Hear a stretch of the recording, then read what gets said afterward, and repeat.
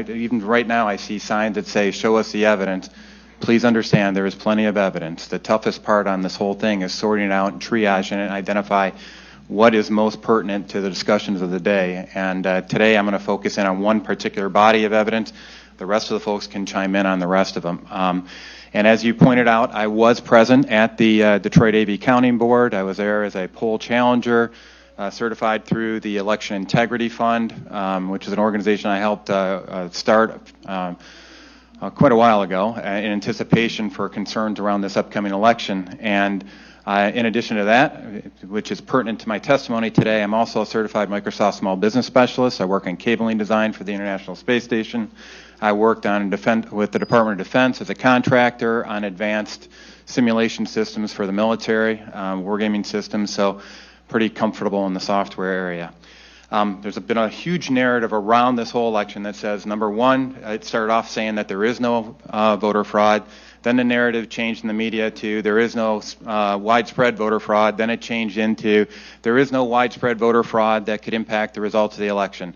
Well, what I hope to provide you today is just a snippet of information that indicates no, it was rampant. It doesn't have to be rampant to be significant. If we have voter fraud in just one out of our 83 counties, if that county is Wayne County, you got an issue because over 800,000 votes were cast in that county, and that's much more than the margin of difference we're talking about in the election for the president. So, key questions. Now, obviously, I've been in the position where you guys are at right now, so my first thing is I'm trying to figure out what question I should be asking when I'm hearing all this testimony. So, if I were in your shoes, I'd be asking, first and foremost, what's the chain of custody for the election artifacts that we're talking about? Has it been broken? Number two, is there evidence of election fraud? Number three, was there evidence that election statutes were violated? And you can have election fraud and not violate a statute if we don't have that hole covered in statute right now. Was there evidence of any third party or external manipulation of our election data? And how do you respond? And this is very important, and we'll talk about this at the end. How do you respond if the answer to any of these questions is yes? All right, so key concept, chain of custody. And I simplify this to just 4 key links in that chain of custody. Qualified voter files, number 1. Number 2 is the poll books. Number 3 is the ballots themselves. And number 4, which is where I'm going to focus my testimony today, is on the vote tally itself. How do you communicate the tabulated results upstream to all points, up to the county, out to the media, et cetera? How does that information get packaged and shipped out? And we're going to talk about what we've saw as far as concerns here. A lot of people are testifying here today are going to talk about a lot of things that happen specific to the poll books and specific to the ballots.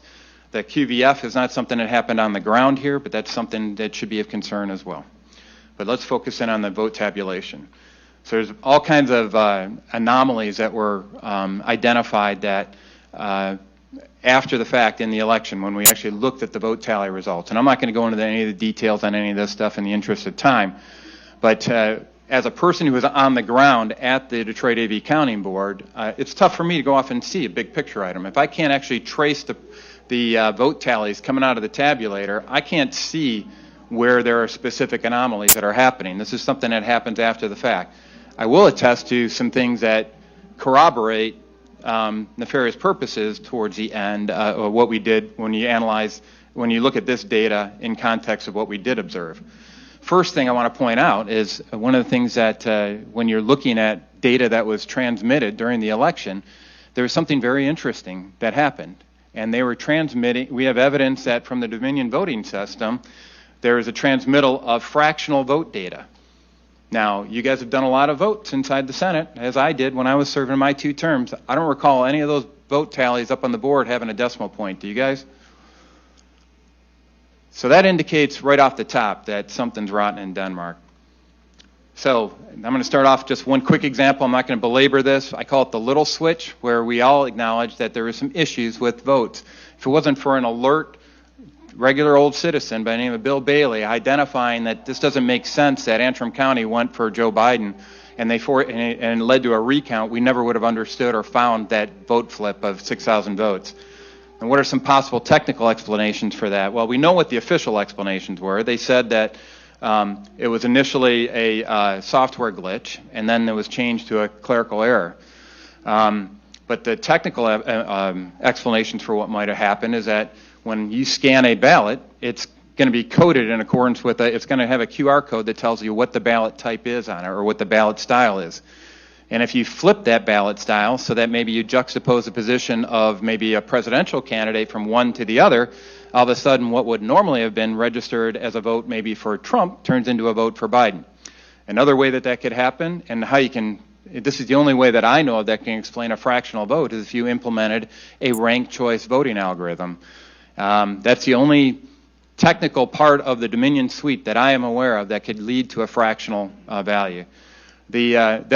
You could have data manipulation via remote access, and then you can also address the need for, there's an opportunity that if you do not do a robust public accuracy test where you've investigated all the different permutations of votes that could occur, people that know that there's loopholes in those public accuracy tests can take advantage of them in the algorithm and flip votes in context of that. In particular, be concerned about the idea that they could flip, if you don't test for this explicitly in your public accuracy test, they can flip from one candidate to a write-in candidate, and we have an affidavit attesting to that in the, among our many examples of evidence. So, where's this election data saved? Well, on these compact flashcards. There's a primary and secondary flashcard for each one of the tabulators, and that's where that data is collected. There's also a security key that enables you to update the information on these compact flashcards. Then we're going to go into the big switch. And so we talk about the margin here in Michigan to be about 154,188 if we're just focused in on the presidential race. And in that context, what we've identified through sworn affidavit is that there were votes that were being dumped in counties of Kent, Macomb, Oakland, and Wayne counties that just defy logic because they were dumped at a time within about a 2.5-hour time period that there's no possible way that you could have tabulated that many votes with the scanners that were on site for those particular locations in that time frame. So per that analysis, we understand that at least 289,000 votes are questionable in that context. And there's much more than that when you add up all the discrepancies. So specifically, let's zero in on the Detroit AV Counting Board. And I'm not going to go into any of the details associated with this, except I want to highlight one thing that came out of the Wayne County Board of Canvassers, and that is specifically in the results of this AV Counting Board. The official results that were posted by Wayne County state that there were 0 registered voters associated with 172,000 votes in that official statement of votes report that came out of the Wayne County Board of Canvassers, yet it was still certified. Well, there's doubt about that, but they went up and eventually certified at the state level despite knowing that. So that's already an indication that paperwork's not in order. So what did I specifically focus in on? Like I said, I'm zeroing in on vote tallies. There's going to be a lot of evidence on the other elements, but I wanted to focus in on the big picture when I got in there. And due to my background and kind of a network techie geek, you guys all know me well enough to know that I'm very geeky in that context, right? I like to focus in on what was going on with the network configuration because I wanted to understand how those vote tallies were being communicated. So my first question was up to Chris Thomas, who is serving as a consultant for the city of Detroit.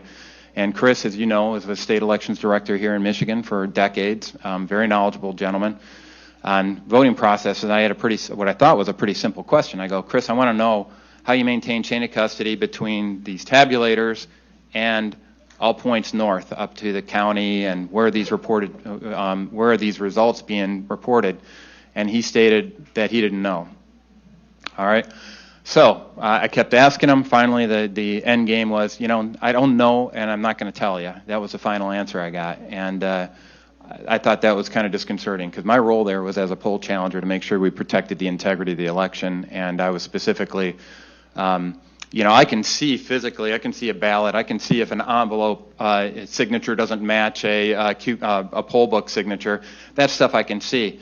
If you're communicating via the internet, via the Ethernet cables that were in there, via computer, it's very difficult to get in there and follow those electrons up the chain here to see what's going on here. So I wanted to know exactly how that's done.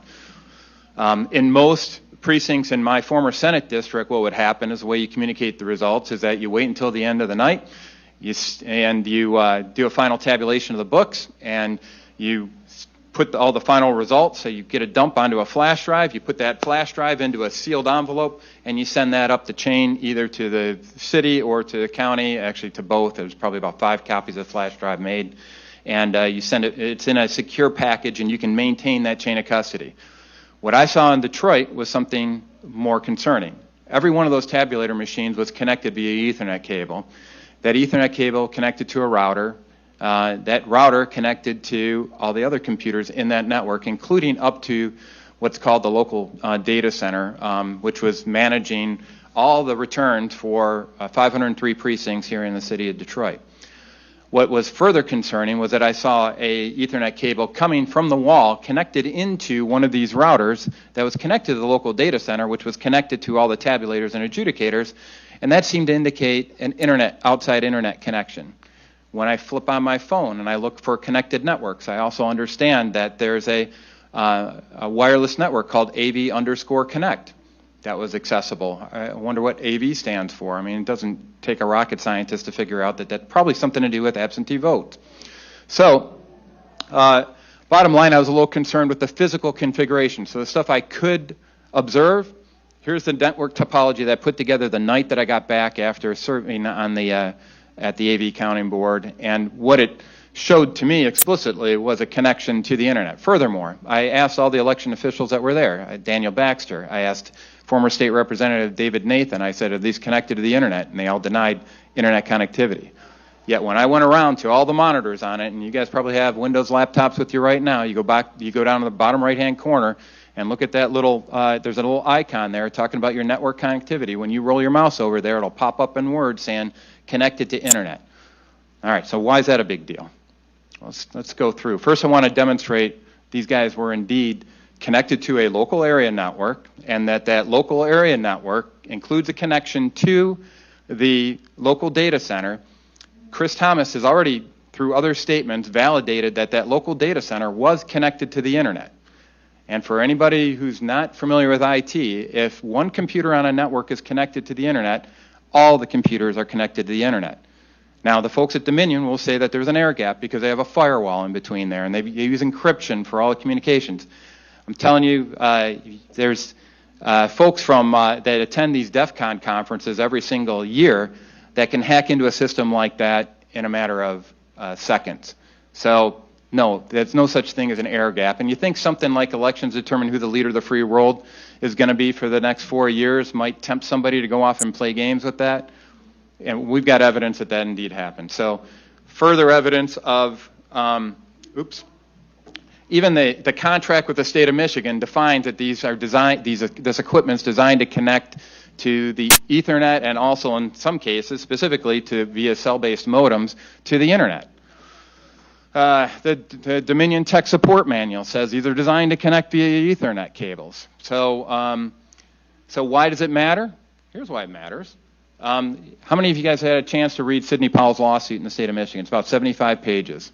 Good. Hopefully you went through that in detail.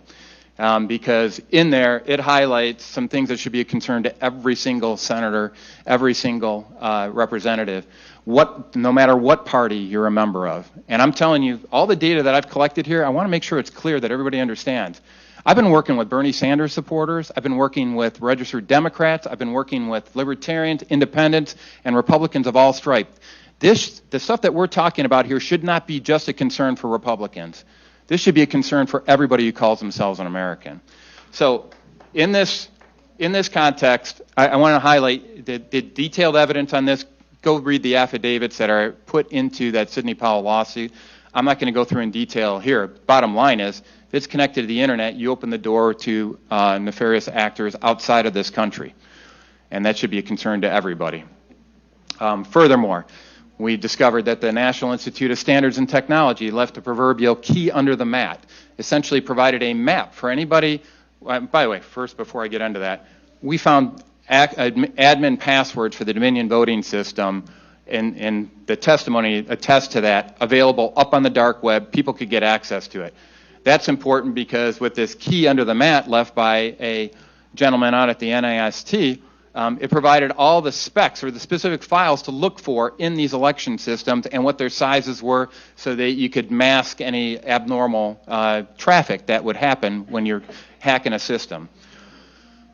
So is there any corroboration to what could happen with somebody accessing this via the internet and what we observed out at the polls? Yes. We've got affidavits talking about computer or network anomalies that happened at these, including one error message that says, warning, this computer is being hacked. So, guys, this is really happened. It happened at the poll books for that. There's adjudicator, or I think it was the adjudicator stations that had the computers down for about a half an hour inside of Detroit due to a network-related issue. Furthermore, there's another data piece here that's not on here, but I talked early on about, we've got an affidavit that attests specifically to poll worker in Detroit that observed the precinct printout at the end of the day and noticed that there was a bunch of write-in votes for that particular precinct. And the thing that was odd about that is that they did not see one ballot with a write-in vote on it the whole time they were doing that. And they got an affidavit to that effect. So what does this all add up to? I'm just going to say this is a referendum. There's only two choices for each of you in this context. Number one, you believe in principle of constitutional governance, and you realize that chain of custody is broken, there's significant evidence of election fraud, et cetera, or, and I'm not saying this term lightly here, or there's an attempted coup. And those aren't my words. That's the word of a registered Democrat, Brian McCaffrey, when he made his observation as to what was going on in the Philadelphia counting board. Like I said, this should concern people of every party inside America. Any American citizen should be concerned about what they're seeing here. So what can you do as legislators? Well, I'm just going to give you what I would recommend, and you guys can take the steps that you believe is appropriate. There's a lot of people are trying to convince you right now that there's nothing you can do. It's been certified, move on. There's nothing else that you can go off and do. I'm telling you that's not the truth. In the United States Constitution, Article 2 gives the legislature specific authority on how to allocate electoral college votes. That doesn't mean that the governor has any say in it. It means and because of Article 6, Section 2 of the U.S. Constitution, Supremacy Clause, that supersedes anything we may have in statute here in the state of Michigan. Furthermore, Article 4, Section 4 guarantees a Republican form of government. A Republican form of government means the people elect their representatives, which implies that we've got integrity around the election process itself. I believe this is just a small sample that one chain of this overall chain of custody around this election was broken, and I just submit it to you for consideration. There are options before you, and I'd just like to yield the rest of my time here, if I could, for any questions that you may have. Thank you, Senator Colbeck. Questions from Vice Chair Lucido. Thank you, Mr. Chairman. Thank you, Senator Colbeck. I appreciate you coming and offering your testimony. I had listened to you about the chain of custody. We use that in criminal law. When you break the chain of custody, you find that there's a flaw, and as such, it makes for a difficult conviction. In fact, you throw the case out. Yeah. So I appreciate your analysis, but I like to get to what's called substantive issues. You indicate that the vote tally affected the election. What offer of proof do you have? That's what they use in a courtroom. And I know this isn't a courtroom. Yep. This is a legislative process that you were a part of. Yeah. So, and I did talk to you on the phone, did I not, this weekend? Yep. And I want to make sure when you came with your testimony that you'd have offers of proof, because as legislators, we like to take that information, digest it, and bring it back to our districts, indicating what we've heard by the testimony, because this isn't out there, and I wish it was. I wish it was on TV right now, so that the people can hear exactly what these offers of proofs are. So you were down there, you were a poll challenger, you were looking at 800,000 votes that passed into Wayne County. Your vote tabulator, you said, or the vote tally, affected this election. Well, I'll tell you, there's two pieces of evidence in that I talked about here today. Number one, I don't think anybody denies that there was a vote flipping that occurred in Antrim County. They're just curious as to what the cause was. So there's not to stop you, but we had the clerk testify Yeah. Were you a party to that testimony? No, I was not. So when the clerk testified, she gave her analysis as Yep. the clerk. Whether she's right, wrong, or indifferent, we can only take value of what the testimony was. Right? Same with us. And she at first indicated that it must be a computer program software glitch. Later on, she found that she must have opened up, and I think it was Senator Tice, but I'm not going to speak for her just yet today.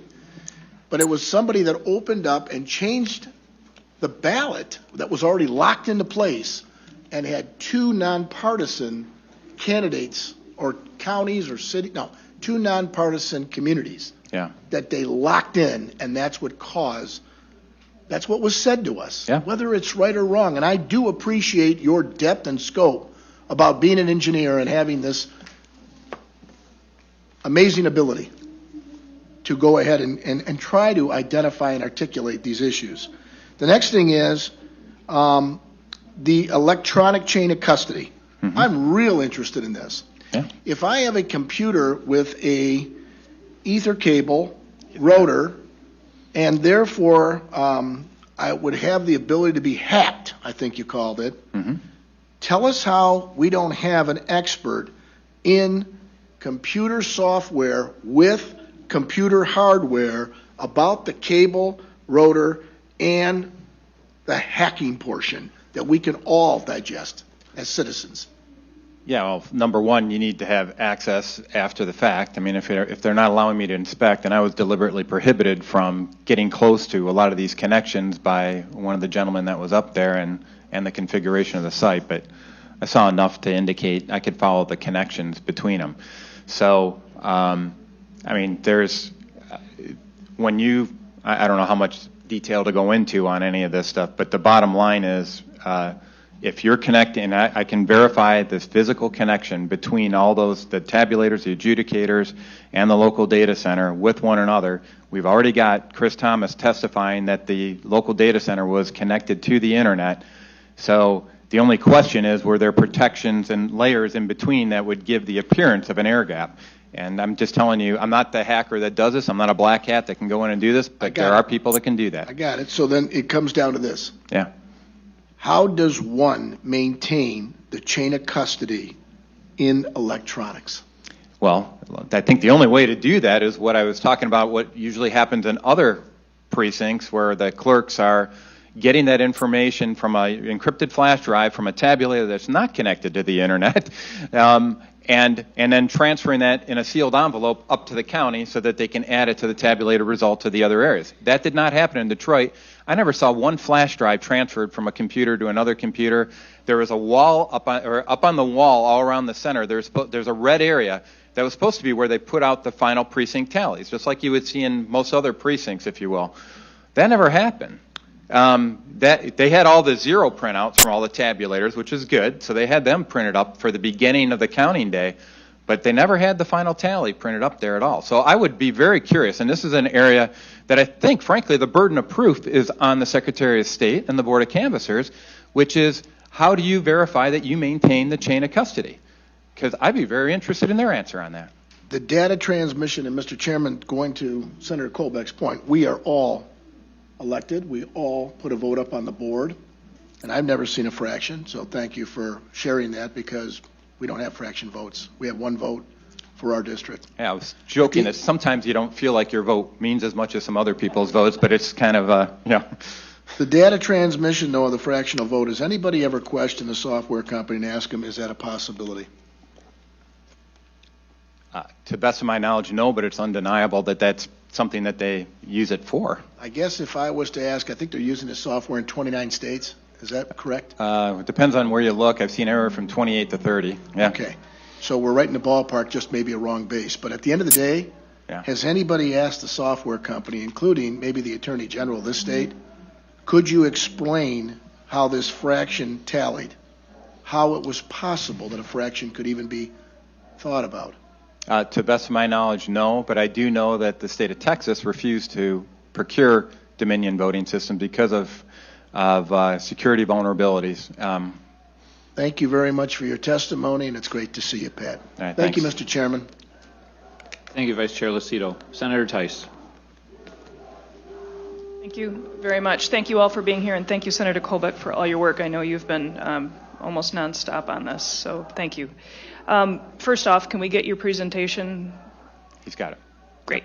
And then secondarily, we were speaking about Antrim County, and this is something that I've focused on quite a bit. So the issues that happened for her happened once she finalized the election and then realized there were candidates that needed to get added onto it. So she locked it, and then she unlocked it, changed it, and relocked it again.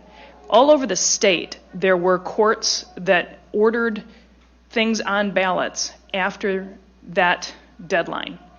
And so I'm wondering, has anybody that you're aware of done the analysis in those communities to figure out whether or not those are accurate representations of what we would expect out of those communities? I don't believe it's been done, and this is why it's so concerning. If it was literally, if it wasn't for Bill Bailey saying something's wrong here, there never would have been a recount. We never would have identified this software glitch / clerical error / whatever you want to call it. So no, I anticipate that this is across the spectrum. And when you look at what actually changed in there, to testimony we're looking at earlier, this is affecting down ballot. I mean, I know we're all focused in on presidential race here, but man, I'm concerned all across the state for down ballot issues too. To your point, it was way down ballot that she was making the changes. Yeah. It was at a township, no, it was at a village level, yeah. And then millage level. So you were at the lowest partisan, and then below that is what where the changes were being amended, and it affected all the way up to the top of the ballot. So I find that disconcerting, and I'm wondering if anybody's done the analysis on the other counties where changes were made last minute. And this gets into a whole topic of reform down the road, but I'll tell you one of the biggest challenges to this whole thing, why there's delay in some of this information coming out, is we've literally had an army of volunteers trying to get the precinct by precinct results just for the presidential election. Then we're working our way down to U.S. Senate, to congressional races. It's tedious as heck, and a lot of people here are part of that data warrior crew that's pulling this data together. But there's no reason we shouldn't have precinct by precinct roll-ups at the state level available for data mining analysis like you're suggesting. And then, so there are a couple of things. One of the other commentaries that you said talked about having no registered voters. I know that many communities create a separate, just kind of a separate area where they're doing all of the absentee tabulation. So you won't show any in-person voting at that tabulation, but everybody is going to be absentee. And sometimes, I think, those registered voters would be reported within their precincts rather than in the absentee counting board. So I think it's possible that might be, but I don't know. So again, we need to dig into it further, and I thank you for coming forward very, very much. Thank you. Thank you, Senator Tice. Senator Colbeck. Yes, sir. When it came to the Antrim County issue, did you observe the testimony of the clerk before the committees? No, I haven't seen her specific testimony. Okay. I've been looking at some of the affidavits that were based on that testimony. So, you know, I asked this question at that time regarding how such an anomaly may have been observed in a precinct, a county, where the weirdness of the result would not be as readily observable as it was obvious in Antrim County. And while we had some trouble speaking the same language to each other, I mean, the answer is that the tabulators that receive the votes and print up the tabulation sheet, those didn't demonstrate the inaccuracy that the software analysis did for the unofficial vote count that was announced. And so when the Board of Canvassers would come together to certify the vote at a later time, they would have easily noticed that the tabulation sheets were not in accord with the unofficial vote count that was announced by the clerk. Yeah. And so are you disputing that that's a correct answer, or is that answer satisfactory to you as to how we can, I'm not saying that recounts or audits shouldn't occur, but I'm just saying that answer would seem to me to suffice to show that some anomaly between what the software announces the vote is versus what the tabulators, any discrepancy there would be noticed by the boards of canvassers. Not necessarily. Okay. And so when I was in my engineering days, we do something called a failure modes and effects analysis. So I try to identify all the possible things that could go wrong. And in this, we think it's actually a design feature of Dominion to keep that tally in sync with the printout. So there's another step that happens in between, and that's kind of an all-important step. First you scan it, then you allocate the vote, then it's printed. So in the translation between the scan and the vote tally itself, which is what gets printed on the card, which is supposed to correlate to the printout, as long as you make your transition or switch before that, I understand. Then, I'm sorry, I didn't mean to interrupt you. I understand that vulnerability theoretically. Yeah. But in the case of Antrim County, the tabulator sheets were accurate upon rerunning the numbers. It was simply the software. So the idea that the software was changing both the tabulator and the computer announced votes didn't occur there. The tabulators turned out to be right on the money. It was just the other issue. Yeah. And so I'm not saying that what you're presenting isn't theoretically possible, but at least in Antrim County, that theory is not evidenced by what occurred.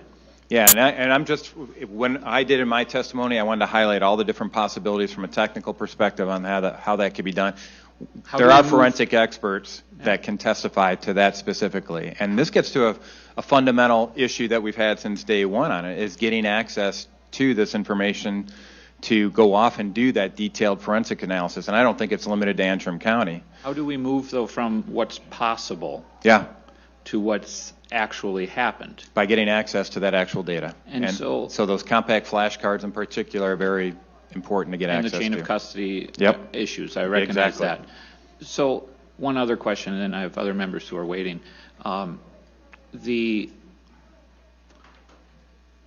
These possibilities, these possible vulnerabilities that you detailed seem to me to be undercut in Michigan, and I don't know other states, but at least undercut in Michigan by the fact that we maintain the paper ballots. And so the opportunity to recount and the fact that every election cycle there are random audits done that have continued to validate that the software has been accurate would seem to undercut this possibility it's happening or being something somebody would attempt to do in Michigan. This gets into a very complex discussion because now it's conceivable you can go back in and prepare whatever ballot tally you want in physical ballot form to match the numbers that you want to have in the physical in the final vote tally. It's possible to go off and map that together, which is one of the reasons why it's so concerning as to how sloppy it was in Wayne County in regards to the idea of poll books balancing with the number of ballots that were out there. So I just want to highlight that I've focused in on vote tallies as part of the key issue on it, but where you're going starts taking us upstream as well into the ballots themselves, because you're looking and saying, hey, these are what the ballots said, there's no discrepancy associated with it. It gets into a discussion of where did those ballots come from? What was the chain of custody around those ballots? What's the chain of custody between the ballots and the person who was supposed to have voted for that ballot? Did you maintain that in the poll book with the verification? So all I'm suggesting on this is that I'm just zeroing in on how the heck did you transfer the results from tabulator A upstream to county and other areas? Is there evidence to suggest that there's a concern, not just in Antrim County, but keep in mind the other testimony that was for 289,000 votes that were pushed out as the official vote tally or whatever from those 4 counties that exceeded the complete scanning capacity of those 4 counties during that time frame. That's an explanation that I'd really like to see. So the stuff you're talking about, it's going to get into a detailed discussion of everything upstream of that chain of custody. But Senator, help me understand, if a person or persons had the ability to stuff the box, just to borrow colloquialism, electronically, to stuff the box with the paper ballots, as you're mentioning, then what would the need be to have the software provide an inaccurate count? I mean, if you have the ability for recounts, I guess I'm just it seems like one or the other is all that's, No, I'm not sure I mean, why. ultimately, when it's all said and done, I mean, you're going to go off and try to make sure that you have all this stuff in sync. I'm sorry, to members, I have one other question, and this is a follow-up to Senator Lucido's question earlier regarding fractional voting. Yeah. Do you have actual paper or screenshots or something that show a fractional vote and where it came from, what that's referencing specifically? This is in the affidavit provided by Russ Ramslander, and what they were doing, and it's probably too complicated to go into here, although I do have a slide that kind of demonstrates a little bit of the path I can get into. But this is an actual printout from Dominion Voting Systems and in their translate or their feed to all of the news outlets, and there's a whole chain of command that they go through for this data. And I was never interested in that. I was interested in seeing the flash up on the screen that says percentage of precincts reporting, what's the vote. But behind that simple number chase, there's a whole bunch of handoffs. And okay. I think I've got this actually in a backup slide, so let me just double check here. Once you get an appreciation for all the different handoffs that this goes through, it starts making a little bit more sense. So let me... Well, in the interest of everyone's time here, I mean, you said you've got it in the presentation, you've sent it to me, so I mean, I'll look for it. And you and I can talk offline, too. Yep. So is it okay if we move to the next question? Absolutely. All right. Yep. Senator McDonald. Thank you, Mr. Chairman. Excellent analysis, Patrick. Quick question. The integrity of our elections, you're right about that. It's not a Republican or Democratic thing. It's just too important. Where is the Justice Department? Why aren't they looking into it? That's a good question. It really is. I know Attorney General Barr has got a letter that was submitted a couple months before the election saying we need to be bird-dogging any issues of election integrity, and I've been pretty outspoken about my concerns with the election. I've reached out to what do they call it, to Matthew Schneider in particular directly regarding here's some concerns we have. I put out op-eds out in the Detroit News to that effect, and all that's gotten me so far is being discredited by Judge Kenney saying because I was looking for voter fraud and found it that I'm not a credible witness. So I'm a little concerned about the lack of movement there, and there does need to be more engagement. But the bottom line is we do have a suit on the table right here in Michigan that's going to a federal court. That's the Sidney Powell lawsuit. We also have lawsuits that have been introduced by the folks at the Great Lakes Justice Center, and I'm affidavit in one of those lawsuits that's currently being considered by the Michigan Supreme Court. So there is legal action being taken. Why the prosecutors are not getting engaged in any productive capacity to this date, I can't attest to.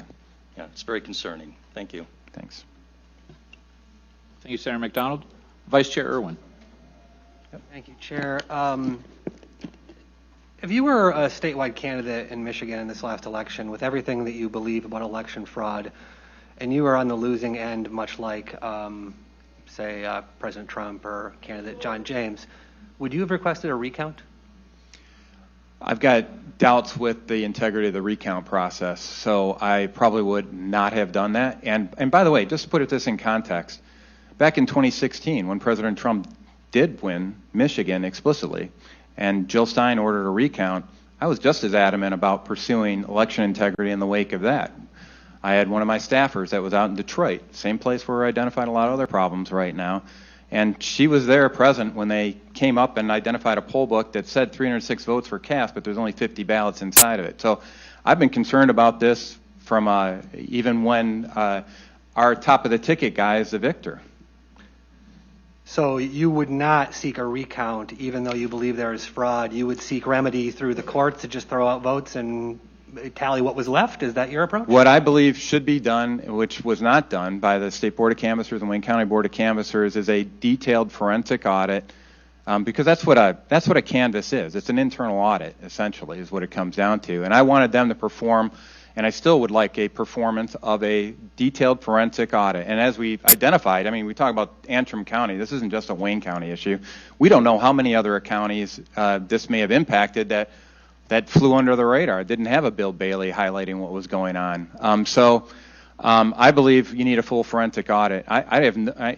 the key question is they haven't demonstrated chain of custody on any of the key election data. So, yeah, I'm concerned. You can't just go off and fix it with a recount of the ballot. That's downstream. If you've already got this whole chain of custody broken at the qualified voter file level and at the poll book level, what good's a recount going to do? Well, I think that it's pretty telling that the Trump campaign did not request a recount in Michigan. It seems pretty clear to me that they know that a recount would mess up their current strategy, which is just to throw up a bunch of smoke and mirrors. And it's particularly telling also that you here, sir, in committee, you have continued to repeat information about Antrim County, and then when you were corrected with the testimony that this committee heard, you just go back and repeat the same old misconstrued statements about what happened in Antrim County. So forgive me if it's difficult after reading these lawsuits and listening to your testimony to understand even what you're talking about. We need some evidence. We need some proof. All we've got here are conjecture and musings by former Senator Colbeck. All right. Well, I'll tell you, upstream, we talk about the recount issue in particular. You want to talk about some of the upstream concerns that have never been refuted. We got 8.1 million registered voters here in the state of Michigan. The only problem with that is demographic analysis shows that more than 300,000 and as high as 600,000 of those folks should not be on the voter rolls. So you want to go off and do a recount, you've already got a broken link right up at the top that says there's over 300,000 people that should not even be eligible to vote in the state of Michigan. You've got some serious problems when you even, the Antrim County and everything downstream of it, frankly, is interesting side notes once you realize that somebody's breached the top link of the chain of custody. So how can you be confident in anything downstream? Senator Santana. Thank you, Chairman, and thank you allowing me to sit at your table today, committee members. And as the only Detroiter up here today, I have a couple questions for you, Senator Colbeck. Sure. On Thursday, October 29th, the city clerk hosted a challengers conference where Chris Thomas and Daniel Baxter gave a detailed overview of the process. Mm-hmm. From what I understand, they provided a thorough explanation of all three steps of the orientation process by ballot recording information in the poll book, tabulating ballots through the ICC high-speed tabulators, and the adjudication process where the overvoted blank ballots and the write-in ballots were reviewed by teams composed of one Republican as well as one Democrat. Did anyone attend the conference? To the best of my knowledge, we've been asking for when that would actually occur, and there's a gentleman here, he might be here, Phil O'Halloran. Phil, are you here? Phil can talk to that because we're specifically making repeated requests for information related to events like that, and I'll let Phil fill in the blanks associated with that, but I was very concerned. I can tell you, if I was notified about that meeting, I would have been there. Well, it seems like, these things would have been addressed at that meeting, and that meeting was open to everyone. So it seems that, maybe your committee should have had some more communication with the city, but the city also provided that information as well. Yeah, like I said, we'll let Phil testify, but believe me, there were attempts to do that, and I can tell you COVID was used as an excuse to push off meetings, to push off attendance at different things. There's a whole sequence of emails that I was working with folks to try to identify specifically when things like that would happen. We're concerned about the use of a Reliant scanning system to verify ballot signatures, for example. The Reliant system when you want to go off, and the clerk's office will validate that the voter signature on the ballot envelope matches the one that we have in the qualified voter file. And if it doesn't, then they're not a qualified voter, right?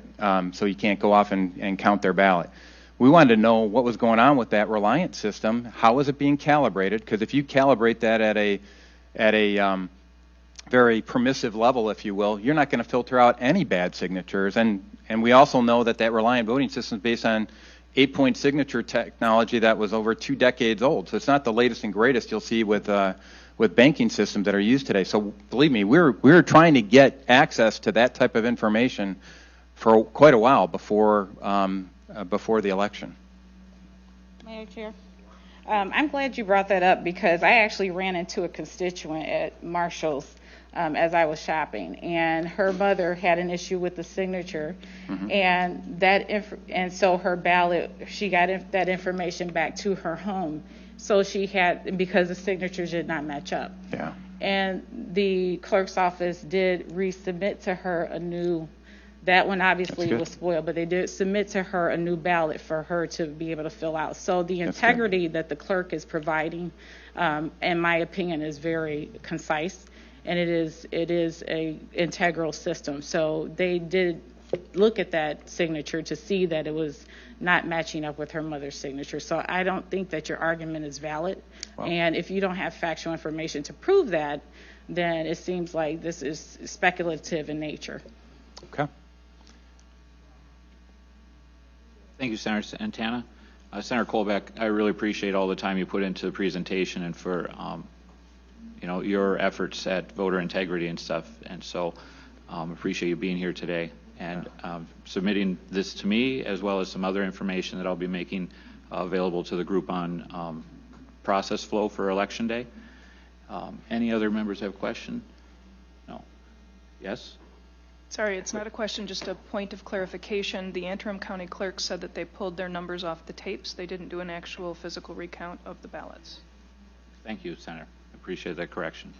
Yeah. Okay. Thank you, Senator Colbeck. Thank you very much, committee members. Appreciate it. Okay. So now to those who have come here to testify, I have received your cards. If you are not familiar with the process and you want to testify, please find a yellow card such as these and fill that out and turn that into one of the staff who's here today. I will be running a timer, and you'll hear an alarm go off when your 3 minutes are up. I will also give you a 1 minute or a 30-second warning.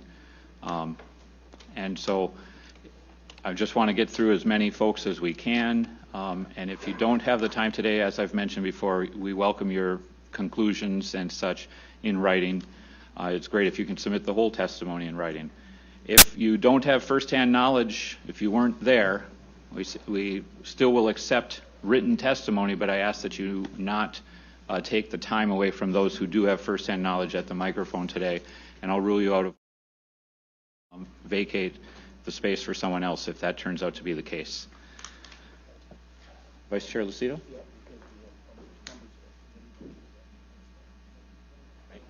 Right, and I, as the chair, have the time to stay here, but other members of the committee will be in and out at times for whether it's personal reasons or other committee obligations they have as well. So with that, first up, I have Phil O'Halloran, and then on deck we have Patty McMurray, and after that, R. Weber. So if you just heard your name called, please go ahead and prepare to come up after Mr. O'Halloran. Sir, your 3 minutes begins. Thank you for coming. Thank you very much, Senator McBroom. My name is Phil O'Halloran, and I'm a registered voter in Michigan, where I've lived since 1986. My comments are based on sworn affidavits of myself and others in a group I organized, and I'm speaking under oath. I've been a GOP challenger on many occasions dating back to the mid-1990s. I was at the TCF Center on in the general election 2018 and also the August 2020 primary. I saw that ballot security was a serious problem, and chain of custody of the ballots arriving at the TCF Center was virtually non-existent. So in October, I organized a group of volunteers to observe ballot movements from the Department of Elections on West Grand Boulevard to the TCF Center. The following are some of the things our group discovered. While ballots are generally transported by 2 people, on more than one occasion there was just a single transporter. At the departure point, which was the Department of Elections, the loading of the vehicles was rarely, if ever, supervised by election officials. We saw no transfer paperwork, no people with clipboards logging the departure and arrival times, no logging of the type or number of ballots on departure, or any logging of the type or number of ballots on arrival at the TCF Center. In a Challenger conference the week before, which someone had earlier mentioned, Director of Elections George Jesus admitted that they do not transport ballots with a chain of custody. Also, I should point out that Challenger conference was the only reason I knew about it was I had met with George Jesus before, and he invited me. Other people, other activists for the GOP did not know anything about it that I knew of. One man was even photographed carrying 100 blank ballots under his arm in the alley behind the Department of Elections. The ballots were in no container whatsoever, which is required by law. The man said he had been doing this all week long. The ballot transporters are mostly temporary employees hired for the election. And when I asked election officials if the transporters underwent background checks, we were told at the conference that the workers underwent a human resources process, but they would not confirm that any background checks occurred. And these are transporters who often carry thousands of ballots. The transporters frequently arrived at the TCF in an assortment of cars and vans, many with out-of-state plates, and they did not appear to be rentals. On the afternoon of the November 4th, I observed a Penske truck that was parked outside the Department of Elections that appeared to be guarded by two men in a city of Detroit pickup parked behind it. They told me that the truck was empty, but when we returned about 4 hours later after dark around 9:30, the two men were still behind the Penske truck. Later at around 10 p.m., after being barred entry to the TCF center, I returned and saw the truck leaving the DOE and followed it to the TCF center, where it disappeared inside the rear service entrance. I then encountered a SWAT team blocking my entrance to the county board and informed the sergeant that if the truck I described was delivering ballots to be counted this late after the close of polls, 26 hours later, that it would be a crime. He said he would not search the truck that night, but would report the incident to DPD. I do not know the result of that investigation or if one took place. I conclude that the lack of a chain of custody and the transport of thousands of absent voter ballots over several days is a serious threat to election integrity, and it makes it impossible to guarantee the results of the election.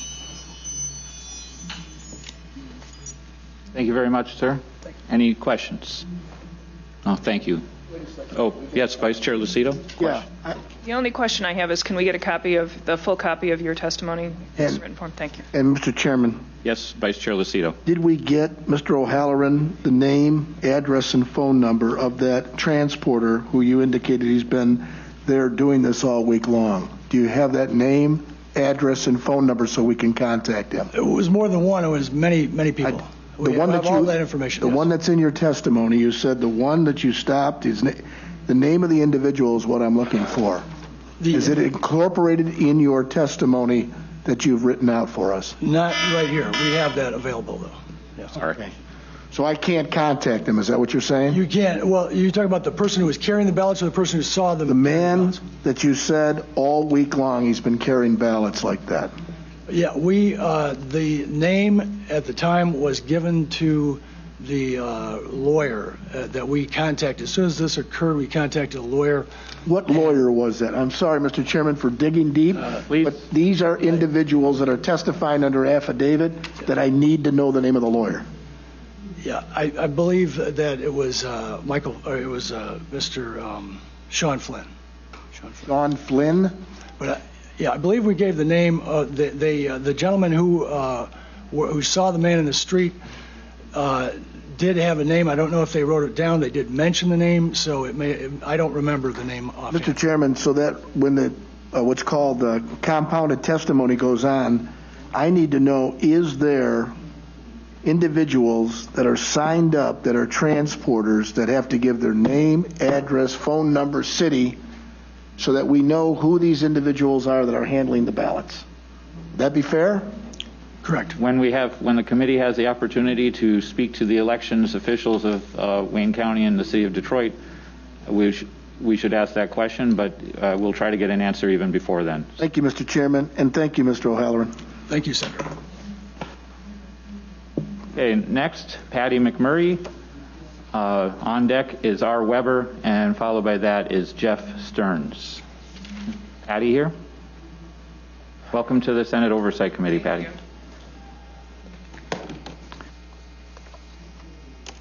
You have 3 minutes. Okay. I wanted to start by showing you This is a book. I actually printed these affidavits last night. These are affidavits from Republican poll watchers or poll challengers that witnessed incredible events at the TCF Center.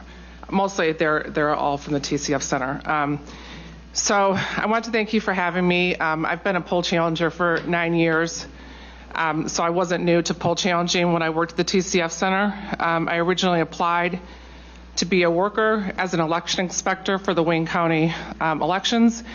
And the night before I was supposed to work there, I was told, I received an email saying basically that I was an alternate, that I would end up in an overflow room. So I opted to be a poll challenger.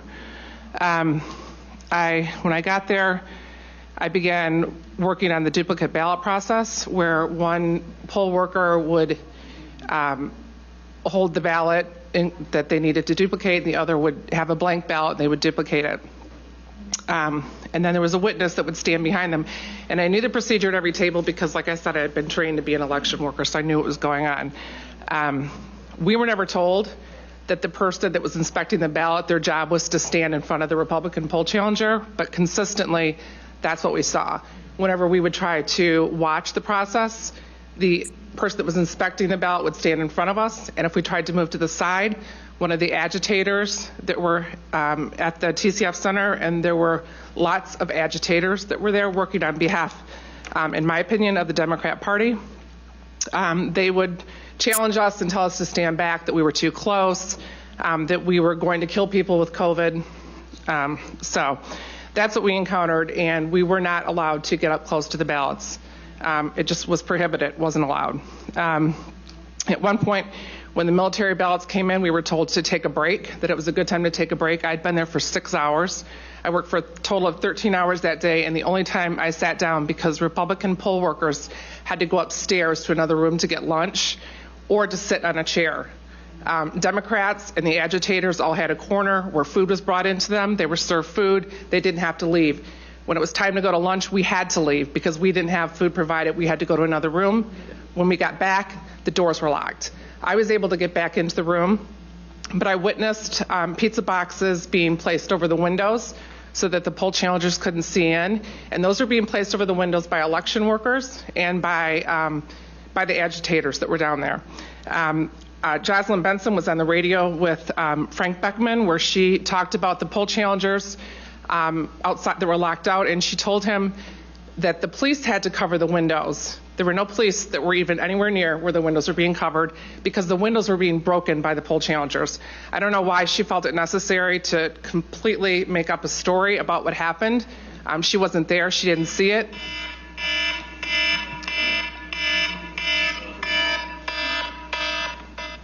Dumb phone, sorry. I real briefly just wanted to mention about the military ballots. When it was time to count the military ballots. I need you to wrap up. Pardon? I'll give you 15 more seconds to wrap up. Not one of the military ballots was a registered voter.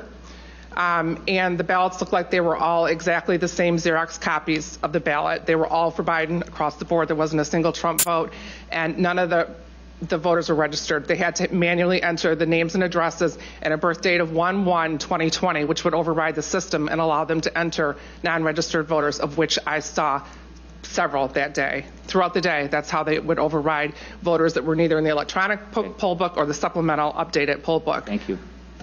Any members have a question? Were those being cast then as provisional ballots, or were they actually being tabulated? No, and when we would try to challenge them, they would tell us no. Okay. Thank you very much. I'll try and put this on airplane mode so I have less time.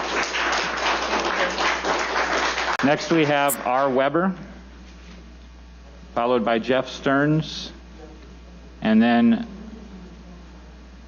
I believe it's Colin Sitch or Glitch, I'm not sure, somebody from Rochester Hills from the Integrity Fund. So that's the third one up. Right now it's R. Weber.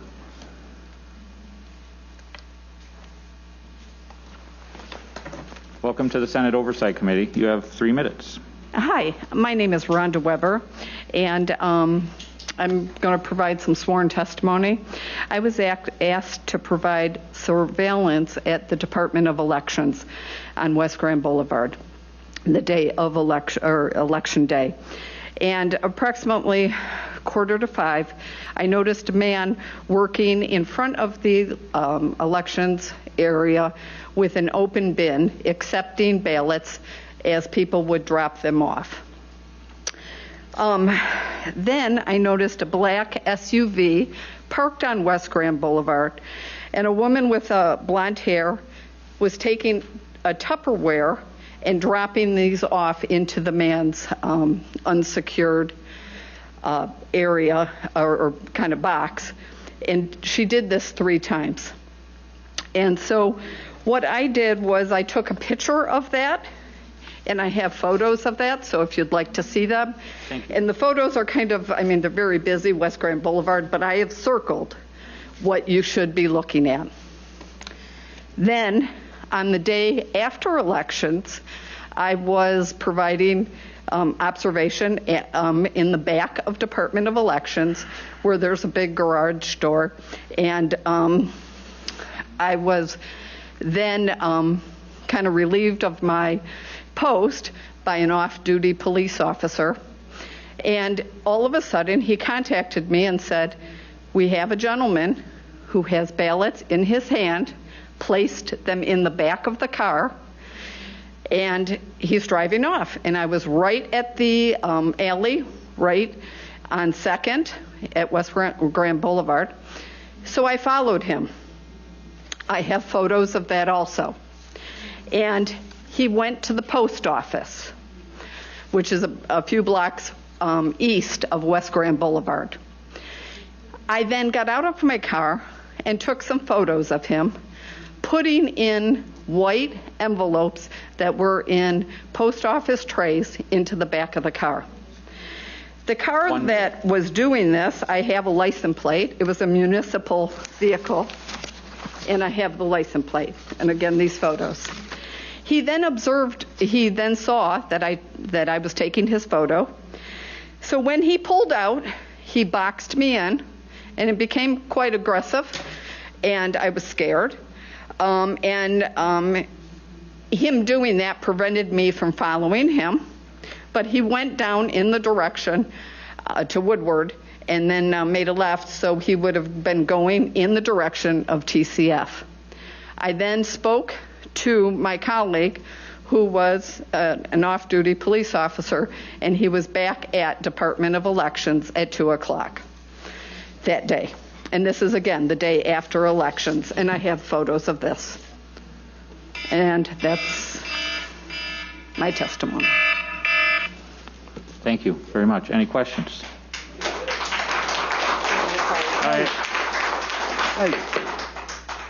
Members of the audience, I would appreciate if you would withhold applause, because it simply takes more time away from other people being able to testify. Senator Tice. Make sure we get copies, so for anybody that's speaking, for anybody who has that kind of evidence, please make sure that we get access to those and that you get them.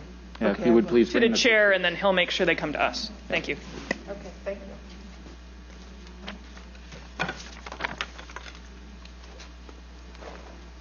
No, that's, ma'am, thank you.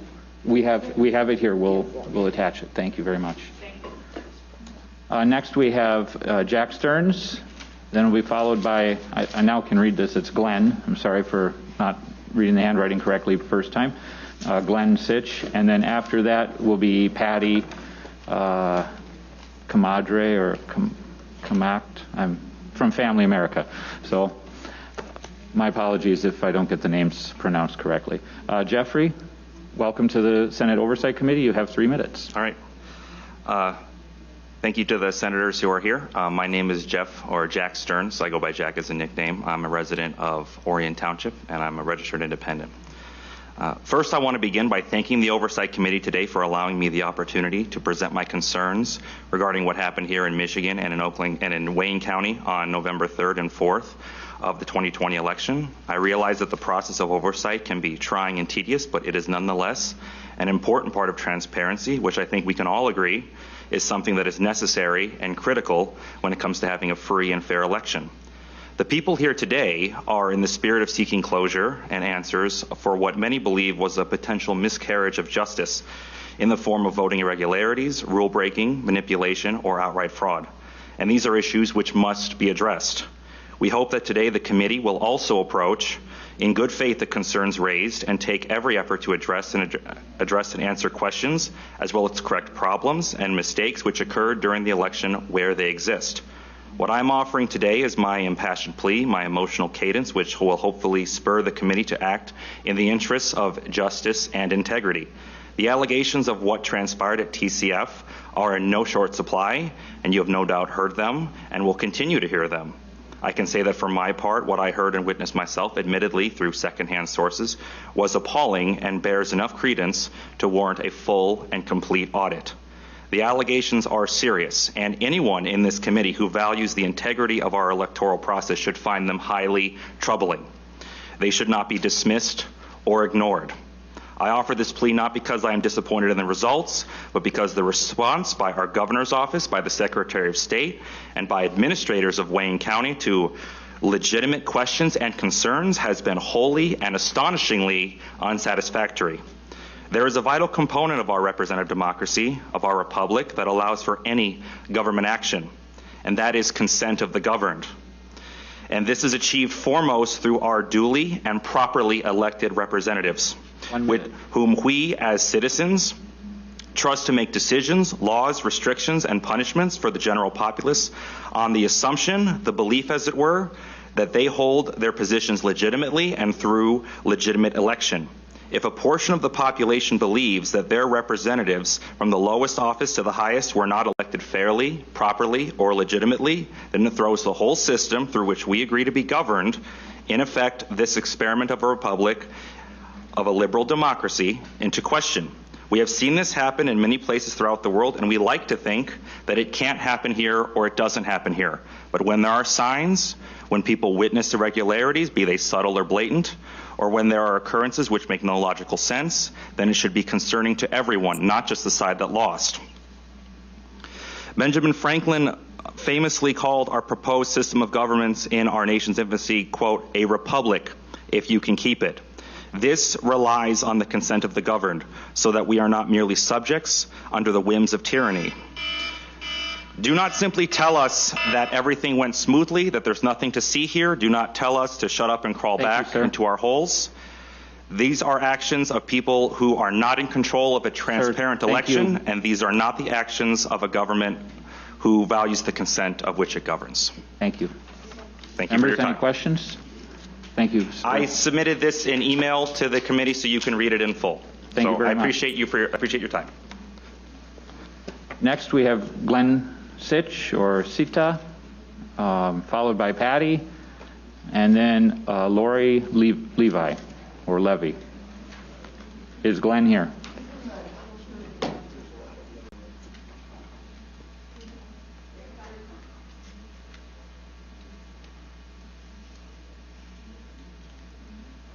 Welcome to the Senate Oversight Committee. Sir, I'm really sorry about my mistakes in pronouncing your name. It's SciTech. SciTech? Yes. Thank you. You have 3 minutes. Thank you. I worked over 40 hours over the course of 3 days on Wayne County AV Board review. Excuse me, I'm out of breath. I just ran down the hallway to know I was next. Anyways, some of the things I want to point out is some improprieties and some obvious deficiencies. First of all, on the day of voting, became aware that we didn't have enough GOP people available for doing simple things like duplication of ballots. Excuse me again. The point I want to make is that I approached Daniel Baxter, who was the chairman for this AV center, and asked him directly, about the number of GOP people that were there, waiting for a duplication of a ballot, and none showed up. So at that point, I asked him how many GOP people workers there were. He says, "Oh, we have about 10 or 12." He says, "Well, are they on the tabulators?" He says, "Oh no, we don't need them over there." I says, "They're on the adjudication tables, and 10 to 12 people didn't even man all the stations that were there." which, again, indicated to me that there was not an adequate number of Republicans opposing to validate the proper dual party evaluation of all these adjudicator tables, the regular ballot counting stations. So let me move on to, excuse me. Yeah. The other thing I noticed that at the end of the day on at around 6:30, there were 5,000 ballots that needed to be duplicated sitting on a table.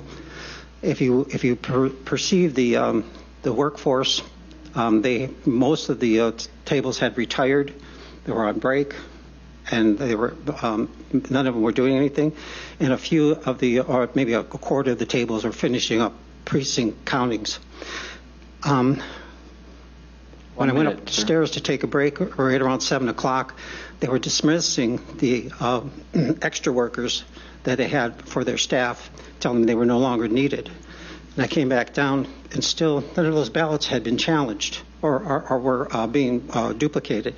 What it indicated to me was a misuse of their workforce. They had 5,000 ballots that needed to be duplicated, but they weren't bothering to process any of them while they had the people available.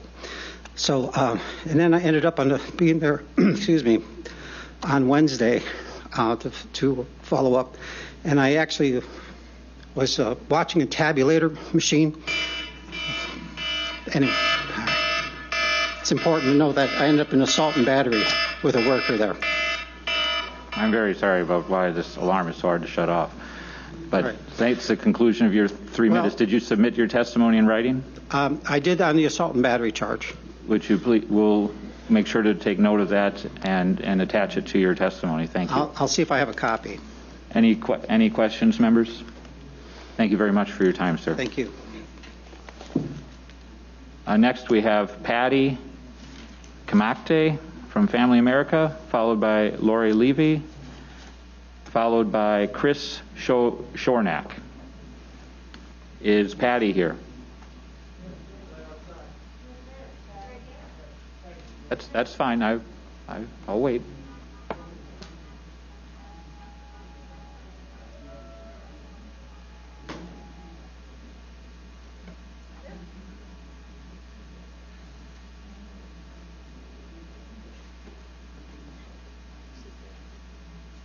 Welcome to the Senate Oversight Committee, Patty. Hi, thank you. I apologize again for mispronouncing your name. You have 3 minutes. Oh, excuse me. Take your time. Well, I'll reset it. Not sure exactly how I was selected to come before the committee because I was not at TCF that morning. Oh, well, if you're not, I'm sorry. Yeah, I'm not an actual witness. I have lots of opinion or things to say, but I wasn't an eyewitness. Okay. So I'd give my time to someone who was there. Thank you very much. Okay, thank you. That brings us then to Lori Levy, or Levi. Levi? She'll be followed by Chris Shornack, and after that is Kelly Esper. Good afternoon to the committee. My name is Lori Levi from Canton, Michigan. I am a registered voter, and I was at the TCF Center as a poll challenger. As you're going to hear multiple duplicate testimonies here, what I'm going to focus on is the thing that was most disturbing to me. I was under the impression that as a poll challenger, our primary responsibility is to make sure before a vote is cast that that ballot is either in the registered poll book, the computer book, or in the paper poll book, of which anytime as a challenger I tried to look at the ballot and then try to verify it, I would get 2 or 3 of the poll workers literally screaming at me to get back 6 feet. However, we did not know that that had been overturned the night before, which would have been helpful. But at no time were we able actually to physically see the ballot and then see it in the poll electronic book. The person opening the ballot would probably be sitting where Senator Theis is, and the electronic screen that we were supposed to be watching is basically to where the committee clerk is. Now, I don't know if you guys got binocular vision, but I don't. So I cannot look at a ballot over here, run down to this screen, and be able to see it and verify that it is the same. I did address that with them multiple times, and they told me, sorry, I should have planned better. Plan better as to how? Needing binoculars? I mean, we as a poll challenger are supposed to verify the name, address on the ballot to the electronic poll book. And if it is not there, then it is supposed to be in a paper poll book, of which there was a significantly large poll worker. Anytime that I said that is not in the book, when she would scan it, it would not come up on the screen, then she would basically hover over this paper book, sometimes checking something, and other times we could see that they did not check it. And then they proceeded to manually enter these into the electronic poll book, where then they would come up on the screen. Many of these papers were not absentee ballot, the yellow envelope, the standard ballot. Some of them were on printed paper. Some of them were in white envelopes. Some of them had multiple papers attached to them. So then they would manually enter them into the electronic book. And I wrote down as many as I could see as quickly as they were entering them, of which you have before you. Now this, in disclosure, due to my travel schedule, I did not see I was supposed to submit this in writing. So what you have before you is the same testimony that I submitted to Robert Steele. You can submit at a later time. I mean, if you don't have it now, you can write it up. But basically, it is the same thing that I submitted, and I printed you a copy. So yesterday, my husband and I attempted to verify these addresses. Out of the 8 or 9 addresses here, we were only able to verify that there was one voter that actually lived at this address. And I can present to you one voter. I don't want to say their name, but you have it. This is their address that they show on their voter registration card. This is a church, of which it is illegal to register to vote anywhere but at your home address. So, thank you very much. Thank you. And I'll provide that to you. Was there a question from a member? Oh, sorry. Yes, it was. Thank you very much.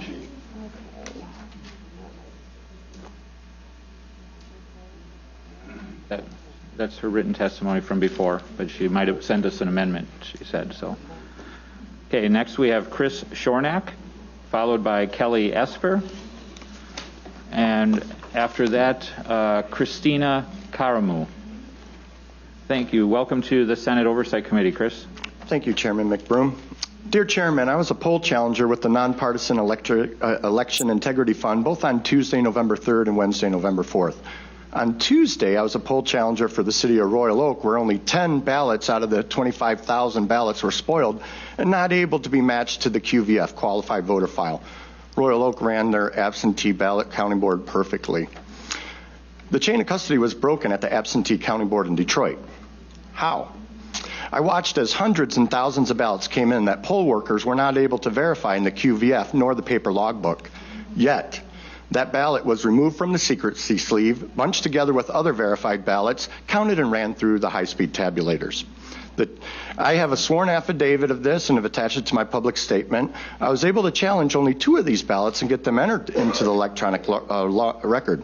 I attempted to challenge more, but the poll workers simply refused, verbally attacked me, and had others do the same.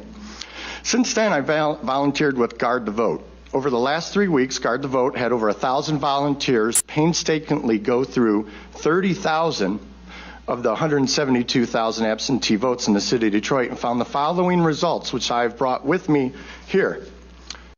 229 of these 30,000 we went through are deceased. We have proof of this. Senator Lucido, you were asking for proof. 2,660 of them, invalid addresses described by vacant lots and burnt down houses. I have a genuine question. Can someone in this room tell me how a deceased person can vote? Nonetheless, at the very lowest levels, if these percentages carry through, this means that of the 172,000 AV votes in the city of Detroit, 1,300 of them could be deceased. We're investigating it. Another 15,000 could have fraudulent addresses described as living on vacant lots or burnt down houses. What I can say for sure, and swear to you here today, I can say that overall 8.9% of the 30,000 absentee ballots that we've gone through and investigated just in the city of Detroit were unqualified, fraudulent ballots that should have been spoiled. And again, I have this printed out on the list. It's available for all of you. Why should this alarm you? Because this confirms that the City of Detroit poll workers were not properly performing a crucial step of verifying ballots in the qualified voter file, corrupting the whole chain of custody. And despite that, as I've sworn in my affidavit, and so has many others, those ballots were in fact counted and ran through the high-speed tabulators. We can prove there is fraud, which should disturb all of us. Isn't that the officials who are supposed to care and do something about this? They don't want to even listen to the fraud that we know exists. I would plead to everybody's sense of truth and justice to fair and honest elections. Are you listening? Will you even remember my name in 30 seconds? You know, say my name, Chris Shornack. Say my name, Chris Shornack. I do thank you for your time, and I hope for the love of God, truth, and fair elections that you will take the proper action and void the election in Wayne County. Thank you. Senator Lucido has a question, please. Thank you, Chris Shornack. Thank you, Senator. He doesn't even have it written in front of him. And you know what's interesting? I grew up with a Shornack family in St. Clair Shores, so I appreciate you coming out. Yeah, you intrigued me. These 30,000 dead people that voted. Well, not 30,000 dead people. 174,000 absentee ballots were counted in Detroit, and we were starting to go through them. We only got through 30,000 of them. Of that 30,000, 229 of them are deceased. Okay. So now, what have you done to further your investigation? I know you started it. Have you turned any of this data over to the U.S. Attorney's Office, which is the United States criminal justice system, or to our Attorney General? These are the top law enforcement officials of this state. And I guess what I'm asking is, why haven't I done anything with it? Well, you brought it to the legislature. We are lawmakers. We're policy people. Some of us are even wonks, like I guess his name is Senator Patrick Kolbeck, which we all respect. At the end of the day, I would love to see some of these things turned over with a CC to the Oversight Committee, because what we've learned is that I know the chairman and the other members of this committee are working real hard to start to look at policy and fashion legislation that will ban, bar, and vitiate all of these concerns. It's very tough to do, but at the end of the day, this needs to go to the Attorney General's office.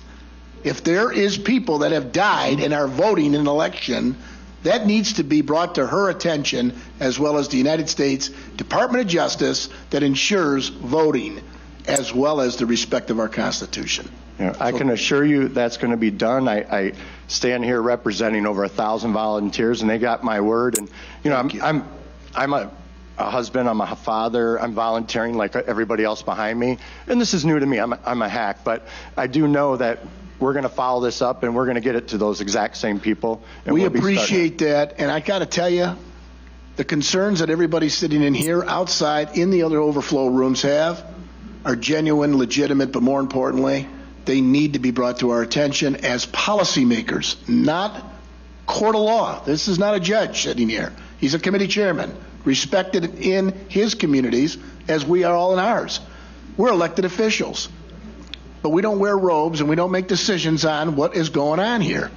But we will listen to it for policy purposes to ensure the sanctity and security of the voting system. Thank you very much, Mr. Chris Shornack. Thank you, Senator. Mr. Shornack, the file folder that you have there, are we going to receive copies of that for the record? I printed out one copy, and I tell you what, you can have my copy too. Thank you. So you'll have 2 copies of that. And I did cut my testimony a little short. It's slightly longer. I appreciate wanted that. to keep it under 3 minutes and respect everybody's time. But yeah, let me give you this. If you don't have the opportunity to give me the doubles now, I mean, later is fine. Whatever's convenient Let's for you. do that so we can speed this along. Okay. Any other questions? Not seeing any others. Thank you, Mr. Shornack. Appreciate your time.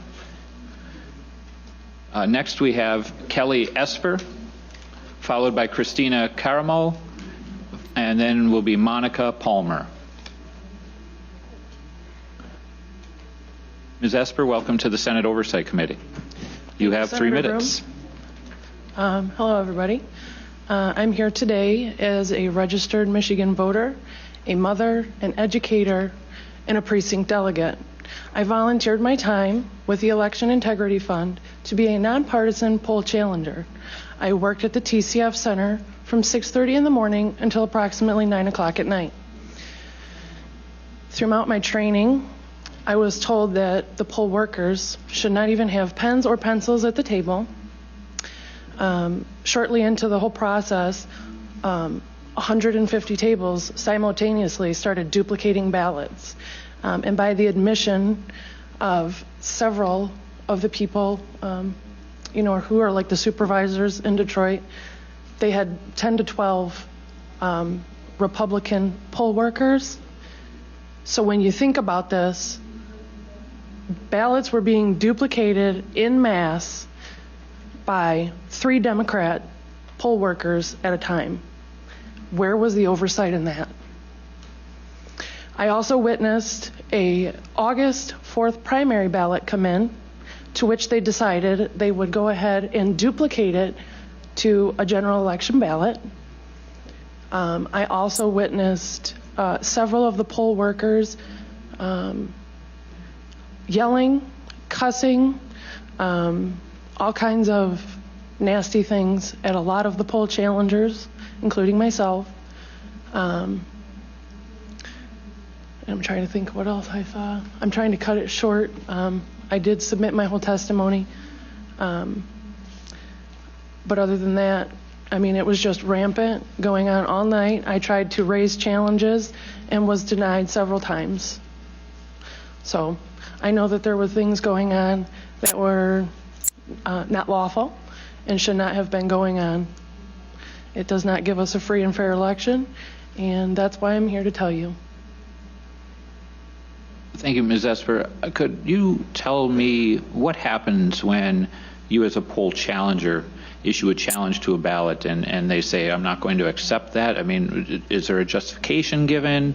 So it's in my testimony, but I will tell you that the first time I tried to do a challenge, the supervisor of that table handed me a book of rules and told me no, and the process would continue. And subsequent times, was there any direction given as to what was invalidated about your challenge? No. Were you able to Just challenge denied. any ballot successfully? Just denied. Did you see any of the other challengers successfully challenge a ballot? I did not. Okay. Any other members have a question?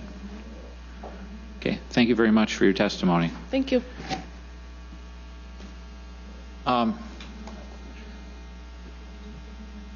We'll go at ease at the call of the chair.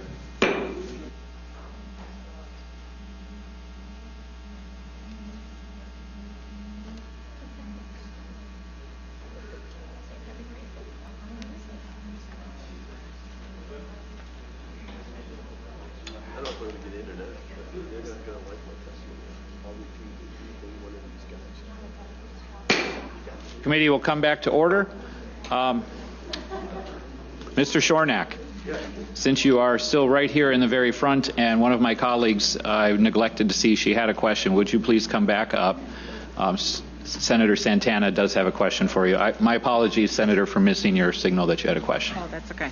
Thank you, Chair. Mr. Yarnack, one of the things that I really don't understand about the 2020 presidential election is that it's not that much different than 2016 for the city of Detroit. When you look at, everyone in America knows that Detroit has been voting democratically since the 1930s. And, in the 2016 election with Clinton and Kane, the ticket had we had 234,800 votes. In the Trump and Pence election, they received 7,600 of those votes out of Detroit. Similarly, in 2020, the Biden-Harris election, around the same amount of votes came out of Detroit, 240,000.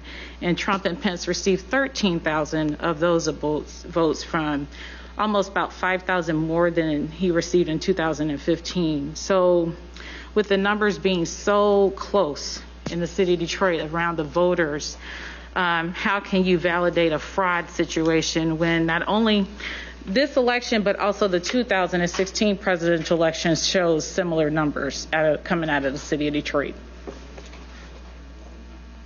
What, was there a question there? Okay. How can you Yes, there was a question, Mr. Yarnick. How can you validate fraud coming out of the city of Detroit when the numbers from the 2016 election are not that much different from the numbers from the 2020 election? You had 234,000 votes, 800 votes coming out of Detroit in 2016, with Trump receiving 7,600 of those votes, and 5,000 more in 2020 for Trump in this 2020 election. So where's the fraud? Yeah, super. I can't speak to the numbers of 2016 or now or total votes, but your question is, how can we verify fraud and validate fraud? Over 229 deceased people voting, that's fraud. That's not my definition of fraud. That's just the generally accepted definition of fraud. And 2,660 vacant addresses of burnt down lots, and these people voted, the dead people voted, that's fraud. That's how I validate the fraud.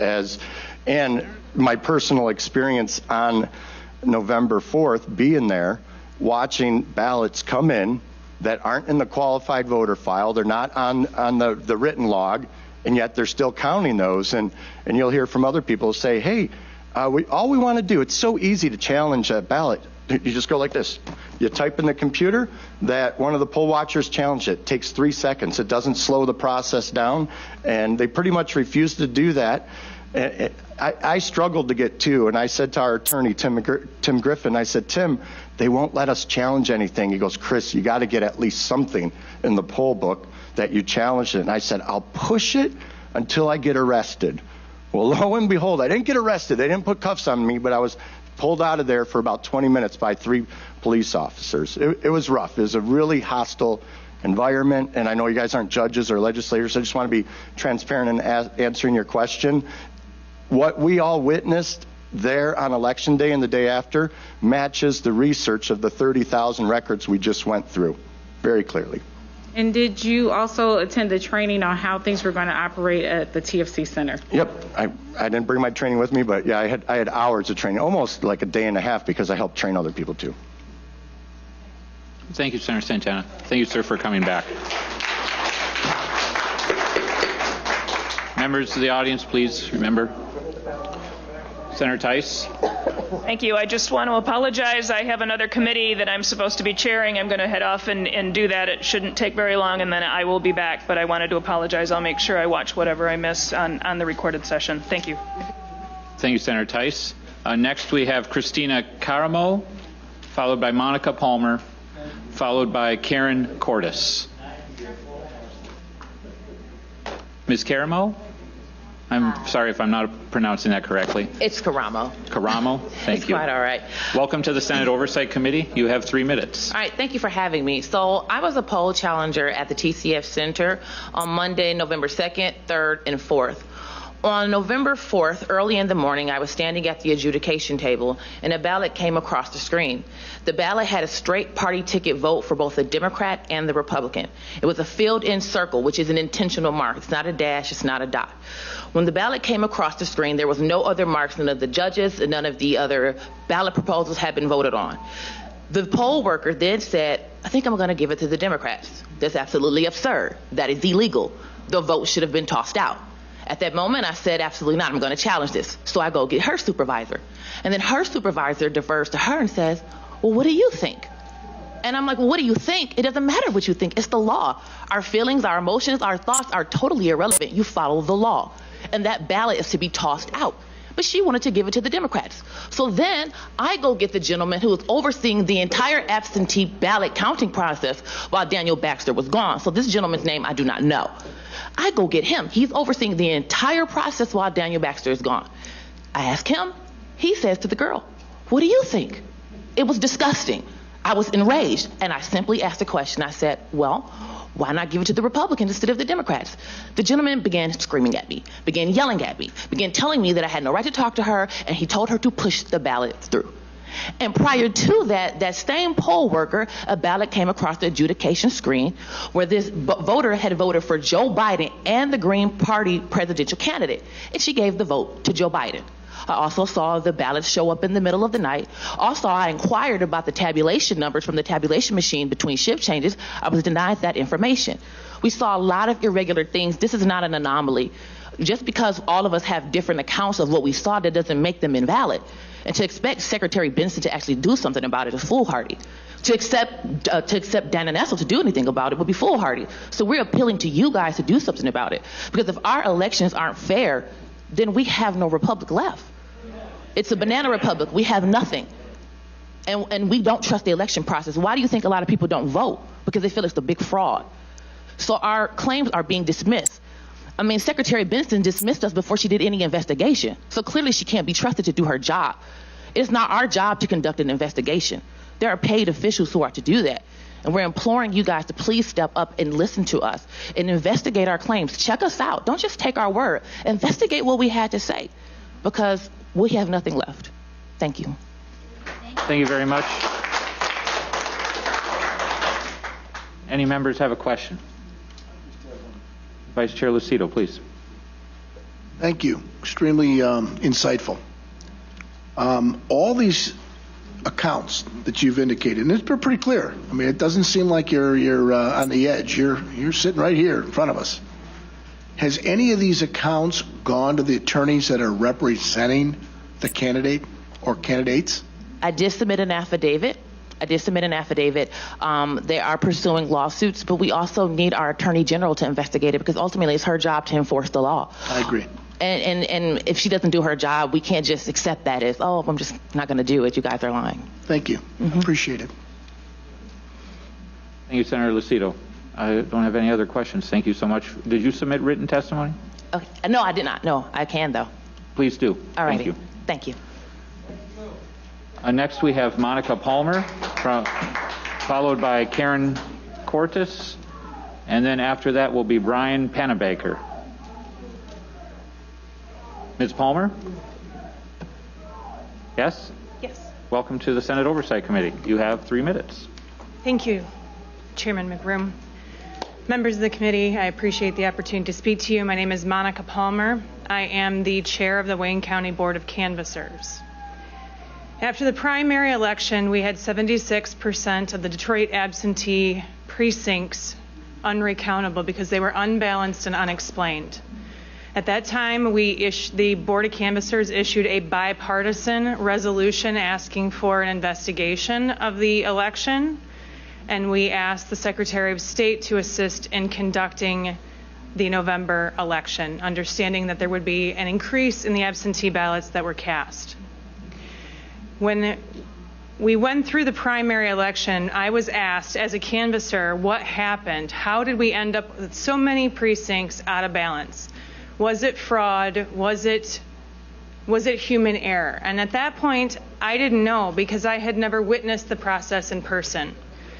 In the general election at 9 p.m. election evening, I went down to TCF Center to observe. I was credentialed as a Republican challenger, but I did not challenge. I was there just to hopefully see some improvements while I was there. One item that I would like to point out to you, the ballot containers that the ballots are stored in, those are supposed to be certified by the Board of Canvassers. They have expiration dates on them, labels. As I was walking through the TCF Center, I located 5 ballot containers that had red labels on them that said do not use. Those were rejected by the Board of Canvassers because they were not secure. The last order that the City of Detroit placed for their ballot containers, the welds were not properly sealed on the back, and you can actually slip paper in and out of the back of those ballot boxes. Those absentee counting boards that used the red label uncertified ballot containers, those will not be recountable. 1 minute. 1 minute. Yep. The other thing that I would like to note, I did see an improvement with shift change for election inspectors. I think that was helpful instead of having people work the entire time and be very tired. As you're looking at policy moving forward, I would like to point out that Tuesday evening from 9 p.m. to 5 a.m. the next morning, the majority of the election inspectors who are working at the tables processing the ballots were idle for at least, I would say they were working about 2 hours of their entire shift.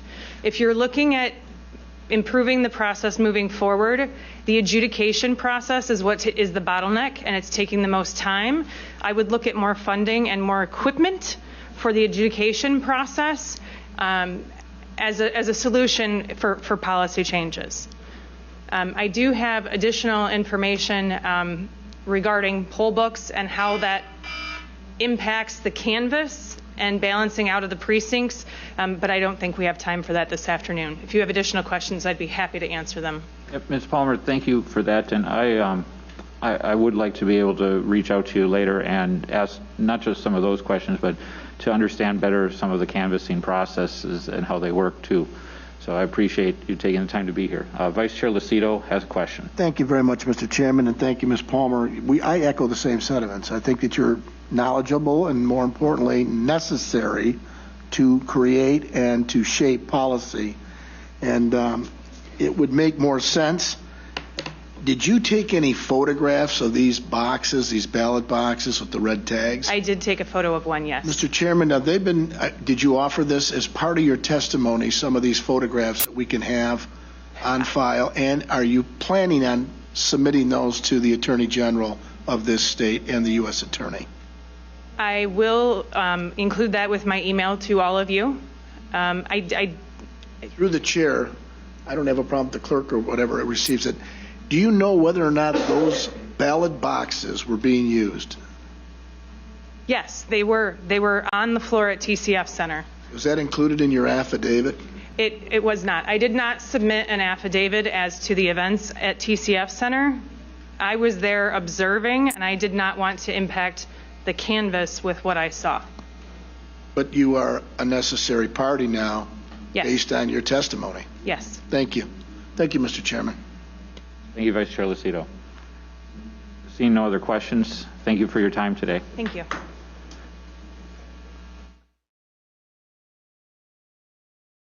Other questions, thank you for your time today. Thank you.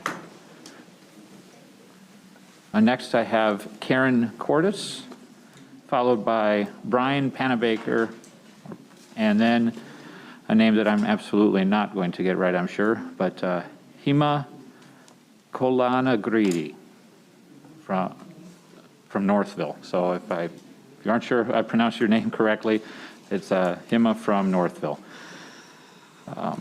Okay. Right now we have Ms. Cordes. Right. Welcome to the Senate Oversight Committee. You have 3 minutes. Thank you. First of all, I'd like to thank you for the opportunity to speak today. My name is Karen O'Brien Cordes, and I'm a registered voter from Novi, Michigan.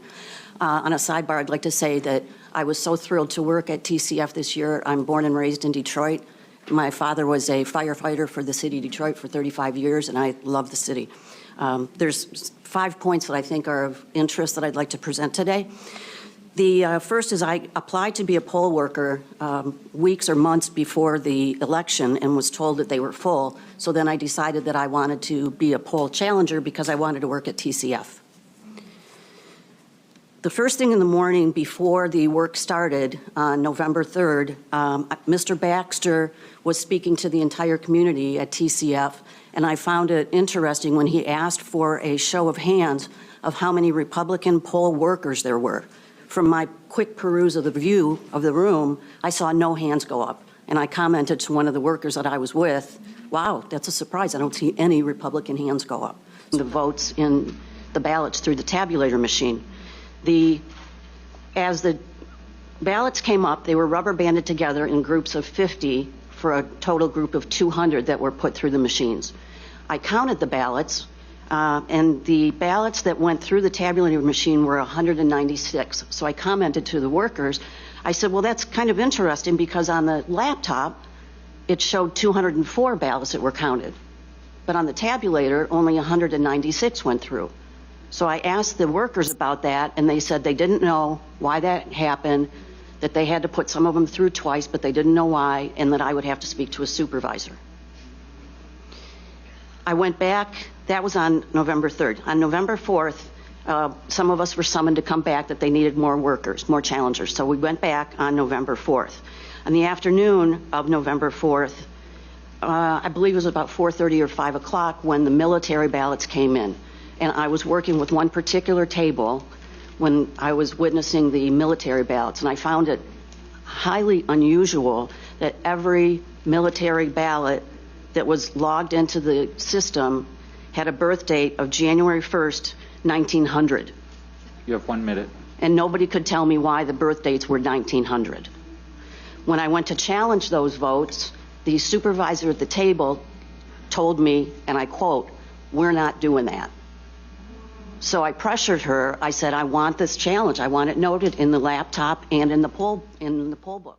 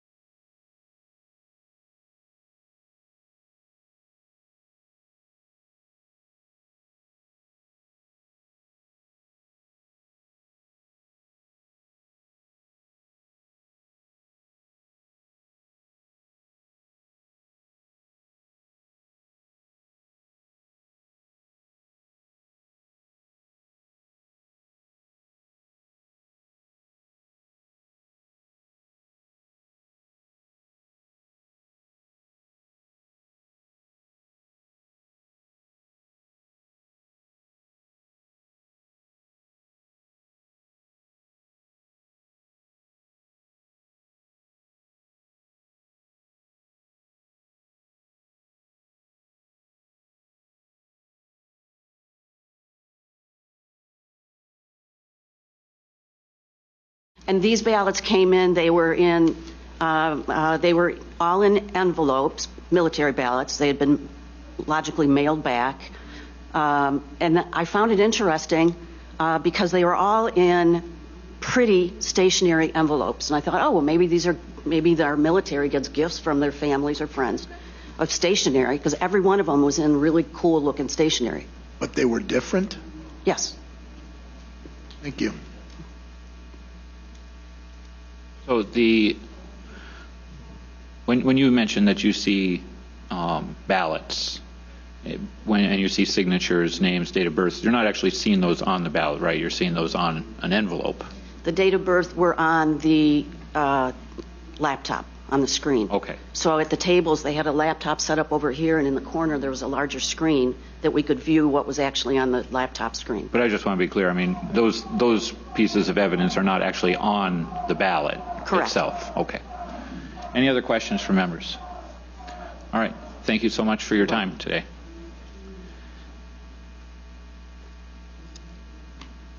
Next we have Mr. Brian Pennebecker. After him, we have Hima Kolangaretti and then Melissa Carone. Welcome to the Senate Oversight Committee, sir. Thank you, Chairman McBroom. Thank you for giving me the opportunity to speak, and thank you, Vice Chair Lucido. I appreciate your time. I know it's valuable. I drove through a snowstorm from Macomb County to get here today because I felt it was very important. It was very important to do everything in my power to help preserve the republic that was established 245 years ago. Great patriots gave their lives for this republic, and we're about to see it start slipping away from us if we don't preserve election integrity in this country. So I want to give some general observations of specific events that I witnessed on the 2 days that I served as a poll challenger at the TCF Center in Detroit. And it's important to note that I applied to work at the TCF Center online. I was referred to a website to apply to specifically work at the Absentee Voter Accounting Board, and I never heard back from them. So I did follow up after a couple weeks of no reply. I called. There were 3 different phone numbers to contact on that website. I called all 3 of them. Did not get answers, so I left voicemails at all 3 of those numbers. Again, I did not receive a reply. So at that point, we were within a week or two of the election, and I wanted to participate, so I volunteered to work as a poll challenger. Now, I had applied to work there because I heard Detroit was short of poll workers. Obviously, that wasn't true, or else they saw that I identified as a GOP with the GOP party, so they never returned my calls or responded to my application. So that initially I found concerning right off the bat.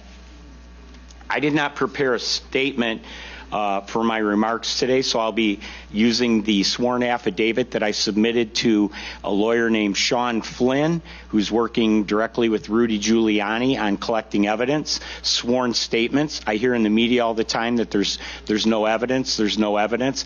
We met in Macomb County about 3 weeks ago with Sean Flynn at one of the GOP offices, and he walked out of there with a stack of sworn statements. Statements that, you know, you're familiar with the fact that people made these statements under oath and under the threat of perjury if they lied or were misleading. 1 minute left. Okay, so two of the main observations that I witnessed at the TCF Center on both the 3rd and the 4th when I was there. When I got down there on the morning of the 4th, I went back for an additional day because I witnessed so many irregularities when I was there on Election Day on the 3rd. Immediately upon walking in, I ran into Randy Bishop, and Randy owns the radio stations. He's very IT savvy. He said, "Brian, I was here all night. What's going on here is unbelievable." He said, "Let me show you something right now before I leave." So he walked me over to the high-speed scanners and tabulators, and he said, "See all these Ethernet lines running out of the tabulators? They're all bundled together as they accumulate, and then they're all connected to these routers, and then they all go to the main computer." He said, "These are all hooked into the internet, and that is illegal, and it should not be happening because it opens them up to hacking." So I was aware of that immediately when I got there. That's 3 minutes. Can you put your rest of your remarks in writing for us? Absolutely. Okay, thank you for your time. I appreciate it. I'm sorry that we're trying to keep moving. Any questions? I understand. Okay, thank you. Thank you for your time today, sir. Thanks, Brian.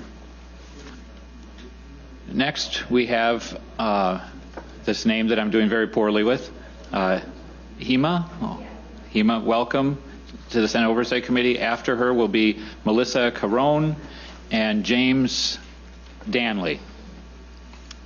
Hema, welcome to the Senate Oversight Committee. Can you tell me how to say your last name correctly? Kolanagi Reddy. So now everybody else can know. The moment I saw you holding on to that card, I'm like, that's me. That's got to be me. Well, you have 3 minutes, so thank you. Thank you. Thank you for giving me this opportunity to speak. This is my first time doing this as a poll challenger at TCF.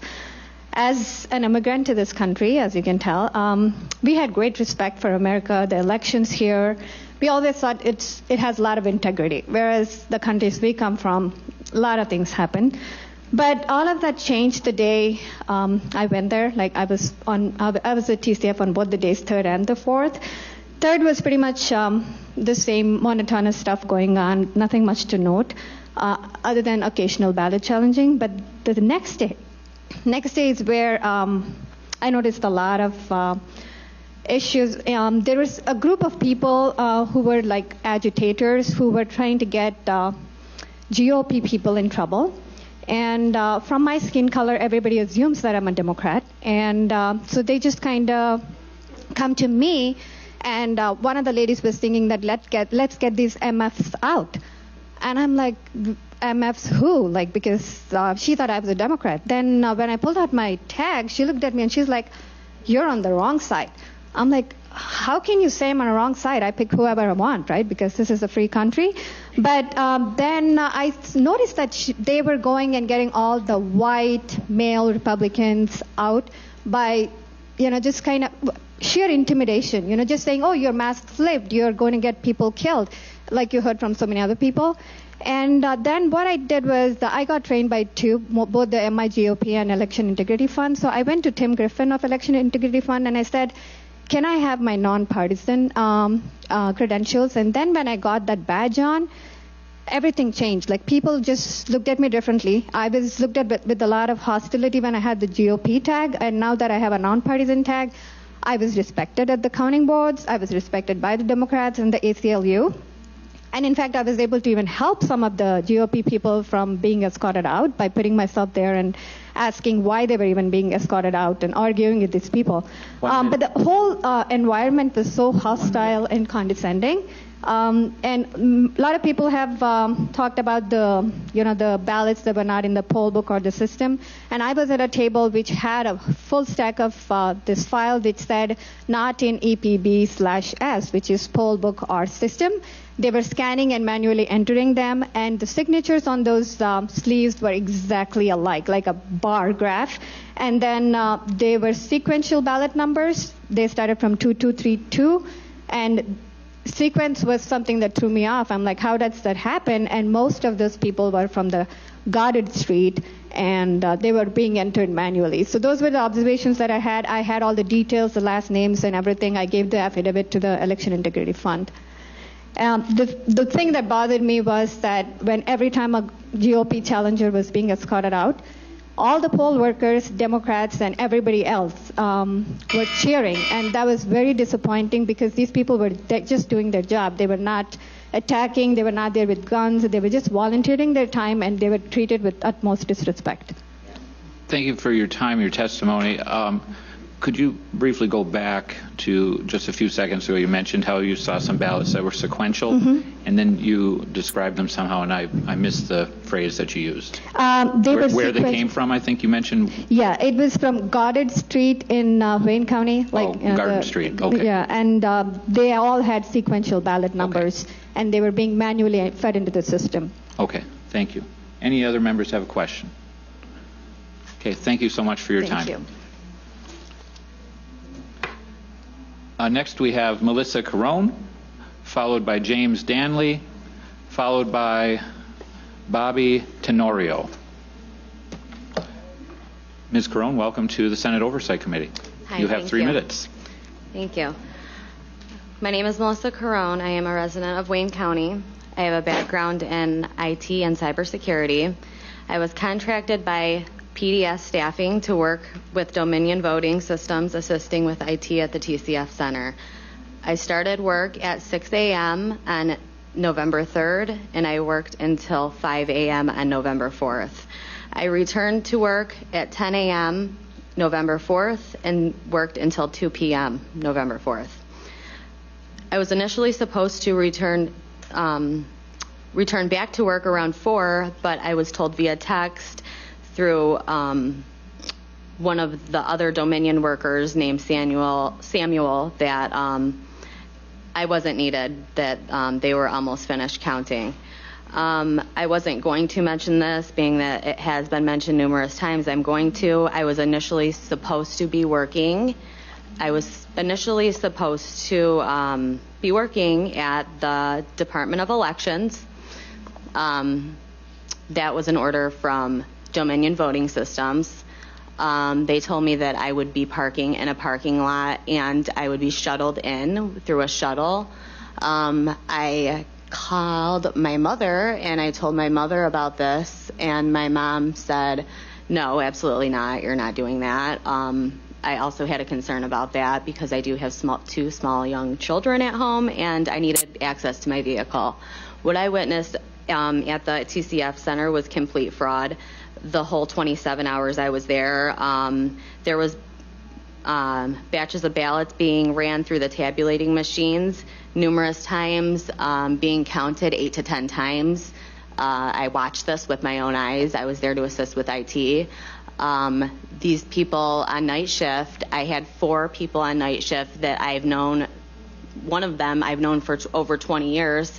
He approached me and said he had absolutely zero training whatsoever, contradicting 100% what Daniel Baxter claims, that they had so much training. He said they had zero. I watched. These people had no idea what they were doing. Okay. Also, the adjudication process, I witnessed numerous people walking up, claiming they were both Democrats, saying they were sitting together, judging ballots all night together, all day together. I witnessed it all. I was on the main stage with all of the city officials.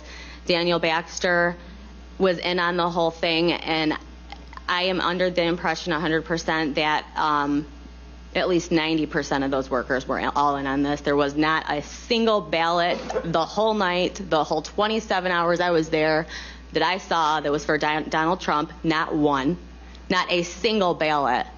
That is scary. There is no reason for that. Also, I'm going to say that there was something going on at that Department of Elections, and it's clearly something that's very illegal that occurred there, and I am grateful to God that I did not go there. Thank you. So, Vice Chair Lucido has a question. Sure. You were employed by whom to do what? Okay, so I am a freelance IT worker. Okay. I was employed by PDS, P as in Paul, D as in David, S as in Sam, staffing, to assist with IT work for Dominion. The software TCF, company. Dominion Voting Systems, correct. I was with Nick Atanamagis. He's my manager. And I apologize, but this is very... Why did they feel that they needed to have assistance there for the software? So a couple people have asked me the same question. I cannot answer that. These people were very secretive, and I will say that these people were very, very secretive and just really pushy.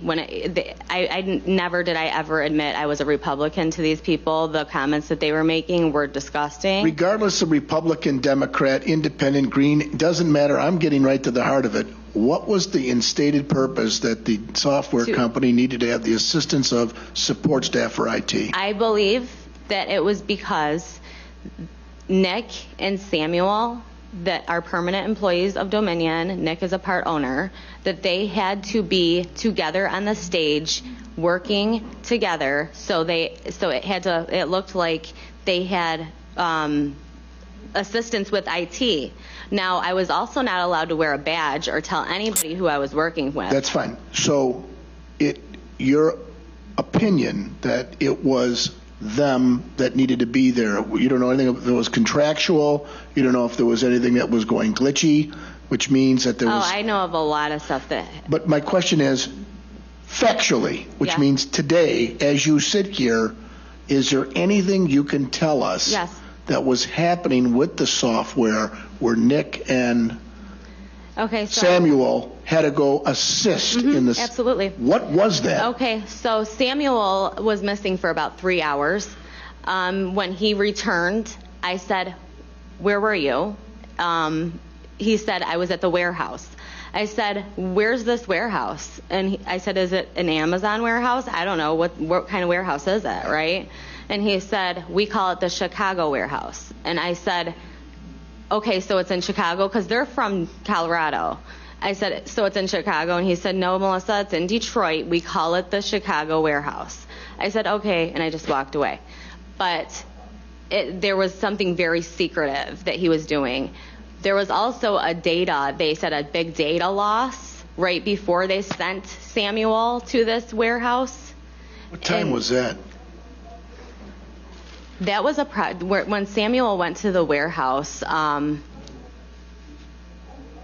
That was approximately, it was in the afternoon. I believe it was around 2 or 3. Is that on the 3rd or the 4th? The 3rd. Thank you.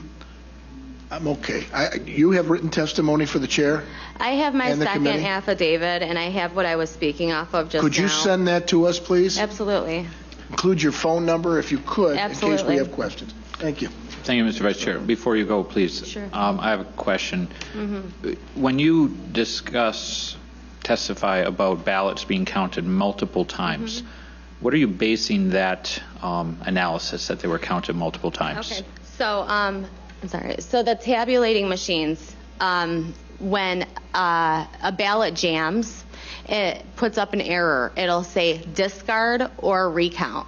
So when it puts up that error, when a jam occurs, the correct way to go about it is to discard the whole batch, take the ones that have already been tabulated, put them back into a pile, put the one that jammed on top, and then discard the whole thing, and then rescan them. They were not discarding. So they were just rescanning, counting ballots 8 to 10 times, just recounting them. They had absolutely no idea what they were doing.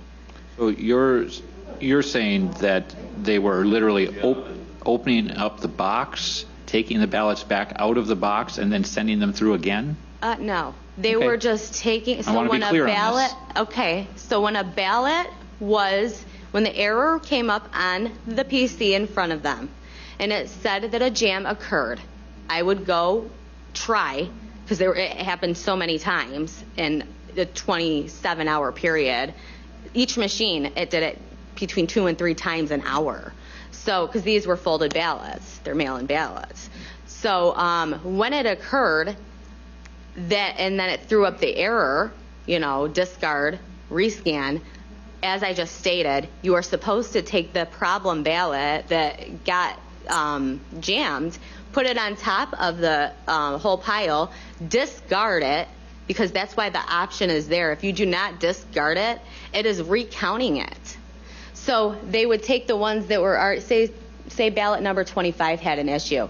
You had already went through 24 ballots. So you're going to put them back all in a pile, and you're just going to rescan it. So it's counting those 24 again, instead of discarding those 24 and restarting. Oh, but that's what I was trying to ask. So they're literally taking. Did I answer correctly? You're saying that they're taking ballots that already went through the machine, taking them and scanning them a second time. That's absolutely what I said. Yes. So help me understand, because I haven't worked in AV counting center. I've been to my precinct. And when our ballots go into the tabulator, there's no access to them after they're accepted. They go into a sealed box. There's no access these ones, to them. no, I've heard that too from other states, that they do drop directly into a steel box. No, the steel boxes were behind them, which I could say a lot about that too, but I won't. But they were using those for barriers for the poll watchers so they couldn't get close, the steel boxes.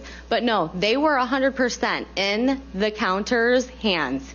This whole process, they were allowed to do whatever they wanted to do. Nick and Samuel that worked for Dominion, they were on the stage. They had a contract employee, me, and another one that was from Texas. I have his name right here, Miles Smiley, 90-year-old man there to assist with IT work. He did not have any kind of background in IT and worked and lived in Tennessee. So this man was just walking around aimlessly. I was really the only one running around like crazy helping these people. Thank you for that clarification. I was not aware that it. No, and they were responsible. The machines I've been exposed to don't work that same way, so I was just checking in on that. Senator Tice. So I'm trying to figure out the whole line of everything here. So you were trained to work with the equipment and the tabulators themselves? Correct. And they were going to send you to the Department of Elections? Initially, that is where I was scheduled. Tabulators at the Department of Elections? That's the main question here, huh? Because I was trained on the tabulation and adjudication process, and how many people just came up before me stating that they saw people walking in and out of that Department of Elections with ballots. Okay. As I stated, I was not supposed to even talk about this today, but I'm going to. As they're scanning, they have a pile of them, they're putting them through a scanner, and the pile, once it's gone through the scanner, is still fully accessible to the person Absolutely. who's doing the count. Absolutely. Okay, thank you. They could scan them 50 times if they wanted to. Any other members have a question? Senator Lucido? Yeah, Senator. This is interesting. You were trained to oversee tabulators. Is that what you told us? I was trained to assist with IT. In tabulators? And at the adjudication process, correct, sir. Who trained you to use Dominion. Your technique on the tabulators as it relates to the IT? Dominion. Dominion did. Was it their representatives that came to the TCF center? It was the owner of Dominion, Nick Economagnis, that came to the TCF Center, which is extremely insane because he's like the top of the top with Dominion, which is he's missing. When did you meet with him at the TCF Center to get your training? Okay, so my training was in Allen Park at the hotel they were staying at, right off of Southfield Freeway. It was November 2nd for 1 hour. The day before the election? November 2nd, correct. The day before the election? Yes, sir. 1 hour training. Was it done by video or was it done with a tabulator? It was done with a tabulating machine and an adjudication machine in a room, in a conference room, and all we did was walk around it and nothing. We were given a binder, I have it right here, from Dominion about all their image cast, about how their software works. I have every Dominion employee here. I have the ones that were at How many were with the you warehouse. in this? How many? 5 total. 5 total. 2 contract employees, 3 permanent employees of Dominion.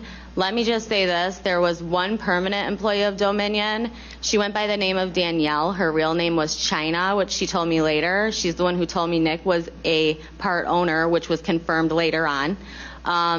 She was acting very bizarre the whole night, would start crying, would start saying she couldn't handle being there. Okay. I saw the van come in at 4:30 full of ballots. That she left an hour before that, had someone pick her up.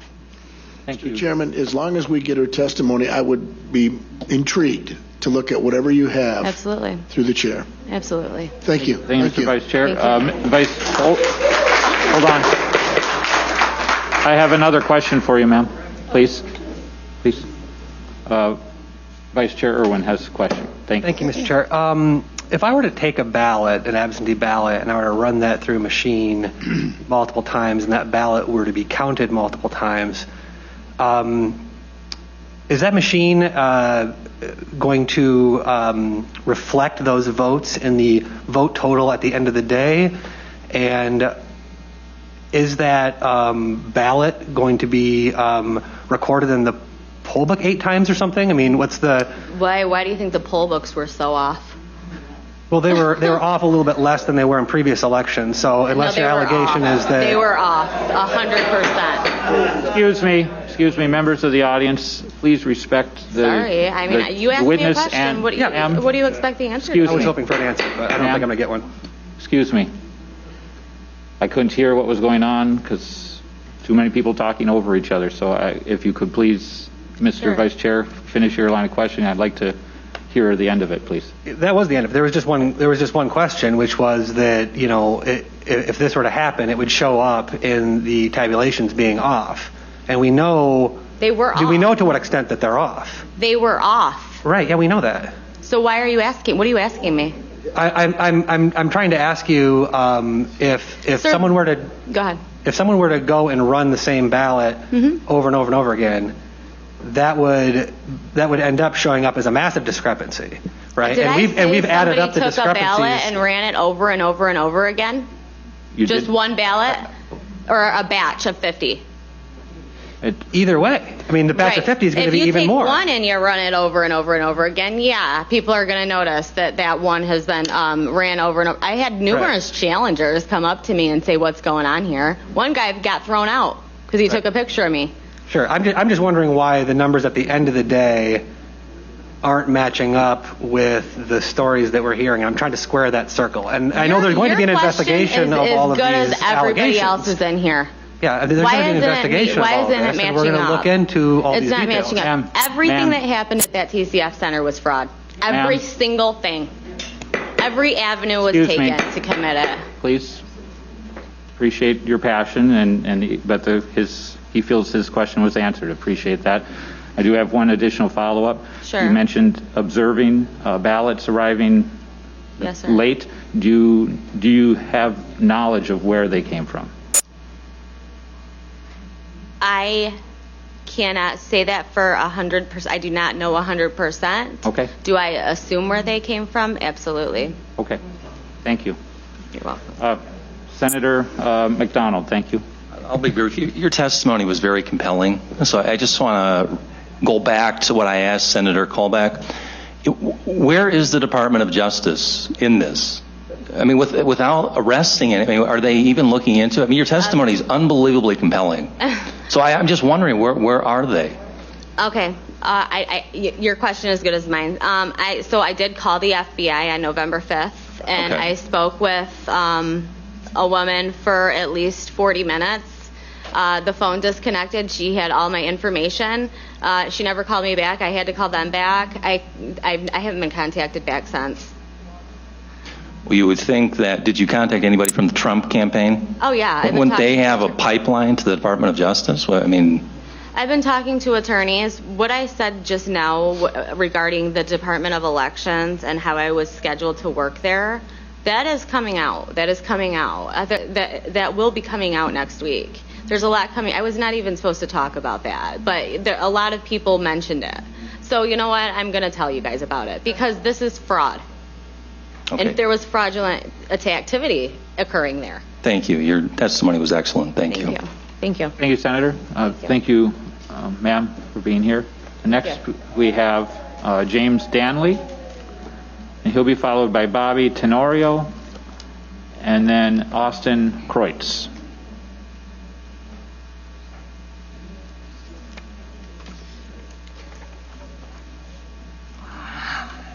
Welcome, Mr. Danley.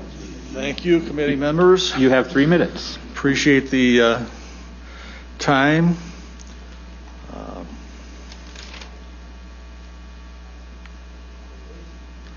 Well, I'm trying not to waste it, but I want to see what kind of time I got here. Okay, it's items that occurred during the election and subsequent counting process. My name is James H. Danley, and I was a poll challenger at the TCF Center on Tuesday 11/3 and Wednesday 11/4. I've signed and submitted a 13-page affidavit to those items which I witnessed personally. The following are only a few of the most egregious items witnessed. I was not allowed to perform my job, and from what I observed, were any of the GOP challengers in accordance with Michigan laws. We were constantly prevented from getting close enough to see what was going on with the respect to the ballots.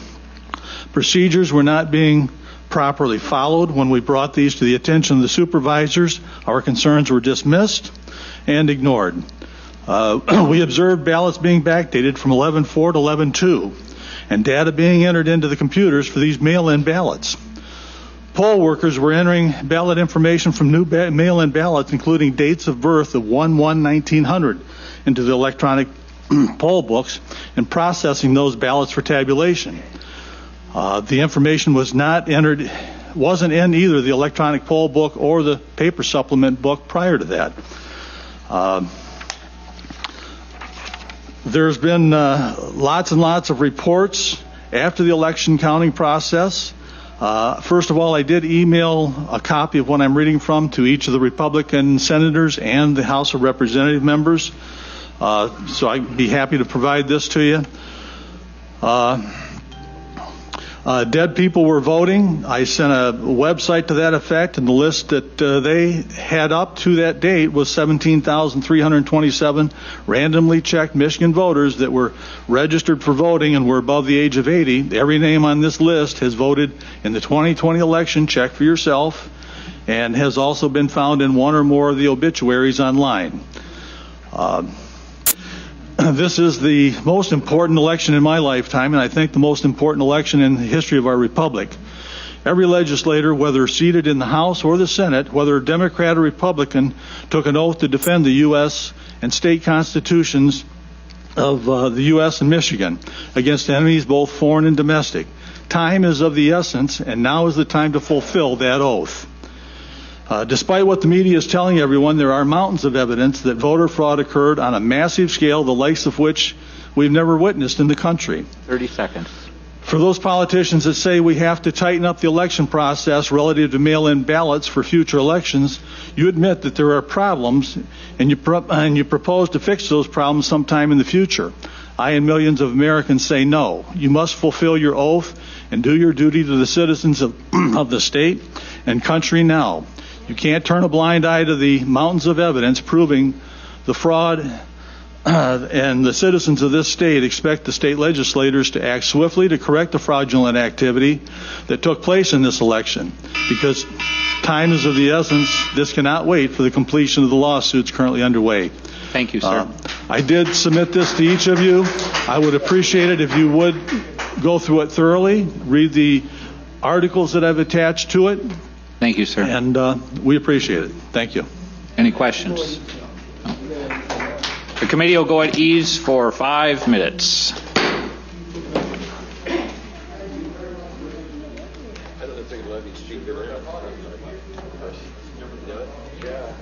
They could maybe indicate when, where they're at. They're not giving you details. I mean, they really aren't.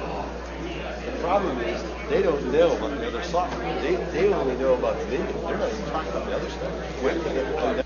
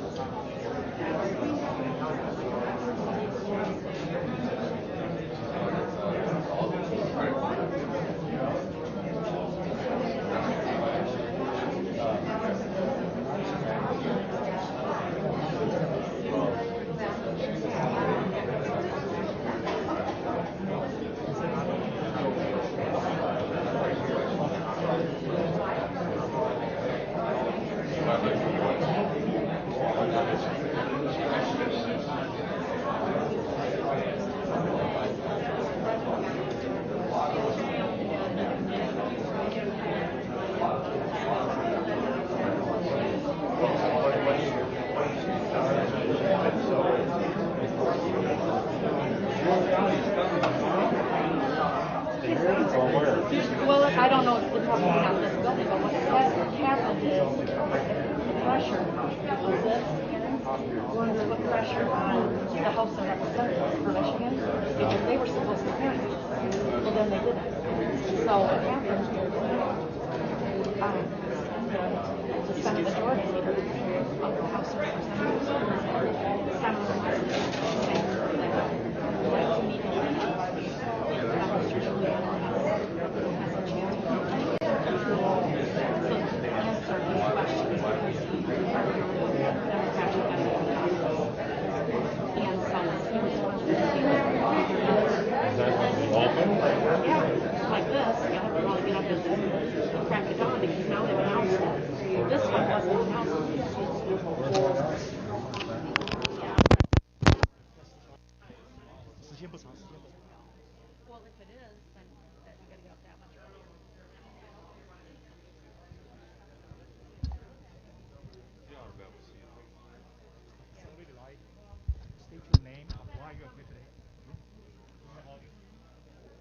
Hi, my name is Chris Shornack, and we're here in downtown Lansing, Michigan right now, where the Senate Oversight Committee is hearing from people that have seen and witnessed fraud here in the election, specifically really at the TCF Center in downtown Detroit at the Absentee Counting Board.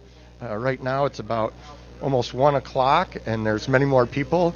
They're going to come up and testify what they've seen with their own eyes. And when you put all these stories together, all these people that don't know each other are saying the same thing. Where there's smoke, there's fire. And I'm really appreciative that our politicians and our senators are giving us this opportunity. They're being very respectful and letting us each talk. We only have 3 minutes. Not a lot you can get done in 3 minutes, but we're doing our best. You spoke a lot, your first-hand research experience. Could you elaborate, or maybe in the brief format, what you have reported today? Oh yeah, what we did is we had over 1,000 volunteers go through the absentee voting record log. So everybody who votes absentee is on a list, as they should be. Now, we didn't go through the whole list. We went through 30,000 of just 174,000. In that 30,000, we found fraudulent voters is about 8.9% or 8.6% of those ballots. People who voted were either deceased or living in vacant houses, vacant lots.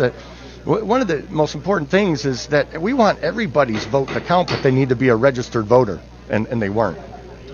We're back to the live session. Thank you very much.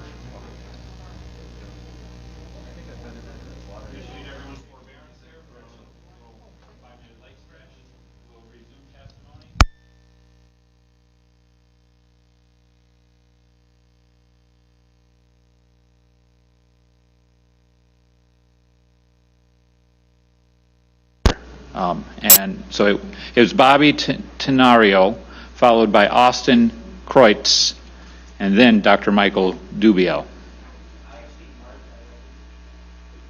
Oh, my mistake. You're the first one who marked that, so I hadn't even been looking at that box anymore. So, Austin Kreutz, are you available? Austin Kreutz.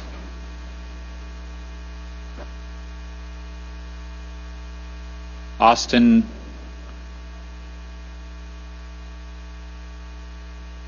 After him will be Dr. Michael Dubiel, followed by Michael Halls or Halves.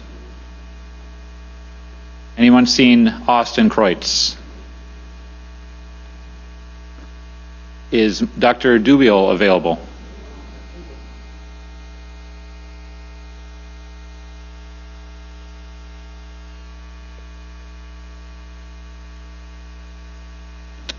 Is Michael Halves or Halls available?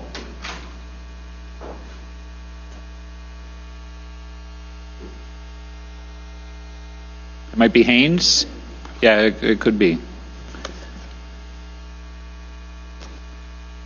Jacqueline Zaplinty or Zaplet? It definitely starts with a Z.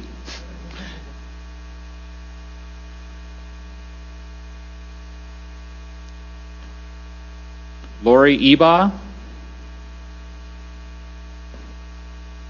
I'm going to run through these names one last time, but we can't hold up the show forever. Austin Kreutz. Jacqueline, please go ahead. I will keep these other cards on top briefly for after Jacqueline's testimony in case they're indisposed at the moment. Welcome to the Senate Oversight Committee. You have 3 minutes. Thank you.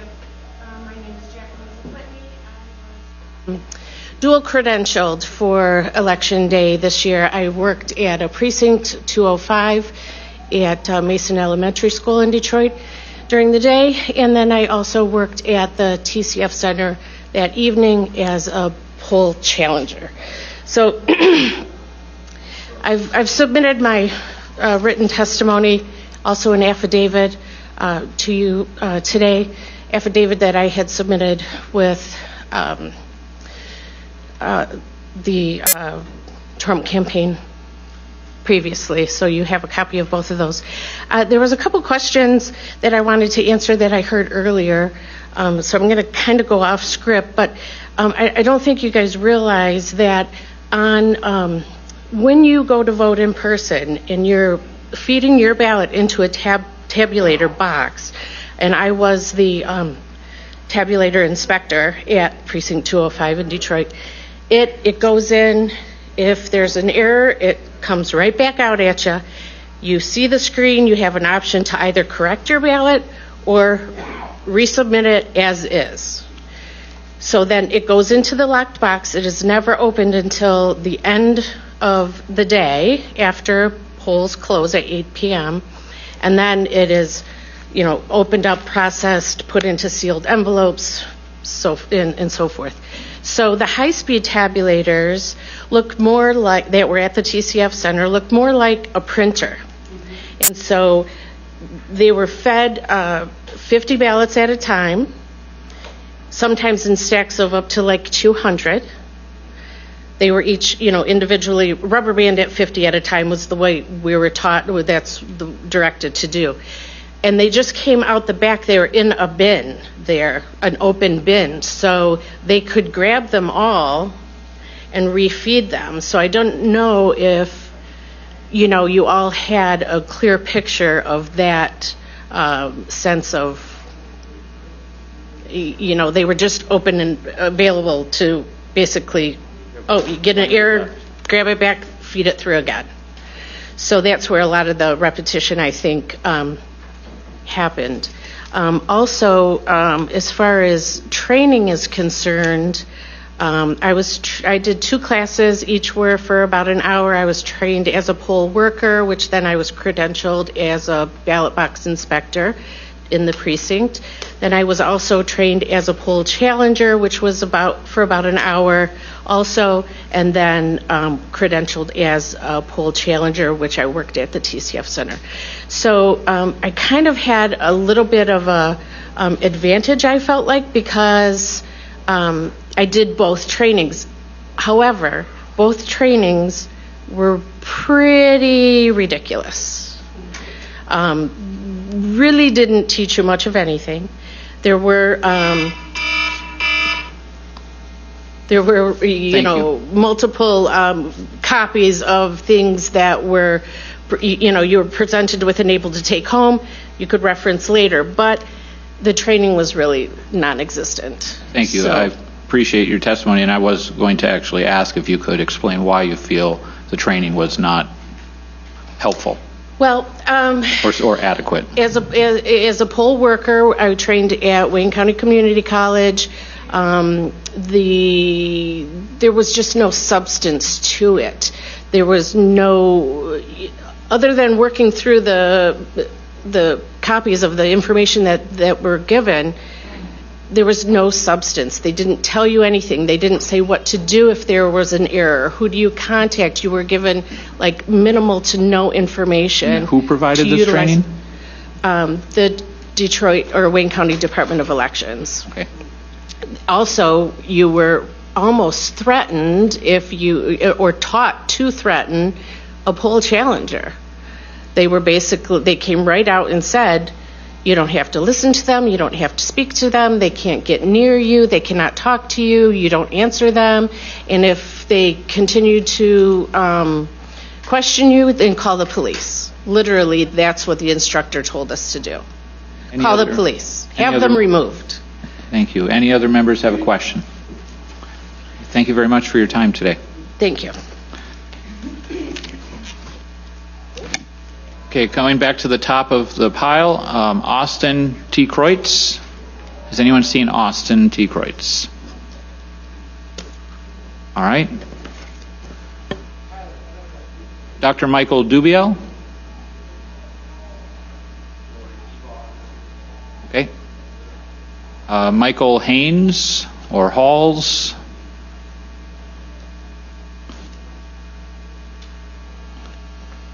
Lori Eba, please come on up. And then on deck, we will have Braden Giocabazi and Andrew Miller. Welcome, Ms. Eba. Thank you so much. I am a resident of Oakland County. I live in Milford. I've been here all my life, not necessarily in Milford. I grew up in Detroit. I was a Republican poll challenger both on Tuesday and Wednesday. On Tuesday, things went pretty well, and I was trained by the GOP party.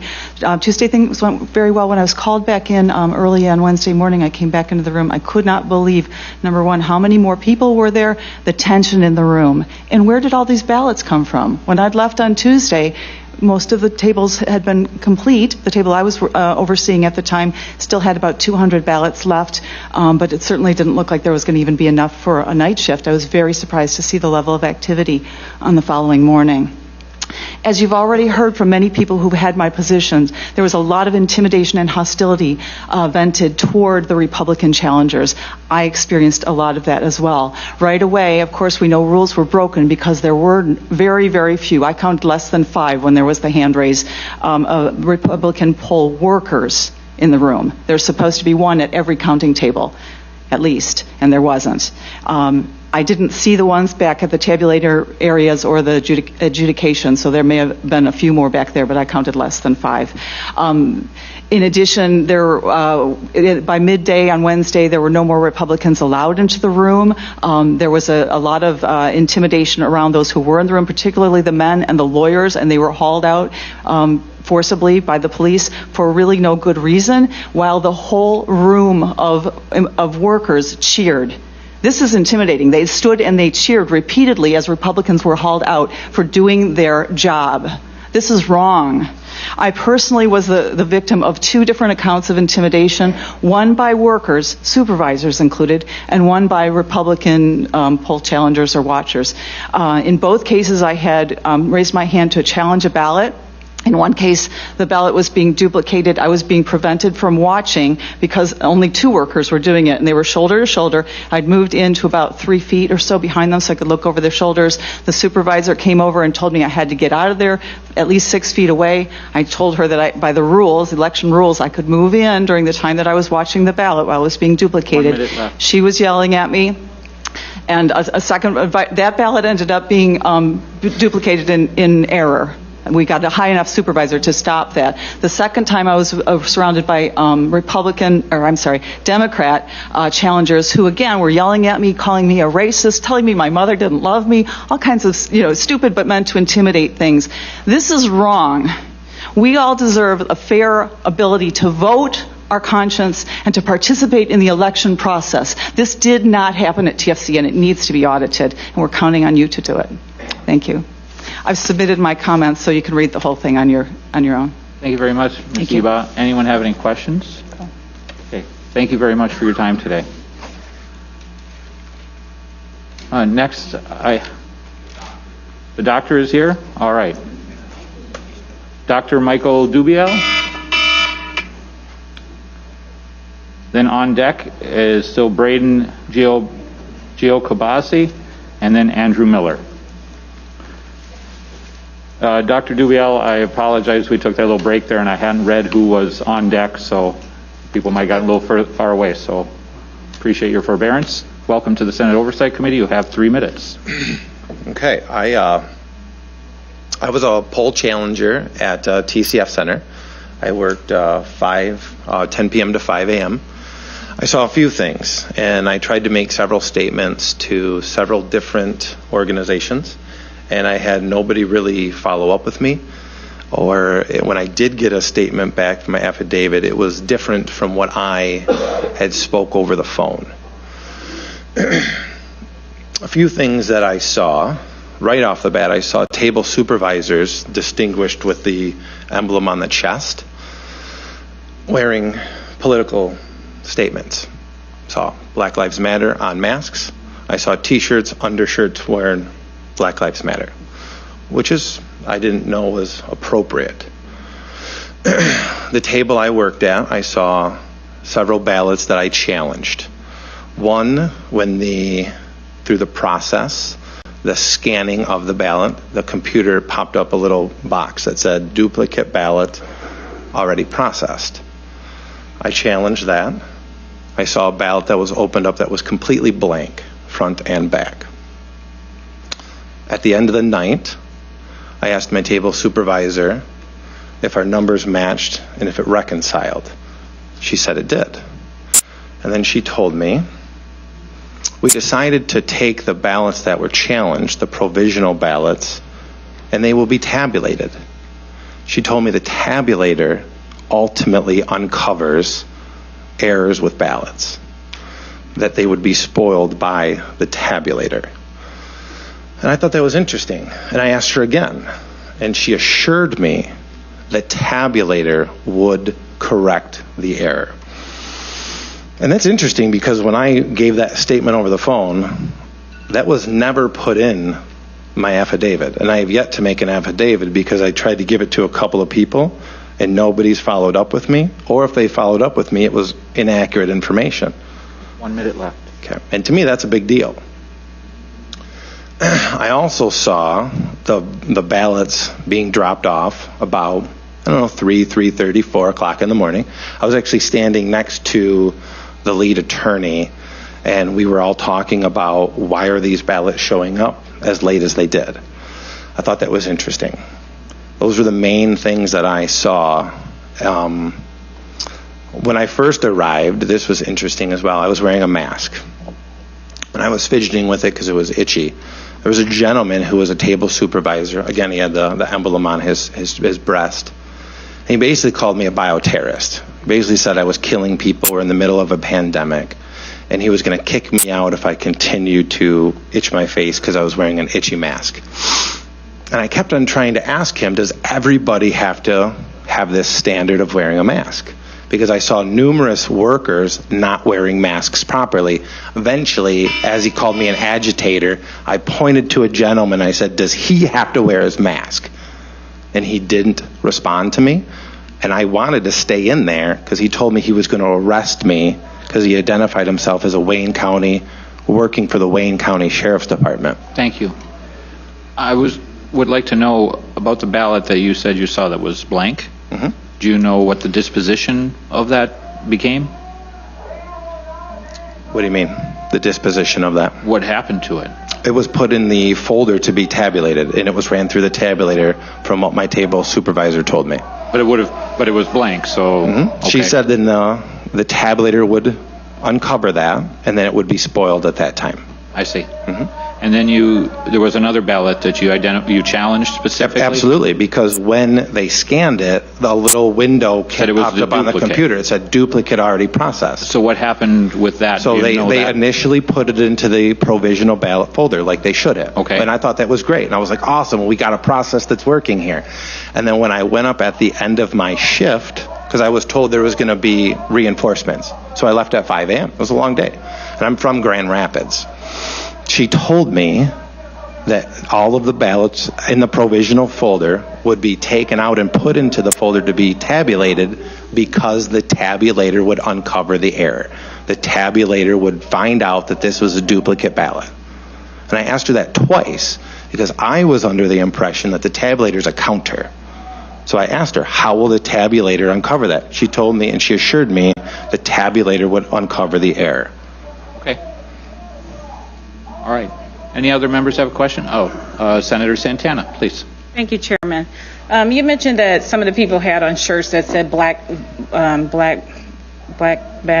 people matter, right? Or what did you say? Black Lives Matter. Yeah. Okay. Did anybody have on a shirt that said vote for this person, vote for that person? Not that I was aware of. Okay. Thank you, Chair.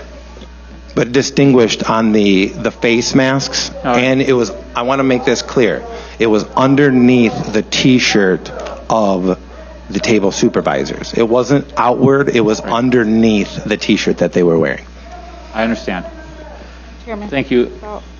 With all due respect, I mean, there's a sign right here that says black votes for Trump. So, I mean... I don't believe that there is a statute that prohibits the wearing of non-political candidate shirts. So it may, so now on to Senator Tice, please. Thank you very much. So thank you for your testimony today. I have a question about, you said between 3:34, you said that there were ballots that that came in late. Can you tell me what it is specifically that you saw that came in? Were you outside and you watched the truck and you watched them unload, or were you inside and watched them bring in the ballots? What was your... Well, I was inside the TCF Center, and I watched them bring ballots in on carts, boxes of ballots. So they were like open boxes where you could see the ballots in, or you saw them? They were no different than the ones that were already there. And then what they did is they put them out, and so there was a center raised stage, and then they had tables off to the side, and they would put the ballots off where they were already picking up the ballots, how they were doing normal business, right? I was under the impression that all of those should have been segregated and separated. Well, they weren't. They were put right up there, and then the person or the people that were running the election process basically encouraged the table supervisors in the tables to come up and get work. That's how they were describing it. Come up and get work. Come up and get work. So those ballots, they were running ballots. Thank you. Senator Tice, did you have more questions? Or? Just one more. Did you have any idea how many there were, or do you have any way of knowing? Yeah, so the attorney that was there, or the counsel that was there, we were all trying to take a rough estimate, and it looked like there was maybe 60 boxes of those ballots, and in each one of those sleeves or boxes or whatever, there could have been hundreds of ballots. So we're thinking maybe several thousand, tens of thousands. I'm not sure the exact number, because who knows how stuffed they were. Who knows? But I definitely saw those ballots come in. Absolutely. Thank you. Yeah, thank you. Do you have any idea where anybody say where all this came from? No. All right. And I left my table to go over there because I was curious about that. Okay. Senator Lucido? Yeah, it's intriguing. What time of the morning was it when you saw this come in? Or what time of the evening was it? Like I said, 3-ish, 4 in that window. In the afternoon? No. I was there from 3 or 4 in the morning. I was there at 10 p.m. to 5 a.m. They were in mail sleeves, you said? Mm-hmm. Did anybody have any earmarkings of who they were carrying these ballots? Were they carrying them? Were they on a dolly? Yeah, they were on a dolly. Yeah, they were on a dolly. Do I know who they were? Absolutely not. But there were people that were doing that. Thank you. Thank you, Senator Lucido. Senator Santana. Was there any particular reason you didn't ask for a supervisor to question, the ballots coming in on a dolly? Or? Well, I didn't figure I needed to because the lead counsel that was supposed to be there was taking tally, and I was there standing right next to him. So I figured he was kind of the person that was overseeing the whole night. That's what we were told. No, we were talking directly about why are these coming in. We all thought it was interesting that these ballots were coming in so late. What was his response? We were trying to take. Sorry. What was his response, sir? We were taking count, and we were his exact response I couldn't recall, but we were definitely perplexed that these were coming in so late, as well as they were being put out to be counted. Thank you, Chair. Thank you, Senator. Thank you very much for your testimony. Mm-hmm. Appreciate it.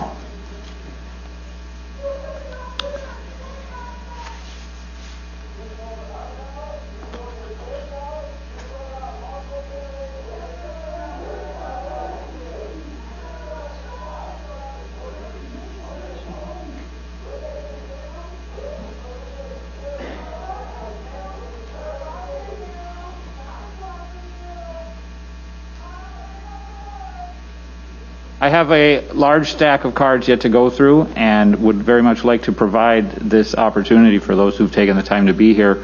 If there is somebody here who has some credibility with the crowd and has the opportunity to share with them that their disorder is only disrupting what they're trying to accomplish, I'd appreciate you taking that time to do that.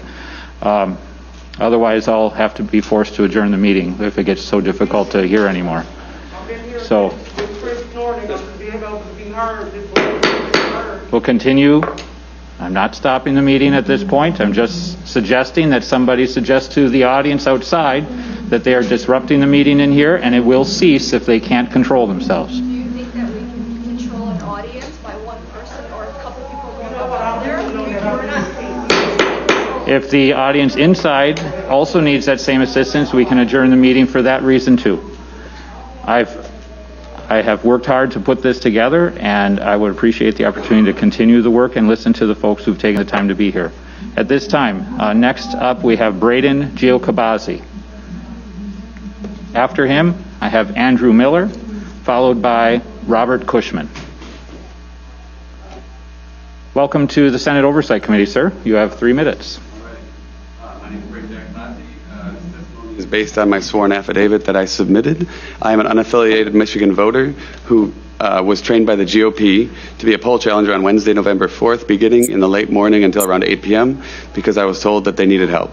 They were understaffed. I witnessed the room erupt in thunderous applause and derogatory cheering as Republican poll workers were picked off one by one and ejected from the room repeatedly by police escort throughout the day. By the end of the day, they had picked off so many GOP poll workers that there were probably only a few dozen left to monitor all of the processing stations in the room, which I'm told was between 130 and 160. Because of this, I had to move between several tables. One was processing a stack of roughly 35 ballots with pink challenge stickers on them.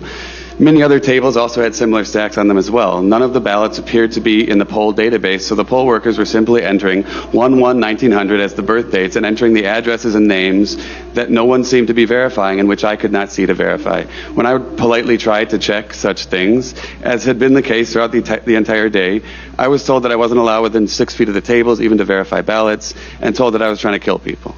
I watched as the table simply passed in mismatched ballots and envelopes through the checking station. When I challenged it, and subsequent ballots that weren't in the poll book, the table supervisor laughed and said, "You can't do that." And several other operatives gave me the COVID runaround as I had gotten throughout the day, all trying to intimidate me and prevent me from doing my job, claiming that I was endangering their workers, trying to kill their people, and even holding a pen in a threatening way. Yet, when non-GOP operatives would stand near the tables and harass me, no one would give them any problem at all. At one point, a Democrat who was hanging back came up to harass me, and then a table supervisor showed up and because I was challenging a ballot. Once several table managers and non-GOP operatives have showed up to harass me, this Democrat operative simply melted back into the background with a satisfied grin on his face, knowing that he had caused me a problem. These people were like professional agitators whose job it was to sow discord among GOP workers who were trying to do their job and then get them kicked out. At some point, a GOP lawyer was brought in and confirmed that I was properly performing my duties. Instead of backing down, the table supervisor's supervisor and his supervisor and all the damn supervisors, they came up and they started arguing with the lawyer, telling him he didn't know what the law was. 1 minute.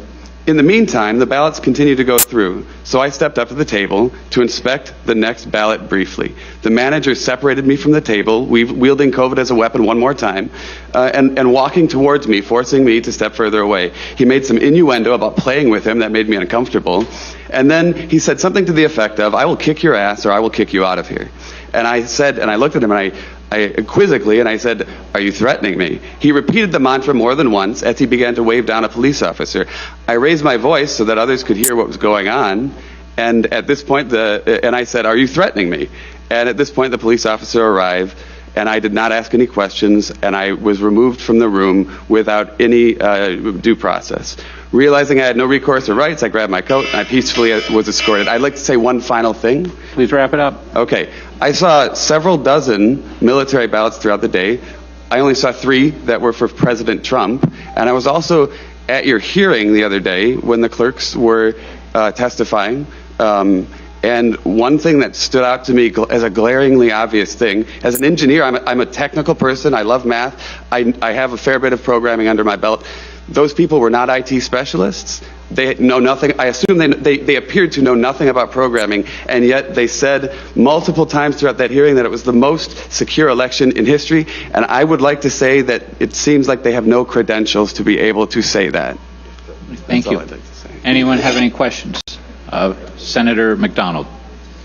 Yeah, it's kind of a question for the group. I've been hearing a lot of troubling stories about harassment.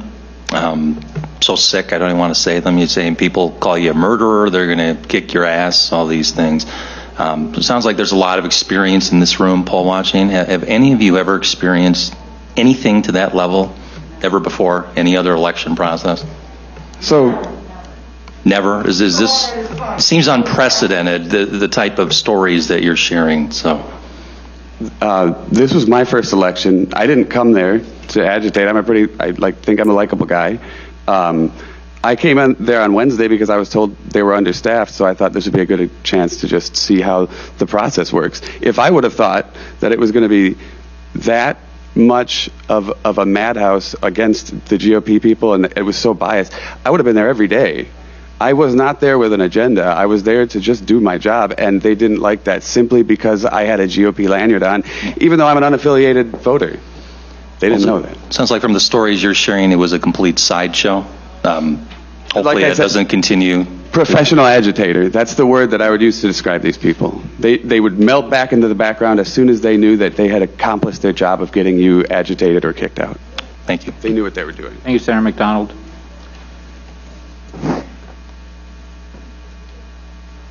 Next, we have Andrew Miller, followed by Robert Cushman, followed by Andrew Sito. Welcome, Mr. Miller. You have 3 minutes. My name's Andrew Miller. I was a poll worker on Tuesday and Wednesday. I originally applied to be a poll worker, but nobody ever got back to me. I tried twice to call the phone number for assistance. Both times I was on for over an hour on hold with no response, no way to leave a message. Let's get to it though.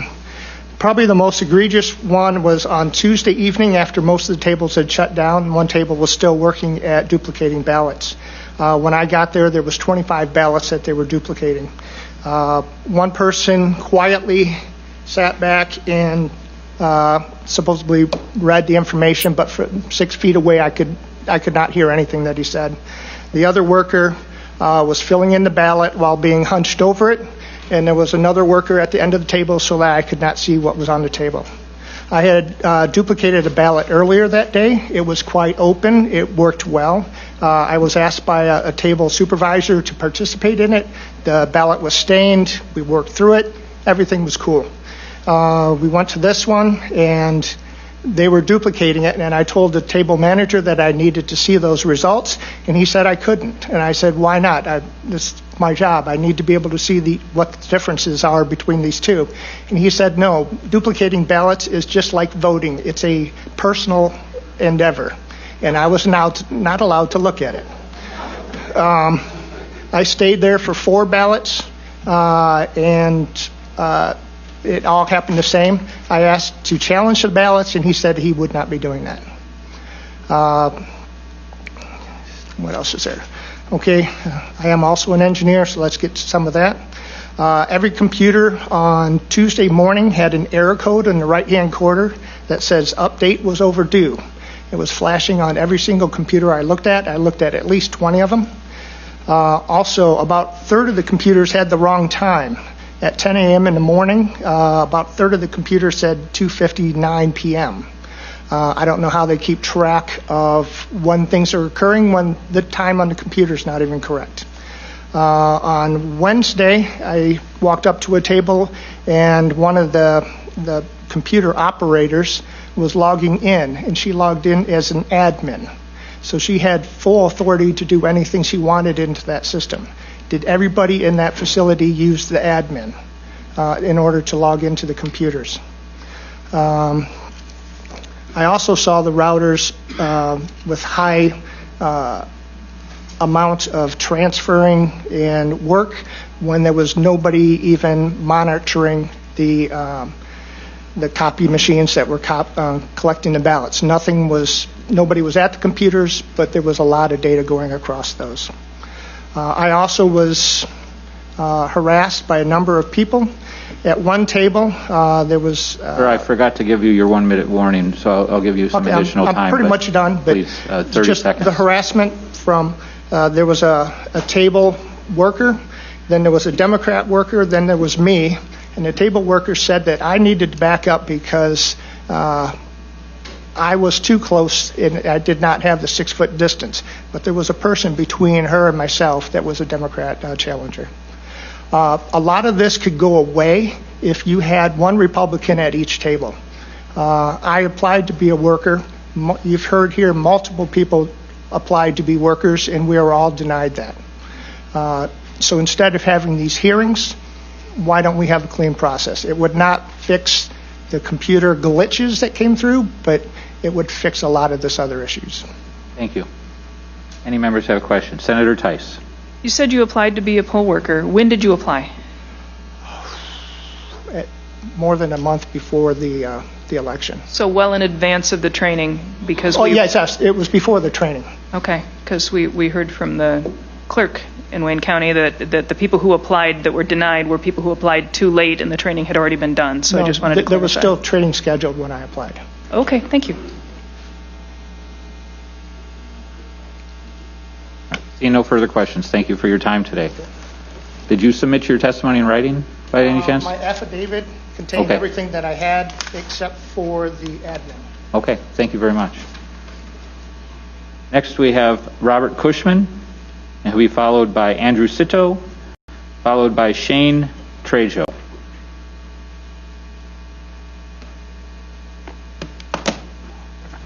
Welcome to the Senate Oversight Committee, Mr. Cushman. You have 3 minutes.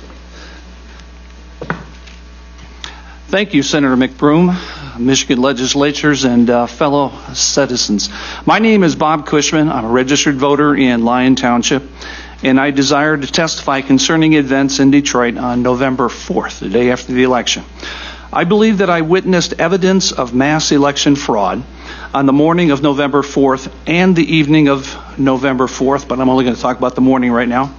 While I served as a trained and credentialed election challenger at the Detroit Absent Voter County Boards, TCF Center, Detroit. I arrived in the county boards at approximately 6:30 a.m. after being briefed in room 260. We'd been advised of a very large ballot drop, approximately in the vicinity of 4 a.m. Night shift observers had indicated that about 61 boxes had been delivered. I began observing the process of ballots at several counting boards. I quickly noticed that none, and I mean none, of the names were being scanned from the ballots were in the electronic poll books. All of the names that were found in the supplemental sheets. We know that the poll books, the electronic poll books, were updated on Sunday, November 1st. That meant that all of these new ballots had to have been brand new registered voters on Monday, November 2nd, or Tuesday, November 3rd. I found it very hard to believe that tens of thousands of people had registered in just 2 short days. So I began writing down the names on the ballots immediately after they were scanned by the computer poll worker. As soon as I began, I was severely obstructed by 5 different persons that I could no longer continue my legal responsibility as a poll challenger. These 5 persons comprised of a poll worker, a supervisor, an uncredentialed person, a Democrat challenger, and one of the top leaders of the AVCB. The details can be found in my affidavit. Does anyone believe that 30 or 40,000 new voters were actually signed up legally in 2 days? I implore every member of this board to protect the Constitution. I implore you to give us a full forensic audit. Thank you. Thank you, Mr. Cushman. Does any member have a question? Seeing none, thank you, Mr. Cushman. Did you submit your testimony in writing as well?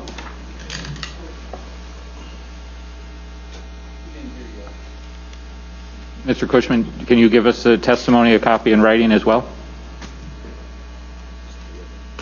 Thank you very much. Next, I have card for Andrew Sito, followed by Shane Trejo, and then Linda Brandis. Andrew Sito. Thank you, Mr. Chairman. Welcome to the Senate Oversight Committee. You have 3 minutes. So my job was to be stationed at the TCF Center. I was in the middle of the room near the duplicate ballots. There's a table full of duplicate ballots. Throughout the whole night, I witnessed theft of duplicate ballots. My job was to follow them back to their tables of the counting boards, and where they would just take stashes of ballots, 4 or 5 ballots, take them to the table. I would stand there for 4 or 5 minutes. They wouldn't make any duplicates, never followed any duplicate procedures. They stashed them under their boxes, never put them in the bins. But couldn't do much about it, just write incident reports about it, which are documented. So, and then we had a new shipment announcement by Mr. Baxter at 4:30 a.m. on the microphone. He's saying, hey, we're going to have some ballots coming in. So these boxes of ballots were brought in by Mr. Baxter and his team at 4:30 a.m. from the rear of the room, the TCF Center. So approximately, I witnessed them bringing in boxes from the rear end of the room into the room. This is between 4:30 and 5. I estimate around 84 boxes placed on tables in the center of the room. Each box with approximately 600 ballots, totaling to approximately 50,000 ballots, equal to the 2 rounds before. Because we were there from 10 to 1, we did a round about 50,000, and then 1 to about 4, a second round about another 50,000, and then this last round, all you have to know is there's the same amount of ballots from the other 2 rounds. I'm not sure if they were all brought in from the back because I think they were commingled and also brought in from other rooms. So I'm not sure how many ballots were brought in from the back and then from the other areas, but they're put in all. It was just about the same amount. So most volunteers left at 5 a.m. and the poll workers had a shift change between 5 and 6 a.m. I stayed. At 6 a.m., Mr. Baxter and the management got back on the microphone and yelled, "This is what democracy is supposed to look like," in front of everyone with the new shift. Right after that, the whole room cheered, and you can tell that there was not a balancing in the poll workers there, even at that shift. Based off my sampling, because I was 1 minute. Okay, sampling off of the dozen of the duplicate ballots from 6 to 2 p.m. 2 p.m. the next day, none of those were for Trump. The other 2 rounds, I only saw 1 for Trump. 3 other challengers told me they witnessed the same sampling. I challenged ballots, all refused. Challenging procedure never properly carried out. Never issued challenge ballots, no track or remedy, no record. I resorted to writing incident reports. Poll workers changed duplicate ballots to straight Democrat tickets. That's why you see in the tabulators 2 different tickets. I witnessed employees filling in bubbles for the Democrat straight ticket. And so at the tabulator, I also witnessed what the Dominion employee said with the rerunning of the ballots. I saw that several times. At 2 p.m., I left the room for 5 minutes. Right after I left the room, they blocked it out, covered the windows up. I couldn't get back in for exceeded COVID capacity. I called the federal prosecutor. I called the FBI, made a report. I called the Secretary of State fraud tip line. I called Detroit Department of Elections multiple times, and there was no answer. Thank you very much for your testimony. I have a quick question. When it comes to the duplicate ballots that you were in the middle of the room watching, those are blank ballots for the purpose of refilling out when necessary? Yeah. And so you were solely in charge of watching those? There's a few of us, but there's too many tables, so when people would come and grab ballots, and for example, if there was like a coffee stand or something, which I never saw that night, they all looked like clean ballots, we would follow them back, and there would be several people in line waiting to follow that person back. And so once that process was done, I would come back to the center table and wait for the next person to come in. What's your recollection, with the group of ballots that came in at 4:30 and you stayed and began observing, and you say that, there was almost every one of them or all of them were for Mr. Biden. About how many ballots would you say you observed at that point? That shift, probably my sampling is over a dozen of duplicate ballots. And also we had some issues where we were making duplicates of the duplicate ballots. And when I asked the employees why we were making duplicates of duplicates, they confirmed to me that this is a duplicate of duplicate, but the tabulator said unknown reasons. So they were throwing away their first duplicate to replace it with a second one was what was... Okay, but so you're saying you observed several dozen ballots in that time? That one shift from the 6 a.m. to 2 p.m., I sampled about a dozen duplicate ballots, yeah. Okay. All right, thank you. Vice Chair Lucido. I appreciate you coming out, and I appreciate everybody being so patient to go through this process. At the end, your testimony has been submitted to us by way of written, or is there affidavit? Yes, affidavit is submitted. Perfect. These ballots that were brought in the middle of the night, early morning, whatever you want to call it. Where did you see this go to? I'm looking at these numbers here, 84 boxes, 600 each in each box, over 50,000 ballots. Where did these ballots go? They were just processed just like any other round. So they brought in from the back, which... In sleeves, again, mail sleeves? What I mean by that, do you know what I'm talking about? The mail banker boxes with sleeves over the banker boxes. The sleeves were removed. They opened up the lids and they placed them on about 10-foot tables. Yep. There's about 7 of them, and they placed about maybe like a dozen boxes per table, 10-foot tables, banker boxes pulled, with the width so they can place them out, and the ballots are facing towards you, and they were double stacked, filled to the top.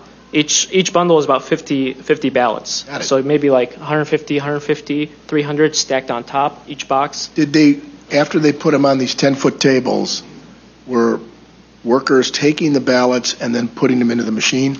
Yeah, so that's when Mr. Baxter said, this is what democracy is supposed to look like.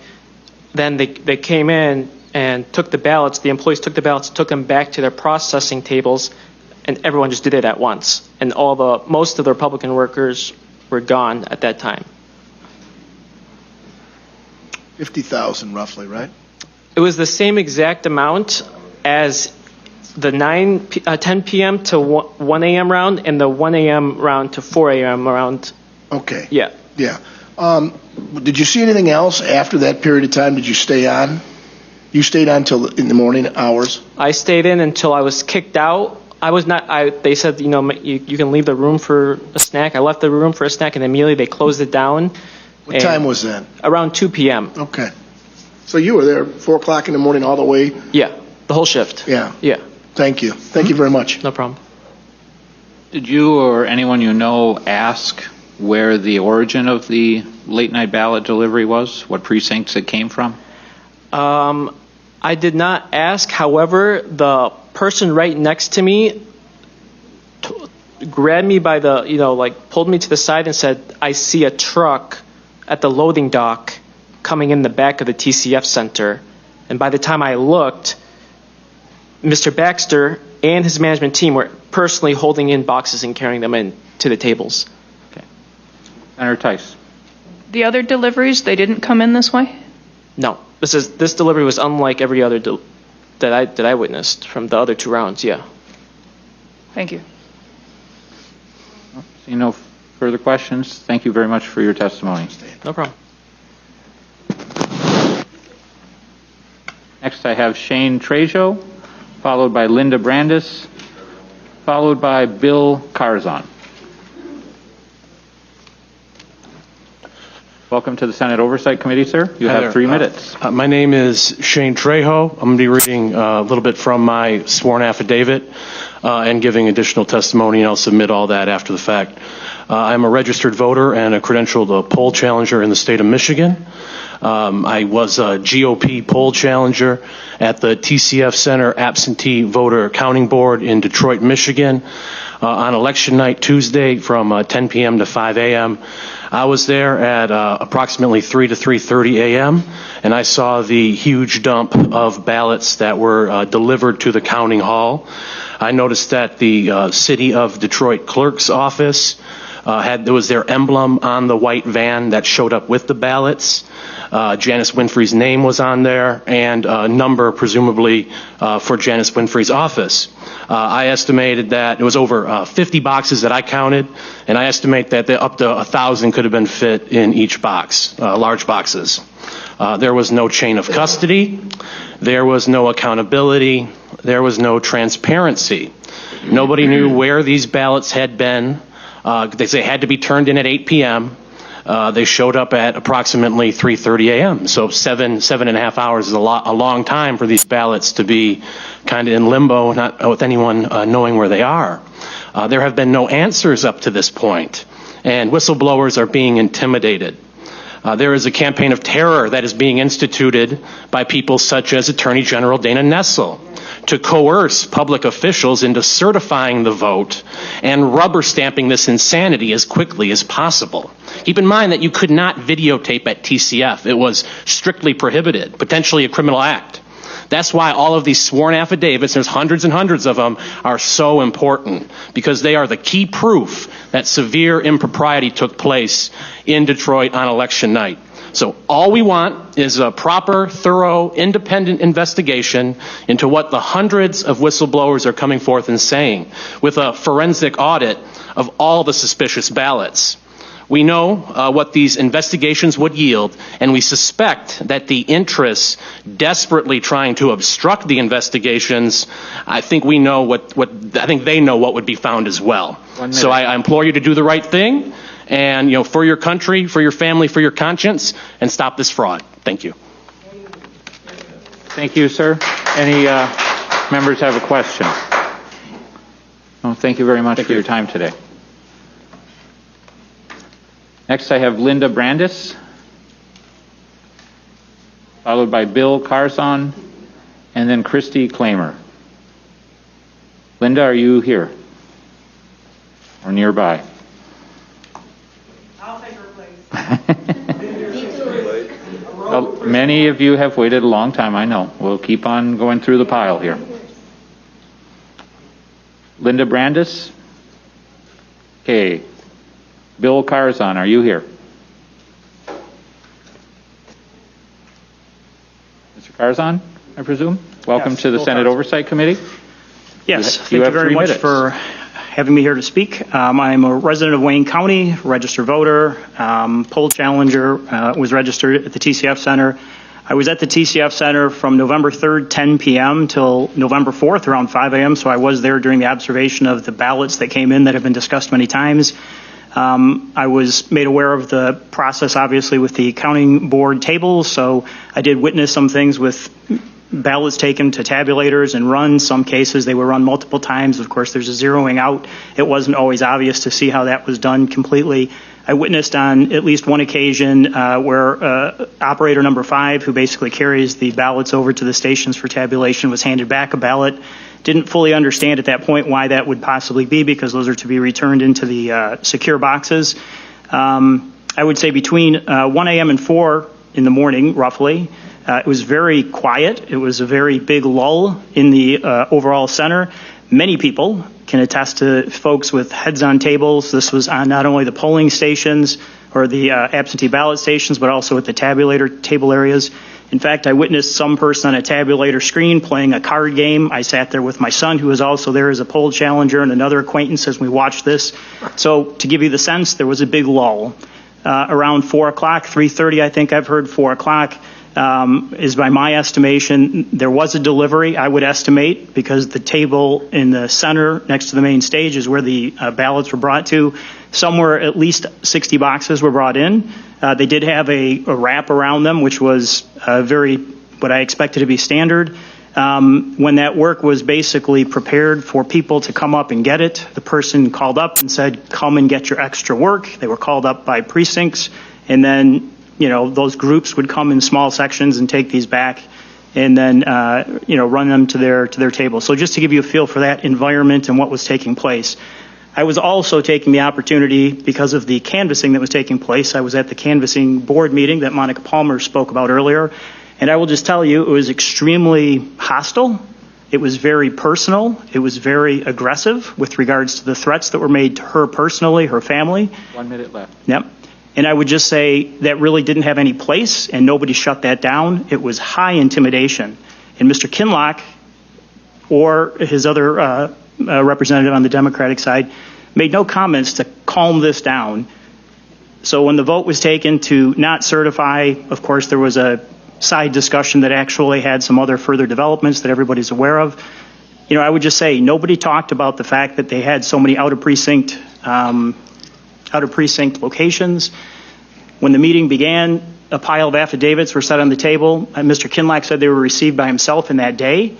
They really weren't used, reviewed, or anything, just submitted to minutes. So really no benefit in providing that. The meeting was delayed by 2 hours to start, a very strange delay. As Monica said, there was no executive summary. The numbers were rattled off regarding out of balance. I would just say it was a very hostile environment, and the main takeaway from my side is I think you guys know an out-of-balance precinct can't be recounted. That doesn't make any sense. If it's out of balance, it should be. Thank you for your testimony. Any questions? Senator McDonald. Thank you, sir. Sir, were you given any guidelines at all on how to do the work properly? Was there a chain of command of any type that you saw? Yeah, there were I'm sorry, go ahead. No, that was I thought you were talking about information we received. Yeah, was there a chain of command? Were you given any guidelines whatsoever on how to do the work effectively? There was information that was provided. Some people could watch video sessions that were provided with some information. There was some written material that was provided. So to some extent, and I heard about the on-site location activity, that was not extended as an opportunity to us, but we did get information and training and material that could be looked at to understand the process, yes. So there was a semblance of organization? It sounds completely disorganized. Was there even a semblance of organization at all within the I thought you were referring to our information to be a poll challenge. Yeah, your witnessing of the poll challenge. Was there any organization, even a semblance of organization? So I personally was on table number 18 mainly, and then I walked around. That table did a fairly, I think, consistent job. There were times where, poll worker, the person operator 1 to operator 2 may not have confirmed a number and name on the ballot, the scan and the handoff and this kind of closed loop process. I did witness that at other tables also being missed. When there was a 3-hour lull with people literally with their heads on the table, there was a lot of downtime there. And this wasn't just at the tables. This was right down the tabulator station too. And then at 4 o'clock, 3:30, 4 o'clock when that truck hit and the other work came. Now I wasn't there at 5 or so as that's when we left that these were counted, but I mean, there was a big lull there, so not very organized and structured. If a person can sit there and play a card game on a tabulator screen, clearly there's something missing in the organization. Well, again, it's very troubling, but thank you for that information, sir. Yep. Appreciate it. Senator Lucido. Thank you very much for being so patient. I don't want you to run so fast. I wish your gut reaction when you were there at that time of the morning and seeing these ballots coming in, and not seeing any other ballots around for 2-3 hours before that, right? What was your feeling, or what was it that you made any reference to about those ballots? Well, it was my first experience to be down there and be a poll challenger. I'm more involved in this year's cycle than I had been before. So for me, it was novel. I didn't know why they would be there. I started stepping back and asking myself, why would things close at 7 and 8, and then at 4 o'clock in the morning, this proliferation of ballots would arrive. So I just had questions that just didn't seem to make sense from that perspective, but I think others maybe want to make comments as to why those were so late. Are those boxes consistent with what you've heard the testimony? You were sitting here during the testimony earlier. Was those boxes of ballots that were delivered to the TCF? You didn't see if they came in the back door. You didn't see. I went to the back door when they came in, so I did see the truck. I did see them being unloaded. I saw a gentleman with a dolly that would bring some of them. I actually took the time to walk over to the tables in the center to watch them get stacked. I counted. I did a rough estimation because the tables were basically mostly empty. So I was able to get a general idea of how many were brought in at that time. And then at 5 o'clock, we were pretty much done with what we were doing that day. Thank you very much. We have to leave, Mr. Chairman. Thank you very much. You're welcome. Thanks for being patient. Yep, you're welcome. Myself and Senator Irwin have another committee meeting for Judiciary and Public Safety. Come back when you can. We sure will. Senators, thank you.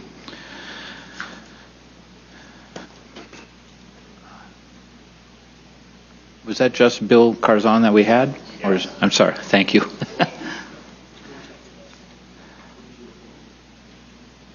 Next we have Christy Claimer, followed by Grace Norris, followed by Jeffrey Gorman. Welcome to the Senate Oversight Committee. You have 3 minutes. Thank you. So my name is Christy Claimer. I'm a registered voter from Oakland County. I was a poll challenger at TCF on November 3rd from 7 a.m. to 10 p.m. and November 4th from 8:30 a.m. to 4:30 a.m. on November 5th. I was there for a total of 35 hours. In those 35 hours, I experienced the chain of custody being broken in many different ways. I'm going to focus on 3 of them. Around 7:30 a.m. on November 3rd, over the microphone, everyone was asked how many Republican poll workers there were by a show of hands. When announced there were 2, I looked around and couldn't see any hands going up from where I was sitting. Not having at least one Republican poll worker at the 134 tables made it impossible for ballots to be duplicated legally. Also, there were no Republican poll workers to see the ballots being secured at the end of the process as well. Almost all the poll workers were told that they could go home, this is on November 4th, p.m., even though none of the ballots were secured until hours after that. Tables with ballots were left unattended and not secure. And even at the end of the night, when they were pretty much wrapping up, I started going through every single one of them, and there was 8 that were locked, but they were not locked. We made sure they were locked. I think it was unintentional, but concerning. Also, I witnessed 46 ballots get put in manually, meaning they were not in the electronic system and they were not in the paper poll books. I recorded each name and ballot number along with how they had the birth date of 1/1/1900. I witnessed majority of these ballots being entered between 9 p.m. and 11 p.m. on November 4th. I was unable to challenge a ballot due to the consistent intimidation, harassment, and verbal attacks throughout the day. This came from Democrat challengers, independents, a lawyer, team leaders, supervisors. I was threatened to be escorted out by a Democrat lawyer. I have a very different perspective on how secure our elections are, experiencing all that I did. It's very disturbing and disheartening. As you've heard today, there is much credible evidence that the chain of custody was broken time and time again, which created an election with no integrity. Michigan citizens are needing to trust our election system and our state. We are asking for a fair and honest election to be certified. Thank you for listening. Thank you, Ms. Klamer. Any members have a question? Oh, thank you very much. You've submitted your testimony in writing? Affidavits more Okay. here. Thank you. Next, we have Grace Norris, followed by Jeffrey Gorman, followed by Jennifer Seidel. At the top of the hour, the chairman will take a 5-minute break for everybody, and I'll read off who's on the deck after that this time so we can be sure to expedite coming back to order. Okay. Welcome to the Senate Oversight Committee, Ms. Norris. You have 3 minutes. Thank you. Good afternoon, everyone. I'm a challenger at TCF Center from November 4th to November 5th, and I'm a registered voter in Ingham County. You all can tell that I'm a new citizen. I love to learn things, and I love this country. So that's why I became a poll challenger. So I received my credential and waited in line since 12:37 p.m. November 4th. And so I wasn't allowed to get in there until 6:20 p.m. on the 4th. So many others were not allowed in there either. So that's number 1. Number 2, I walked to table 14, introduced myself as a poll challenger, and I wanted to ask, were there any Democrats or Republicans or nonpartisan independents? And the table manager told me, you can ask them, and nobody said anything, and they said, send away. So I felt, okay, well, that's kind of a little bit hostile. So number 3, so when I walked around at 8:40 p.m. on the 4th, I saw a name appeared on 2 monitors. And why I paid attention because that was a military ballot, and I saw later, and that's why I remembered this, this name. And then the 4th thing was the printing of the remarks and the voter list at the end of counting took as long as 4 hours. So the last shift was was supposed to end by 9 p.m., but some of the prints did not get done until 1:30 a.m. on the 5th. And so one table had a gentleman tried to print a dozen times and failed, so he got so frustrated and he put his backpack on and just left without signing anything. So that's the 5th scenario I saw was 1 minute. Okay, thank you. So at about midnight, people called in and told them if they couldn't say they could leave. So sometime later, there were only like 2/3 of the people left. So the other thing I counted as, how many workers at each table left at that time. So I have the details, but I don't mention it here. So 7th, so one of the male Democrat poll challengers kept talking about, Joe Biden and Donald Trump. We were not supposed to talk politics.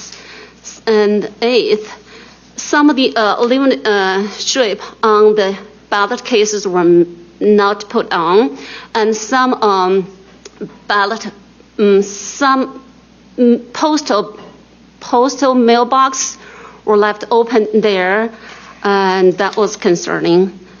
So then I tried to, the last thing was, I was writing down the SEO number, and then two Democrats stood, blocked my view, and a supervisor came over, grabbed my credential, and took photo and just left. So that's how I was treated. I hope that we had that process, so people can trust the system, and I came here for freedom and for liberty.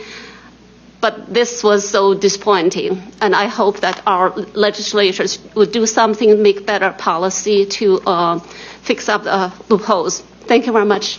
Thank you so much for your time today and your testimony. Any questions? Just very Senator quickly, Tice. Grace, it's amazing to see you. Thank you for all that you've done. She has worked her tail off for American integrity and elections, so I just wanted to say thank you. I know personally your efforts, and I very much appreciate it. Thank you very much. Thank you. Thank you. I love this country. I hope all of us love this country. Okay, we'll have time for one more, and then, like I said, the chair will take a break. So right now, we're looking for Jeffrey Gorman. Please come forward. And then on deck for after our break will be Jennifer Seidel, Jasmine Early, and Artisha Bomer.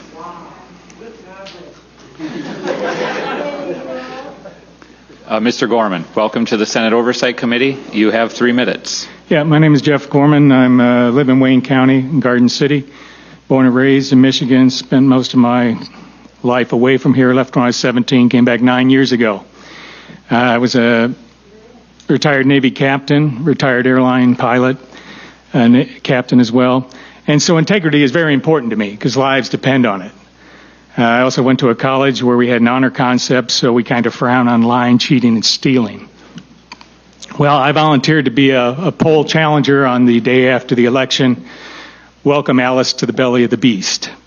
It was a hostile environment from the Democratic lawyer that told me I didn't know what I was talking about when I was challenging, to I was briefed on 2 things to look for. One was when they were doing duplicate ballots, there was supposed to be a Republican and a Democratic witness.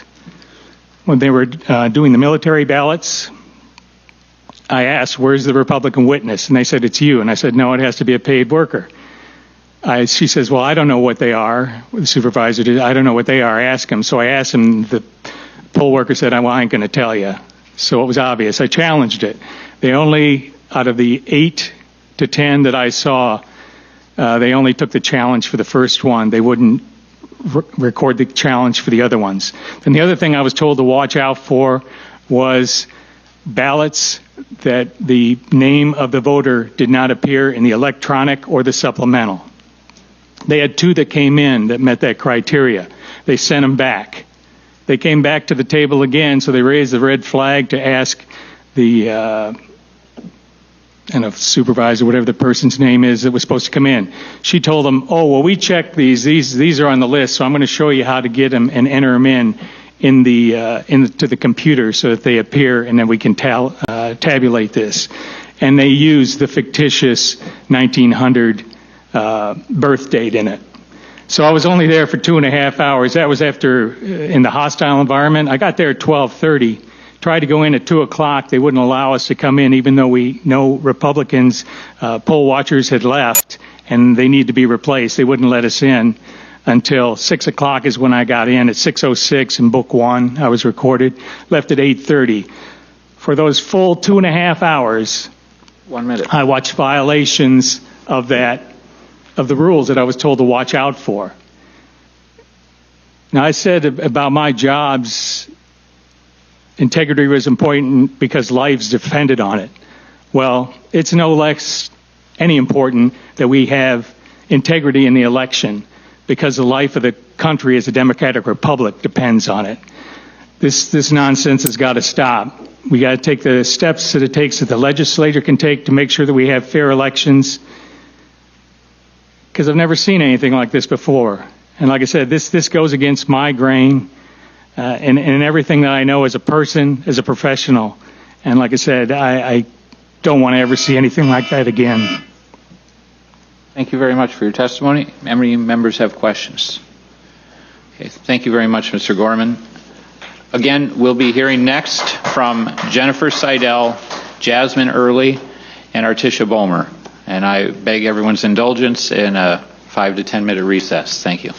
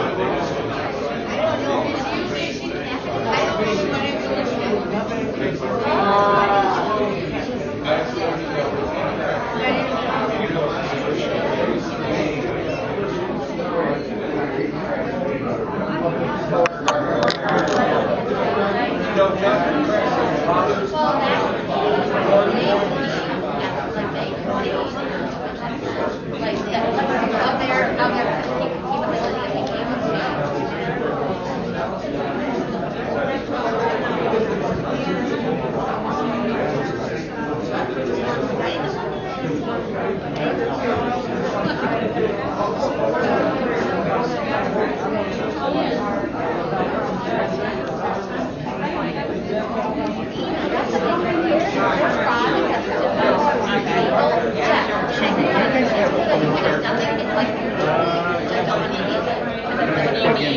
that an iPhone? Oh no, I got a Droid. I have one. Do you have a Droid? Yeah. I don't have the card though. I do have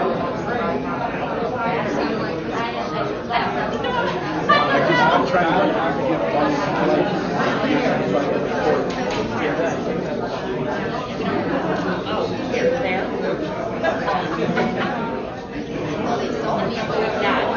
I heard someone say that they said something like that.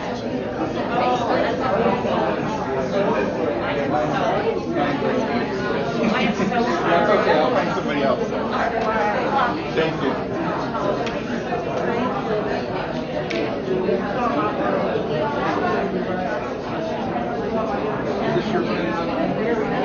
It's a different area that they haven't been.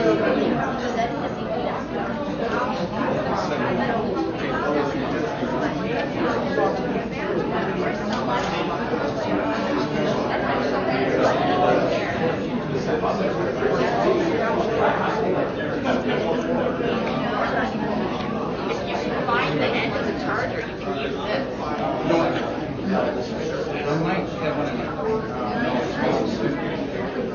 I'll follow. I got his card. I got his card.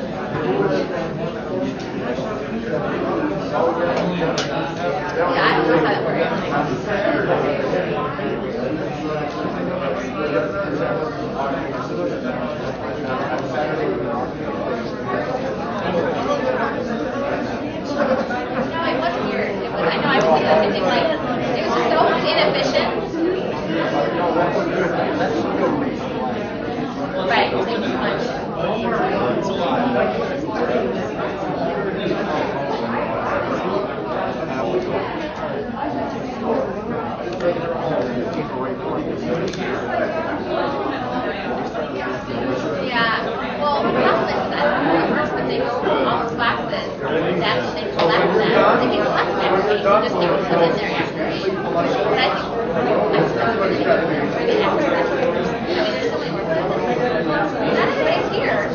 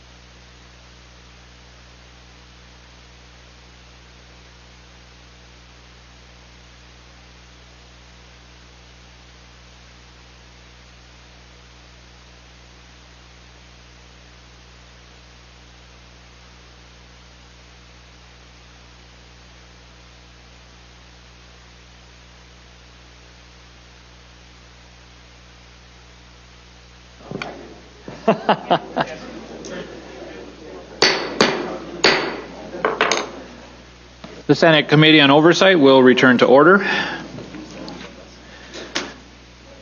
All right, next up, I have a card for Jennifer Seidel. Jennifer? Welcome to the Senate Committee on Oversight. You have 3 minutes.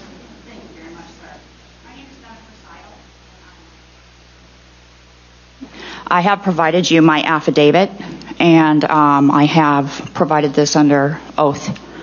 I have a lot to go over, but I only have 3 minutes, so I'm going to be kind and try and get through it quickly. But here goes. I was actually a poll challenger for the GOP party, and I was there on Tuesday the 3rd and Wednesday the 4th. I was there on the Tuesday the 3rd from about 6:45 a.m.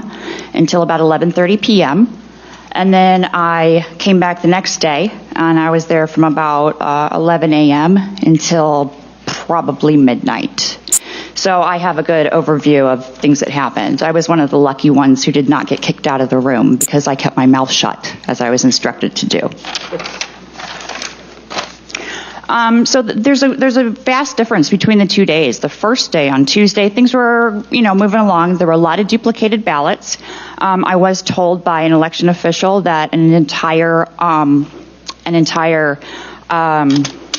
area of about 5,000 ballots were mailed out, and they mailed out the incorrect ones, so they had to go back and duplicate all of those ballots. It was hard to get proper oversight over this. We were told to stand 6 feet away, and we were permitted on times to take a step forward. So that's 5 feet away if you have long legs like me. And about 15 seconds we could look in. So realistically, we couldn't really see much. So at one table, I saw a single ballot duplicated 4 times. I was told by the table lead that the first duplicate was because of the wrong precinct. The second was user error. The third was the wrong precinct again. I managed to see the notes in the QVF and that the incorrect ballots were listed, but the duplicate ballots were in numerical order, which I thought was weird by precinct. I estimate that I probably saw 3,000 to 4,000 duplications the first day. And the next day, it was chaotic. A poll worker, let me first say that I was assigned to and gladly took the lead of watching the military ballots. It was limited to me and one other GOP person that could stand there and monitor the table of about 17, 25, I don't know, boxes of ballots. Military ballots were unfolded and were different, and I was not permitted within 6 feet of those ballots. However, there was one lady from the NAACP and another one from the ACLU that were up wandering about, looking in the boxes with an election official, which I thought was rather odd. I saw person after person getting kicked out of the room, and it was almost like, here's a shiny object in the room over here, look at this commotion while we do this over here. And I witnessed that on several occasions. I'd also like to say that at one point I heard reports, there's 134 Republicans in the room, we can't let more in, you have enough people. But they didn't, if I may, they didn't let us know that we were to sign out. And all the people that got kicked out were not getting signed out. I witnessed probably about 30 people getting kicked out for not really doing much. Maybe they tried to challenge and weren't allowed. I saw that, and then people left for lunch because we were told that we could leave for lunch, and they weren't allowed back in the room without even being notified that they had to sign out. So them saying that there were a lot of Republicans in the room is categorically false. I counted 7 people that were helping me with the military ballots. Thank you. Thank you. Yeah, and you submitted written testimony for... Yes, sir. Thank you. This morning, yes. Any questions, members? Senator Tice. Sorry, when you say 7 people helping you with military ballots, that's not 7 people total in the room, that's 7 people who were helping you right there. How many total do you think there might have been? I saw probably a dozen. And we were trying to make sure that each stack of military ballots and their duplicate ballots were going back to the table and being followed. Those people weren't even allowed to get an elbow in, and I say that jokingly, of course, weren't even allowed to see because there were swarms of people around the table from different parties that were allowed in. And I also want to say one quick thing. Earlier, a gentleman talked about the password, the password to the QVF in the system. There was the piece of paper with the login and the password were taped to each table. And it was admin and this password taped to each table. So God and everyone could get that password. I just want to say, sorry, God. Senator, I want to make one clarification. For those who don't know, because I know there are a lot of people who are like watching on TV and maybe not everybody in the audience knows, military ballots come in a particular format that they cannot be processed with. So they have to be transcribed from the ballot that they mailed in to the ballot that's consistent with the precinct that they're at. So that's the reason why the military ballots are being so closely watched, is because everyone by necessity has to be transcribed onto a specific ballot that's different from the one that they sent. Thank you. Thank you, Senator Tice. Correct. Senator Santana. Thank you, Chairman. First of all, we're dealing with a pandemic, right? Of course. And so part of the reason why the voting counting process was moved to the TFC Center was to make sure that people were socially distancing. Correct. And so, one of the protocols, and maybe you haven't heard this, but Dr. J with DHHS has also made it where we want to make sure that people are being safe based off of science. So having people maneuvering in and out of the room where ballots are being counted, do you think that it would be a good practice to make sure that you sign out if you're going to lunch? I mean, it's just like if you were going to a job every day where you work hourly work, you would check out for lunch, correct? Correct. Okay, so do you think that process makes sense? Yes, absolutely. The COVID, I understand, and it's in my testimony about the COVID orders, and we were all trying to be polite, but we were standing 6 feet away, and the other parties were at the table, even sitting down at the table with them. I witnessed this on several occasions. The Democrat challengers were sitting down at the table with them, helping them duplicate ballots, and we weren't allowed within 6 feet. So it was a little bit disparaging. Thank you. Thank you. Thank you. Thank you very much for taking the time to testify today. Thank you for having me. I appreciate it. Next up, I have Jasmine Early, and followed then by Artisha Bulmer, and then Charles Richard. Ms. Early, welcome Thank to the you. Senate Oversight Committee. You have 3 minutes. Thank you. I'm going to start with an Hispanic from South America with a bad grandmother and a Hispanic Indian native mom. I believe in one race, the human race. With that said, I can tell you that I'm not a racist. An illegal immigrant who is an Indian native mom. I believe in one race, the human race. With that said, I can tell you that I'm not a racist. An illegal immigrant who is speaking here because I took my pledge to become an American citizen very seriously. I was a Republican certified poll challenger at the TCF Center from November 4th to November 5th. I was one of the victims of harassment, discrimination, and intimidation by election workers while I was fulfilling my duty as a challenger. What the witness has shared are no conspiracy theories. Several times, election workers tried to remove me from the room with the false accusations that I was impeding their process. They were the ones who blocked me from seeing the ballots, and when allowed, workers would complain. An election worker was brought up to harass me with the base of being too close. However, among themselves, they didn't social distance. I explained to him that I was only following the chairperson's direction in and out. Somehow we got to the point that English was not my first language, and he implied that then I shouldn't be there. I told him that he was discriminating and that he was treating me like garbage. He went away. Later, poll workers whispered to each other and brought police officers to remove me. It was pretty intimidating having officers approaching me when I had not done anything wrong. I understood they were trying to do their job. I noticed an officer was Hispanic, and I talked to him in Spanish. They were being lied. The officer started backing up. I witnessed many Republicans being kicked out of the room, and it was scary. That is not the America I came to a few decades ago. They were mad, kicked out, and not replaced, even though they were Republicans outside to be allowed to enter. It didn't happen. Since I was not able to see the poll books and didn't have anything to compare with, I was legally advised to challenge every ballot. The workers got pretty upset about it and advised to their people not to stop the process and dismiss any challenge.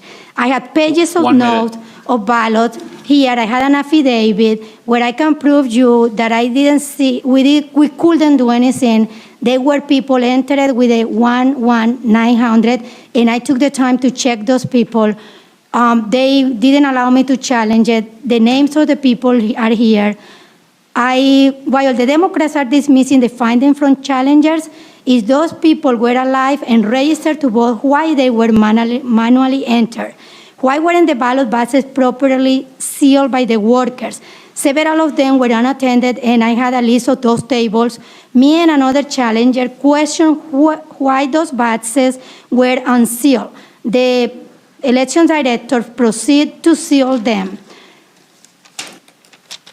As an American citizen and on behalf of the people of Michigan, I'm here to demand that you remember you took an oath to defend the country from enemy, domestic and foreign. Remember, it is your moral, ethical, and lawful duty today to seek for an investigation on the chain of custody. Demand election integrity. Demand a detailed forensic audit. You can go into history as the heroes for doing something right for this country and bringing to light what is hidden, or as cowards who didn't have the courage to protect election integrity. You will be remembered as those who took a courageous and political incorrect stand, or as dishonest people who side with the fraud. It is your choice. Thank you. Thank you. Any questions? Senator McDonald has a question. Just want to say hi to Jasmine. Jasmine is a constituent of mine. How are you? I'm good. I don't have a question. I just want to say I'm sorry. And I'm sorry that every one of you had to go through this experience. I think it's reprehensible, and I think it's unforgivable. So thank you. It was hate toward us. That is how I described being there. I didn't come to a country that I will be mistreated in that way. I love this country. I will stand and fight for it, but nobody, doesn't really matter. I didn't grow up seeing people by skin colors. No matter who you are, no matter where you came from, you should seek for integrity, because outside the country we see America as an honest people, filled with honest people with integrity. I want that to be preserved, and that is why we are here. Thank you. Thank you, Senator McDonald. Any questions? Thank you. Thank you very much for your time today. Thank you for your testimony. I will give you a copy of the affidavit that was given to the lawyers. Please. Thank you. Next, we have Artisha Bolmer. Artesia Bomber. Oh, my apologies, ma'am. Thank you. Senator. And then after Artesia, we have Charles Richard, and after him, Evan Schock.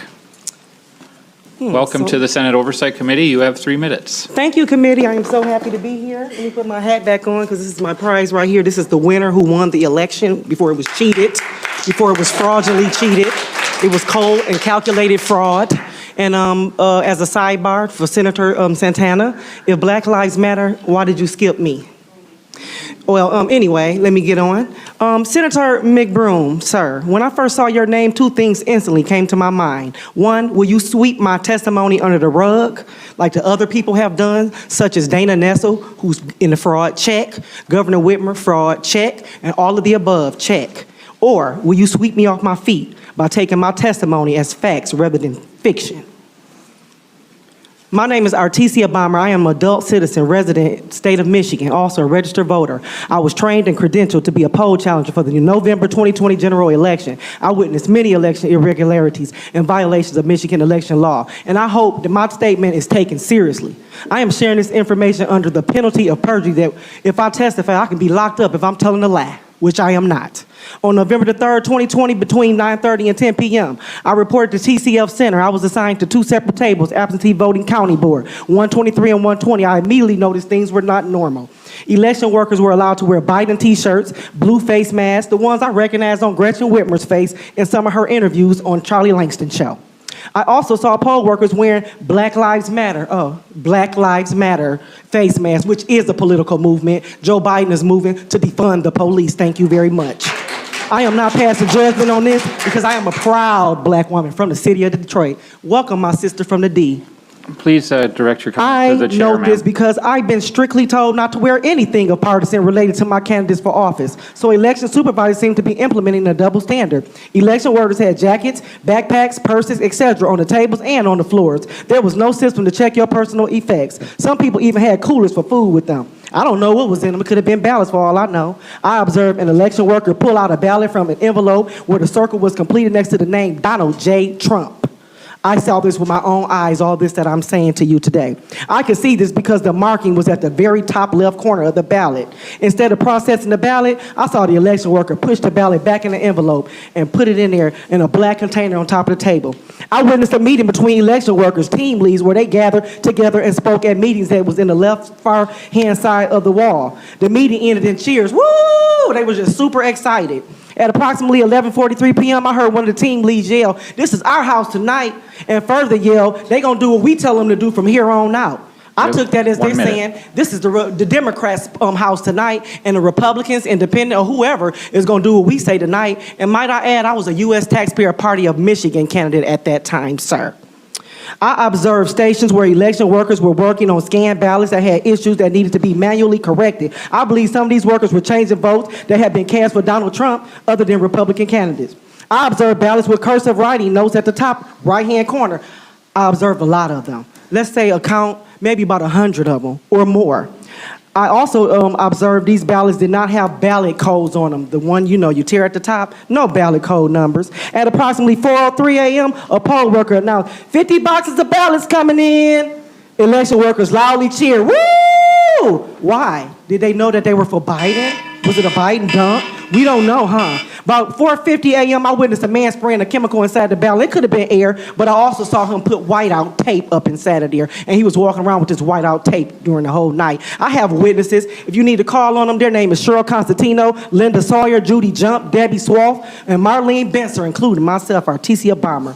I can't get all into this Thank you. because I probably got a few more seconds, but let me tell you, it was voter fraud at its finest, pure and calculated fraud. And I wouldn't be surprised if people up here was involved. But this young man right here, Senator McDaniel, Donald, I got to give you kudos. I see you're interested in this. And Senator Thies, I have to give you kudos because I see you're really paying attention. I wish Senator Lucido was here because I say he's paying attention. And now I think you will pay attention. And I plead the blood of Jesus over this fraud, and that everybody that was part of it and know about it will be convicted, and they soul and they spirit, they won't sleep, they won't eat until they come right. Thank you, Jesus. Amen. Thank you.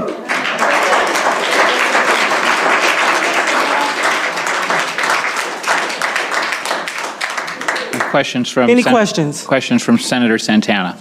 Y'all, please. Thank you, Chairman. You're welcome. And thank you, Ms. Balmer, for you're your welcome. testimony. You mentioned in your statements that you were also a candidate for the U.S. 13th Congressional District at the time that you were a challenger. Do you realize that you cannot do both of those acts at the same time? Well, that's a double standard because y'all committed fraud and y'all wasn't supposed to do that at the same time as well. Next. I still witnessed it. My eyes still witnessed it. Any other questions Any other from members? questions? Senator Tice? I just want to make sure we get a copy of your testimony. Sure, but it won't be done today because I'm going to amend it. So if you guys have anything with the word Artesia Bomber on it, dispose of it because it will be amended and that won't be withdrawn. Thank you.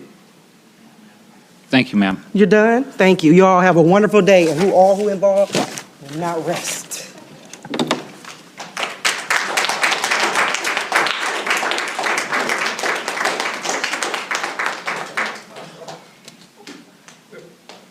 Next, we have Charles Richard. It's actually Charles Richard. Oh, my apologies, Okay, sir. no, that's quite all right. After Mr. Richard, I have Evan Schock, followed by Adam DeAngeli. Ready? Sir, All yes, right. you have 3 Well, minutes. First of all, Thank you. thank you for having me. I'm not your normal person in terms of protester or otherwise. I'm a former vice president of quality in aerospace. And when I hear numbers bannered around, I got to tell you, if I accepted those numbers as even though they're improvement on aerospace, on aircraft, you would be dying. The planes would be dropping out of the sky. It's deplorable to hear things like what the numbers were in 2016 and what they are in 2020. So when I hear this, so I'm going to go into my speech. I'm sorry, but it really does. I just can't believe that we talk about this. Okay, it's acceptable. So anyways, let me go on. My name is Charles Richard, and I'm the chairman of the Oceana County Board of Canvassers, and I'm one of the plaintiffs in the suit with Sidney Powell. And I'll make that emphasis. That suit is very valid, and we're going forward. And you guys will be involved in it too before long, I guarantee you. So I say that because we have got to clean up what is going on in the election process. When I hear Senator Lucido say, well, we're just lawmakers. Wrong. You guys chartered it. You chartered the Board of Canvassers. You go back and look at MCL 168. You guys chartered it. It's a 113-page manual, too. So I can tell you specifically on that. I've heard a lot of things about it. I've heard about clerks testifying. Those clerks know it up to this process. They know that part. But after that, no, they don't. The tabulators, this stuff, very few do. It's too technical. But let me tell you about one piece of evidence you don't know.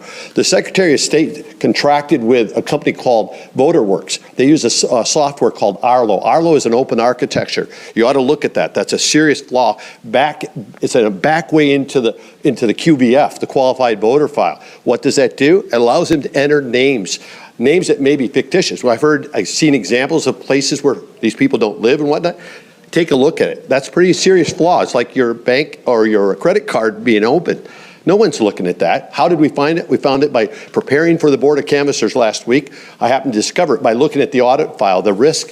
The state calls it a risk-limiting audit pilot system. It's a joke. I want to tell you that. It's a joke. How do I know that? I'm an auditor. I'm a systems auditor, not a computer systems auditor, a quality systems auditor where we can tear things apart and understand what the documentation is, what you use as a standard. When you talk about an audit, what are you auditing to? What standard are you auditing to?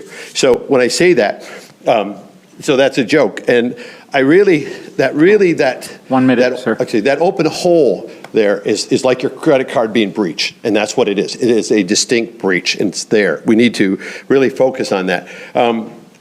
And another thing is I heard a thing about the Black Lives Matter and Jesus. We had an incident in our poll. Well, a lady had a Trust Jesus shirt on. they would not let her be in the poll. She was a poll worker. They stopped. They told her it's the first. It's a code dress code issue, or it's an issue. She went to five different people, including this state. So I didn't accept it. I went to the FBI, and I heard Pete Lucido say that the FBI is a joke, and I'm going to tell you that right now, and I can validate it. So I want to finish with this. It's a joke because they don't go that far. I backed the guy into the corner, really, and then I talked to him again. He says, what do? Are we going to go after a $5 case, or are we going to go after a $10 million case? And you know what I said to him? I said both. You know why? Because that's selective enforcement if you don't. I've been on city council. I can tell you that. If you do that, you are subjugating freedom. You're basically just going after money. So let me finish with one thing if I can, then I'll give you my notes. It'll be quick. I said, finally, you have a job to do under U.S. Constitution, Article 2, Section 1, Clauses 2 and 3. That states, and I'll paraphrase, the legislature will pick a number of electors equal to the number of senators and representatives in Michigan's case. We expect that with all the fraud going on in this state, that you would do your duty and elect the electors as described in the U.S. Constitution and rule this election null and void. Be a leader, not a wuss. Void the vote, elect electors. Thank you. Thank you for your time, sir. We have questions from members. I do just, so you said voter, thank you, sorry.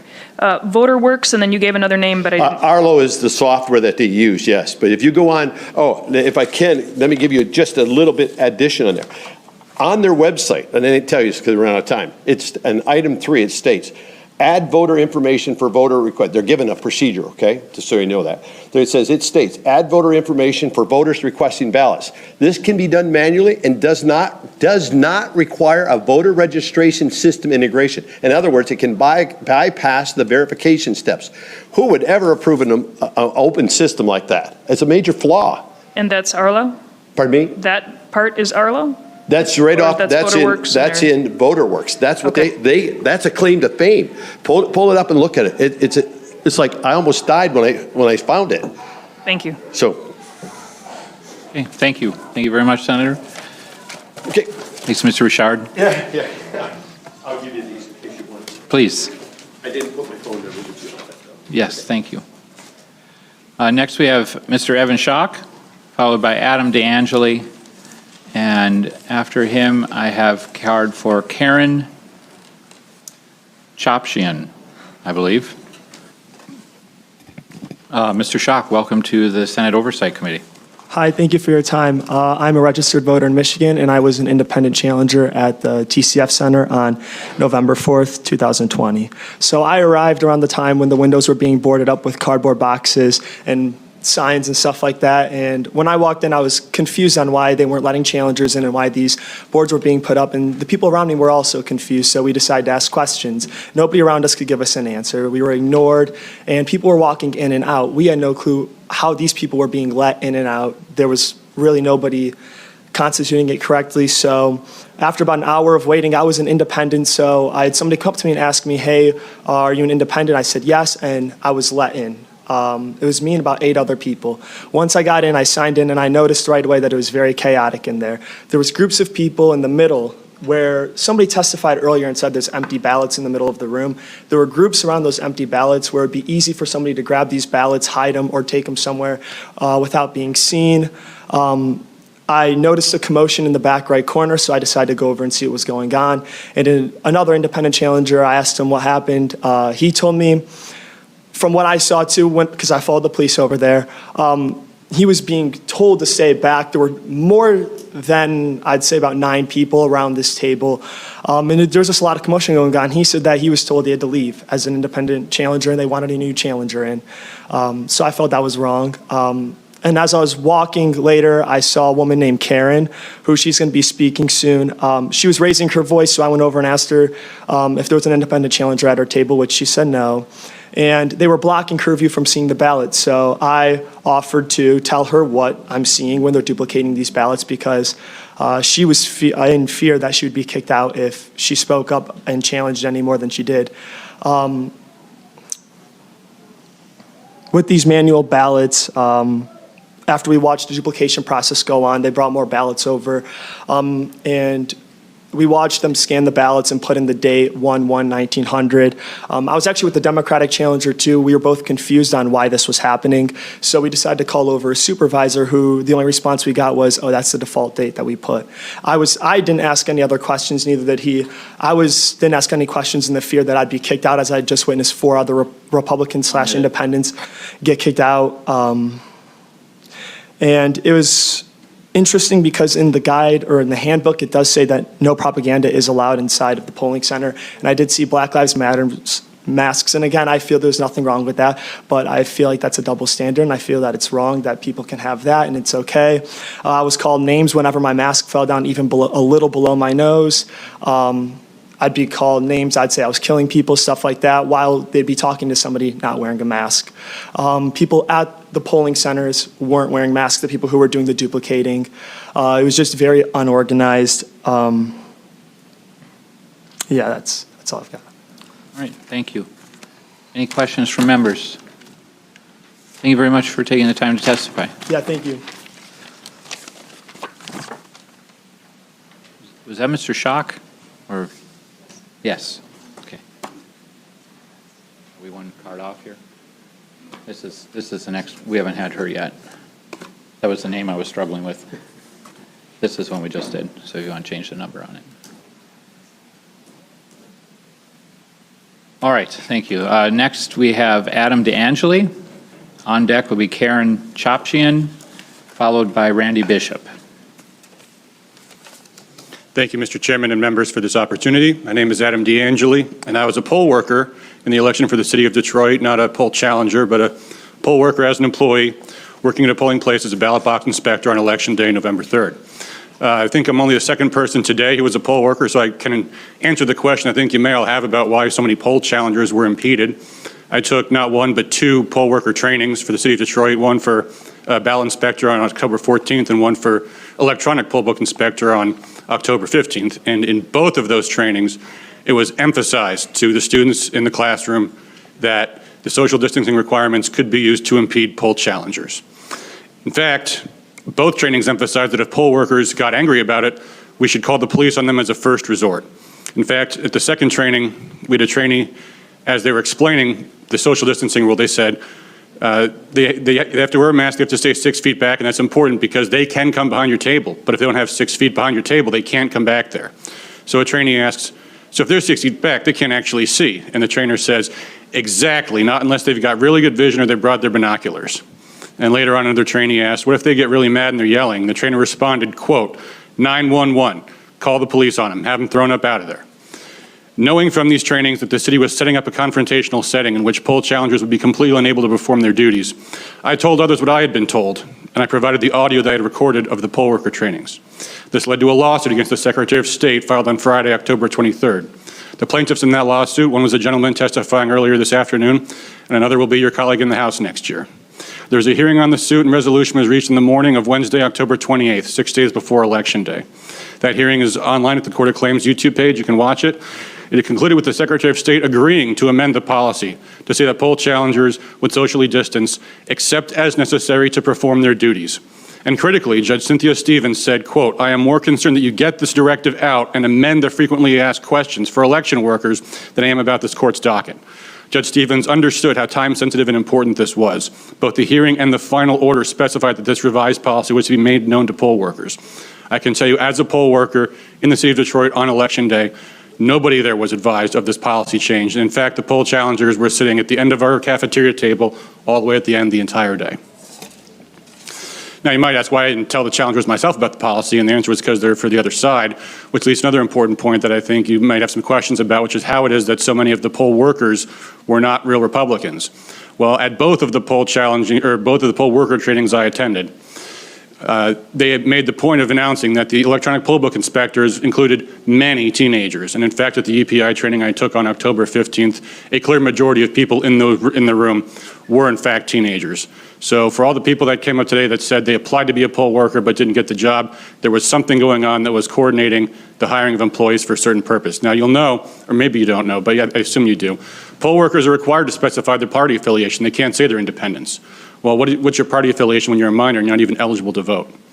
So I thought that was an important thing. There's a lot more in my affidavit about what I saw happen on Election Day. For example, we were instructed at the training that provisional ballots were used to mislead ineligible voters as essentially phony ballots that would be destroyed by the Department of Elections.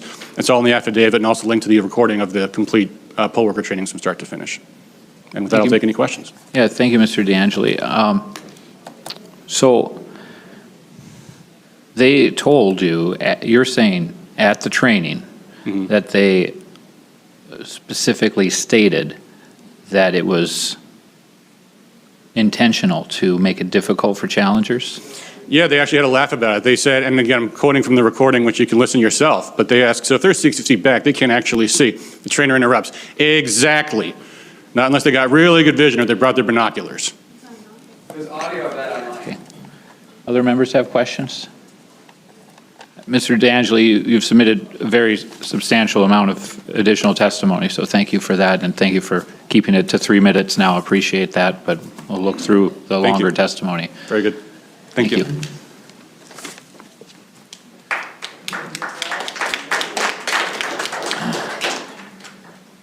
Next, I have Karen Chopchian, followed by Randy Bishop, and then Lenore Kurik.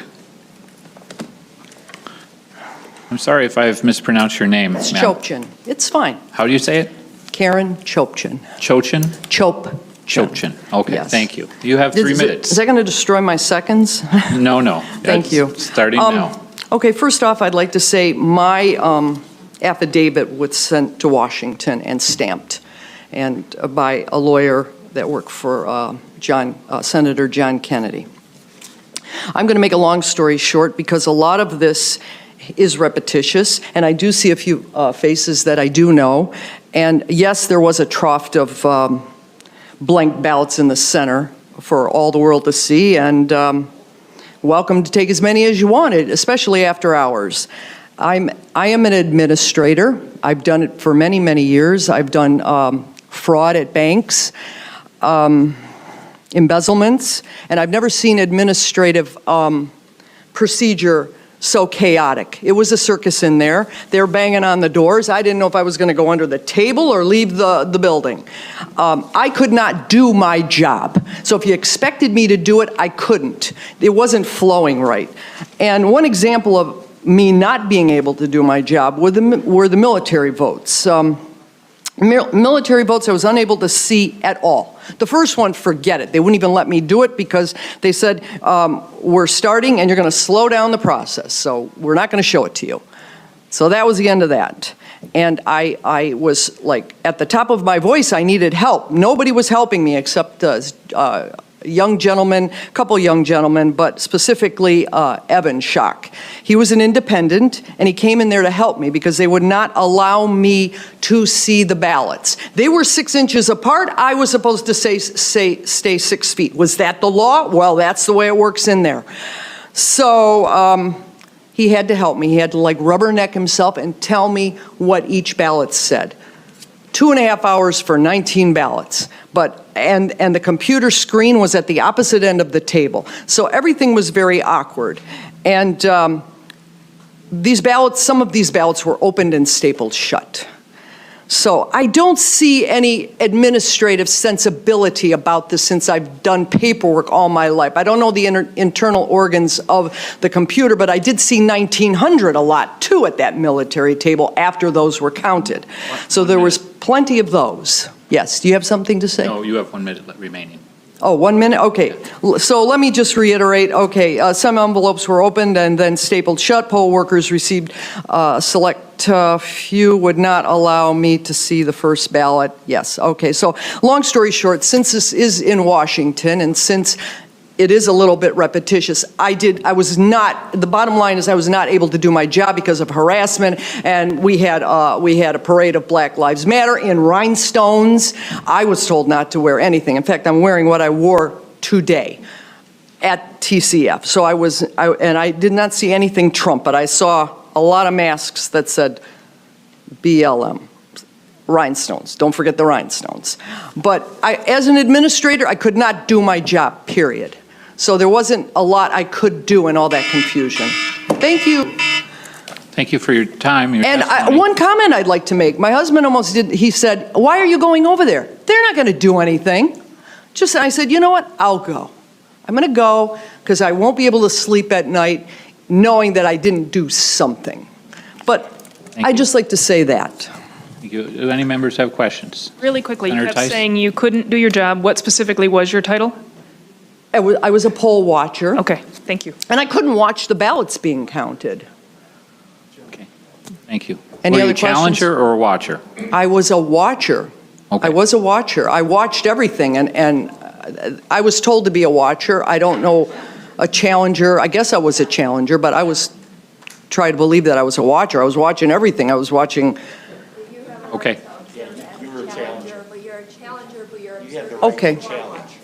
Well, I challenged, and I lost, and Evan had to help me. I mean, I'm a pretty, I'm capable of taking care of myself, and I don't know why a young man has to help me and assist me in reading the ballots.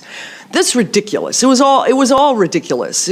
I would invalidate the whole room because that's how ridiculous it was. So that's all I have to say. I'm just, Thank you I'm for your just testimony. disappointed. Okay. Appreciate you coming. Thank you for having me.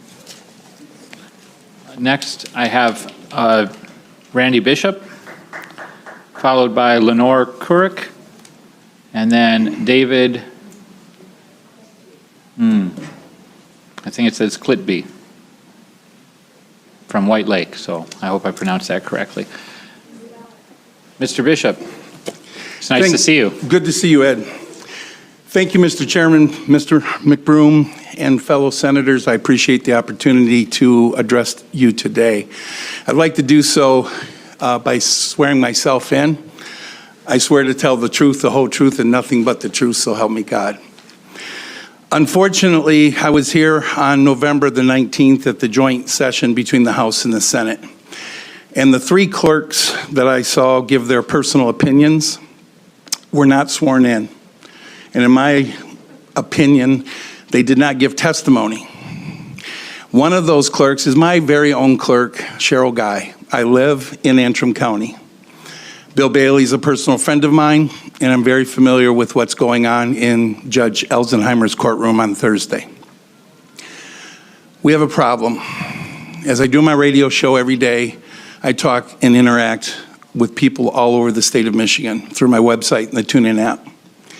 The problem we have is that we, the people, don't have faith in what happened in our state. You've heard all the testimony here today. I totally concur as a poll challenger for the first time in my life of 62 years. I drove down to the roof of TCF Center. I call it Cobo Hall. Patrick Kobeck approached me and said, you need to come see this. I own a radio station. I'm very familiar with the internet, Ethernet cables, routers, and modems. Every single tabulator in that long table was connected to a computer. That computer was connected to the internet via Ethernet cables. We tracked it down. Long extensions of Ethernet cables was piled up to hide what we got down on our knees and found, which was a high-speed commercial router. We saw it with our own eyes. Many people can verify this. Patrick Kobeck went to Christopher Thomas and Mr. Nathan and a Mr. Baxter, election officials in Detroit. We asked them, as I was witnessing the conversation, are those connected to the internet? No. You have to trust us. I'm willing to take a lie detector test. I know Mr. Kobeck will, and many others that you've heard from today. My question to you, will Chris Thomas, Mr. Nathan, and Mr. Baxter do the same? We want a full forensic audit in Wayne, Macomb, Oakland, Kent County, and Antrim County before you guys can certify this election, because it has not been truly certified based on the fraudulent activities that took place in this state. And before you vote, I wish somebody would reach out to leadership and tell them to please stop saying we haven't seen any evidence to overturn the election yet. We have. Please do not send any electors to the Electoral College on December 14th until those full forensic accountings are done in Wayne, Macomb, Oakland, Kent, and Antrim counties. Thank you. Thank you, Mr. Bishop. I will take your questions under oath. Thank you. And members of the audience, I just beg you again, please, to try to restrain yourself because I still have a very big pile of cards, and I know a lot of you are waiting. So any questions from members? No. Thank you so much for being here. I drove all the way down here. I'd love to answer a question. Senator McDonald. Thank you, sir. Yes.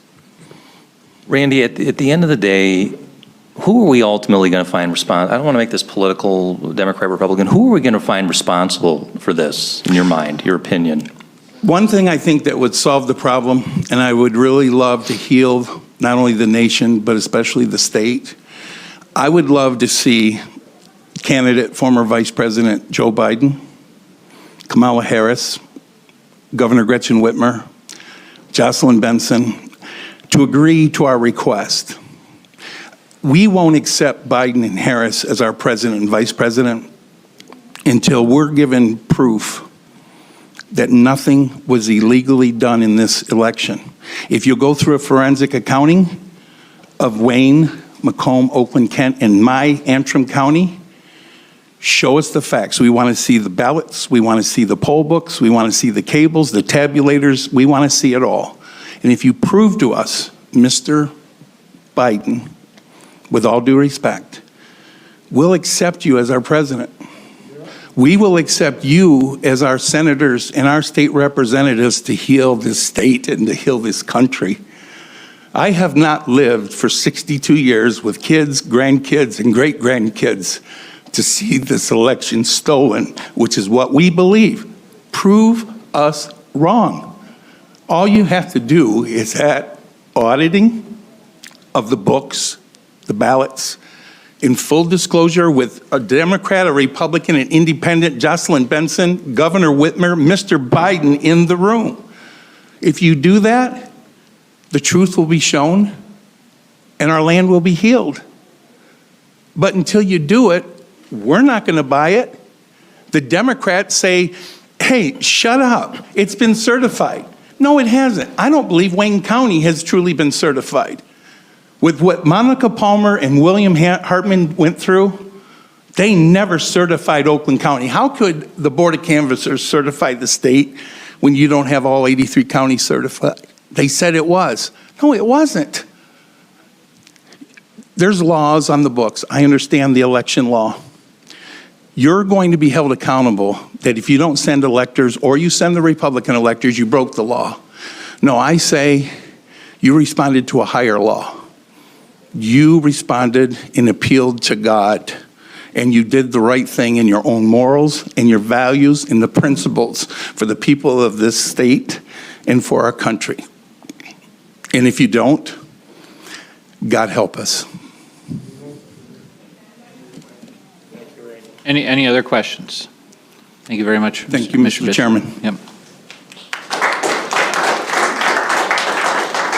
Next, I have Lenore Couric, followed by David Clippy, and then Linda Sawyer. Is Lenore Couric here?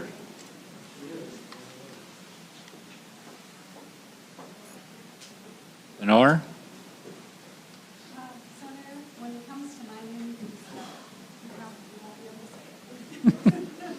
Is Lenore here? Okay, she did submit written testimony, and we'll take that. Is David here? After David would be Linda Sawyer, followed by Holly Spalding.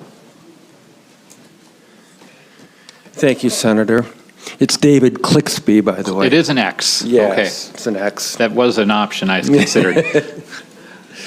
Please welcome, and you have 3 minutes. Thanks. My name is Dave Clixby. I'm from Oakland County. I was a poll challenger both in this last election as well as the August primaries. I'm just here today to tell you what I saw and request that you do something about what I view as a somewhat fraudulent election. I was there on Tuesday from 6:30 in the morning till when they stopped the count, and that's the thing that nobody's talked about today. Is things are going very smoothly, and suddenly at 8 o'clock ish, the gentleman on the kiosk said, "Okay, that's it. You can go home. Stop counting." And they had a stack of ballots, a couple hundred. Things were very slow in the afternoon. Things come in, you have some work, and then you don't have any work for hours. The poll workers did their job. They had to be sitting at their table more than the poll challengers, and then we could have more mobility than they could. But when everything stopped, it was like a sudden shockwave through the room, and people didn't, because they were scheduled from 6:30 in the morning till 10 at night. So suddenly they get to go home early, and that's pretty much what I thought. It's like, it's over. It's not fun doing what we were doing in Cobo Hall for 12 hours a day. But the point, the benchmark of the numbers, when Mr. Baxter, I'm not sure if it was Baxter or the head honcho on the kiosk said the total numbers of the ballots that we counted today up till now was 107,000 ballots. Everybody clapped. It was an acknowledgement of a job well done. 1 minute. So the point is, and then pretty much everybody left. My questioning is, what happened on the midnight shift? Because I came back in at 10:30 in the morning. I was called up and they wanted more help. And at 10:30 in the morning, when I walked into that room, it was like quiet. The dust had settled. It was just kind of a quiet, silent room that was just maybe waking up, but it was still pretty quiet and sleepy in there. So how is it that if they brought in 40,000 votes at 4 o'clock, that they would get all of them done by 10:30? It just doesn't, something about that doesn't make sense to me, and I don't trust that this election was fair and on the up and up. And what are you guys going to do about it? I know you can hear it all, but if we're not going to take action on a definite fraud to the system, if you're just going to kick it down the road and worry about it tomorrow, and maybe this is something that we can correct the next time around, you've missed an opportunity to stop what's going on. I believe. Thank you, sir. I believe there was fraud in this election. Thank you. Mr. Clixby, any questions from members? Senator Santana. Thank you, Chairman, and thank you for your testimony. I just got one question. Did you trust the election back in 2016 when Trump won and Hillary Clinton lost Detroit by 10,000 votes? What was it? Did I what the election? Did you trust the outcome of the election in 2016 when Hillary Clinton lost Detroit by 10,000 votes? Not particularly, because if I remember right, Detroit was, it took them weeks to verify the election, and I just know that it didn't look, Detroit did not look good in the public eye for just being organized, and there was just a lot of funny business going on then too. So no, I didn't particularly trust it then. Okay. Thank you, Senator. Thank you, Mr. Clixby. Next, we have Linda Sawyer, followed by Holly Spalding, and then Kurt Hauser. Hello, greetings. Hello, My name welcome is to the Linda Senate Oversight Sawyer. Committee. Hi. And I volunteered as a poll challenger. I am also a registered nurse, and I'll tell you why I'm going to throw that one in. I am from Detroit. I'm from District 6. We have some thick skins where I'm from. And I volunteered the night of the election. So I was the 10 at night to the 5 a.m. or 6 a.m. shift.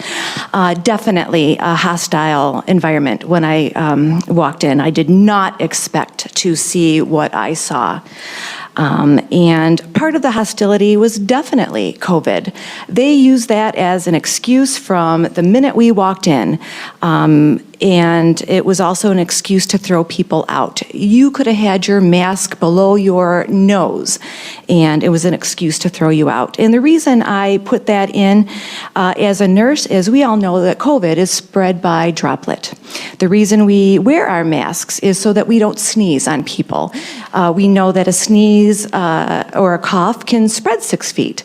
So we wear a mask so that we don't spread it. So if it's below your nose, it doesn't matter if you're breathing. They use that as an excuse to throw people out. And the whole irony of it is you had to stay 6 feet away from people so that we were forced not to see the ballots.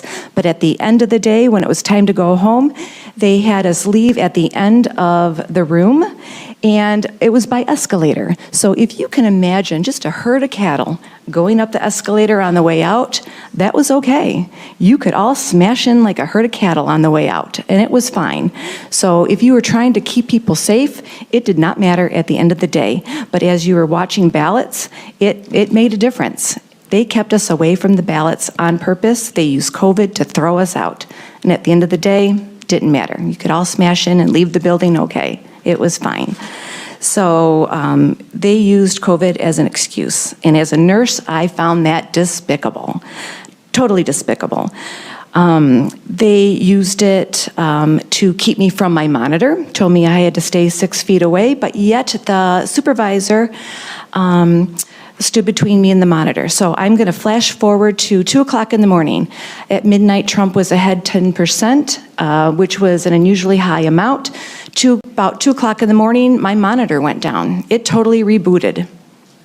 So unless you can tell me there wasn't a data dump, there wasn't a data breach, I don't believe that the numbers were true, because when I went home and woke up, all of a sudden Biden was ahead.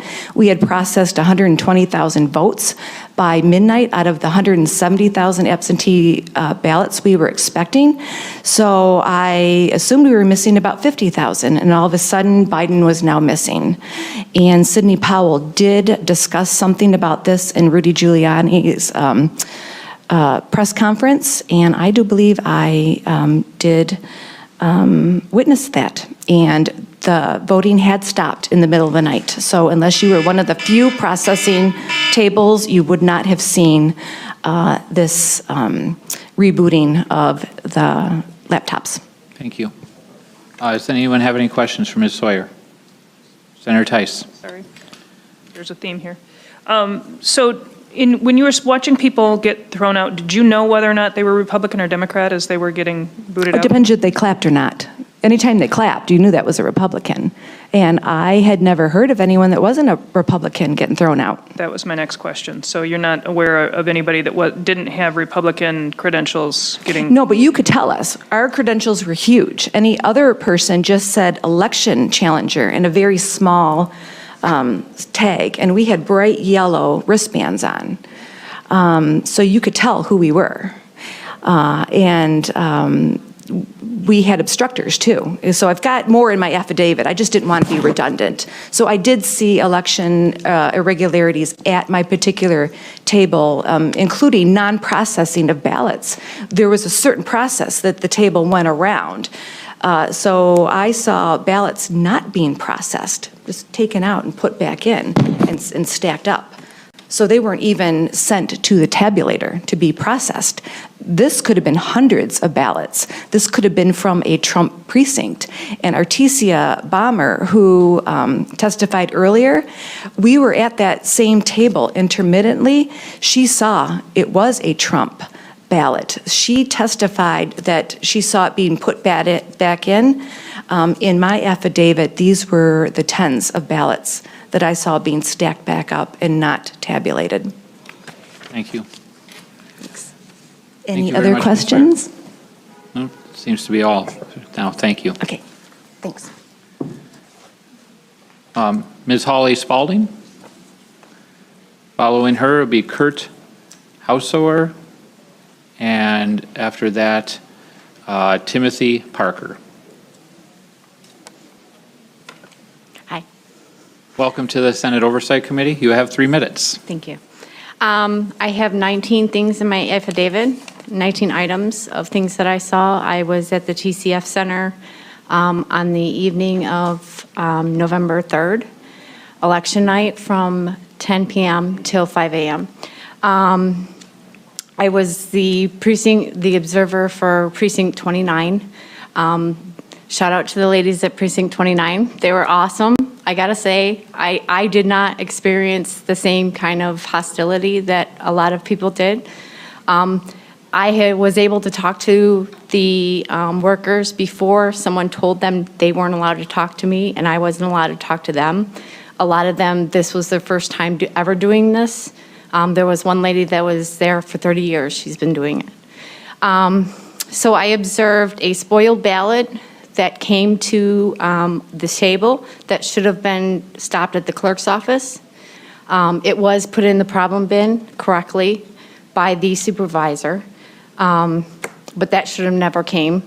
The next is they weren't following procedures. So the procedure was that the first person scanned the ballot, it would go to the next person would read off, take out the ballot, read off the ballot number, and confirm that with the first person that scanned it in, and they were not doing that. I asked them why they weren't doing that, and they said they weren't doing that this year. So that's what they told me. I watched ballots that were had the wrong number, that didn't match, the inside ballot did not match the outside of the envelope number. So the second person was verifying it with herself. She wasn't verifying it with the first person. So she noticed that, she said that to the supervisor, that they didn't match. So what they would do is they took white Post-it tape, they put it on the outside of the envelope, and they wrote down the number of the inside ballot number on the outside of the envelope. I witnessed that at least 3 times. And once the girl realized what the process was, she stopped mentioning it. She just knew what to do.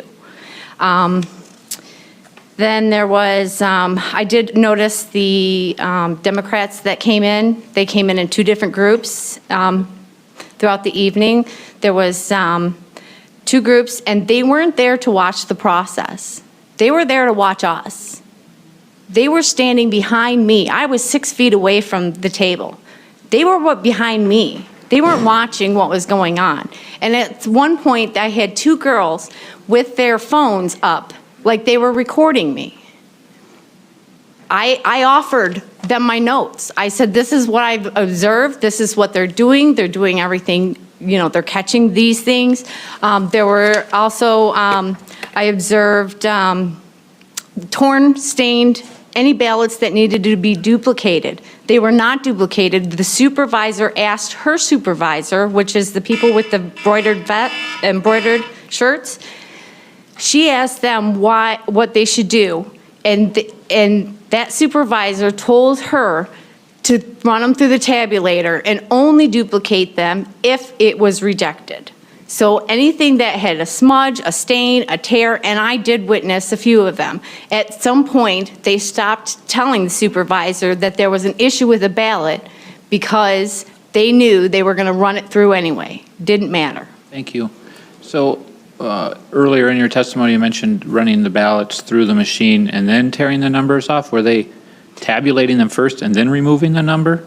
No. So the first person would scan it into the e-poll book. And then he would give it to the second person. The second person was supposed to take out the ballot because the first person never saw the ballot. Right. I'm sorry. I misunderstood. That's when you said scanned the ballot in. I assumed you were talking about putting it in the tabulator. I understand now what you're referencing. Thank you.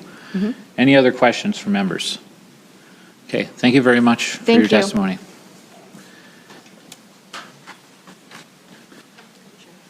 Next, I have Kurt Hausauer, followed by Timothy Parker, and followed by Bill Schmidt. Is Kurt here?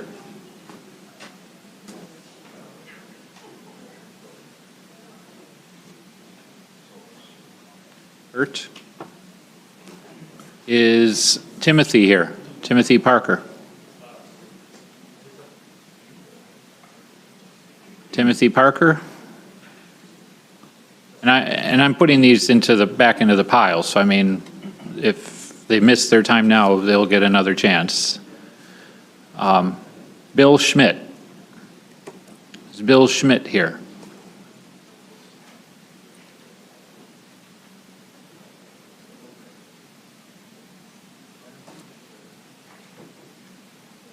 Robin Bozinski.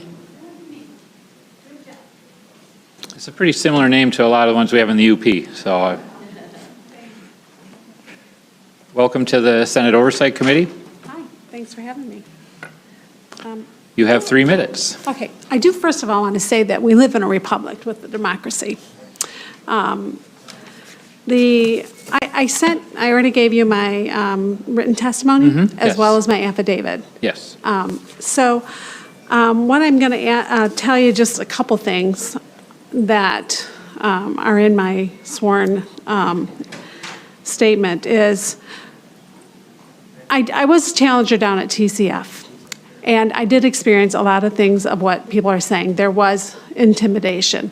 There was the cock blocking of us being able to see the actual process where they wanted us to stand at the corner monitor. And the one most egregious thing that I noticed was it alerted me that the table person who was in charge of our table had told seat number 5 to hang on to 9 ballots because they needed to bring them back to change some numbers on them. So I'm like, oh, wait, red flag in my head. So I thought, well, I need to go over by the scanner and see what they're doing over there. And I did. And after a little bit, and I was harassed about my mask because I could only wear it up to my nose because I need to be able to breathe.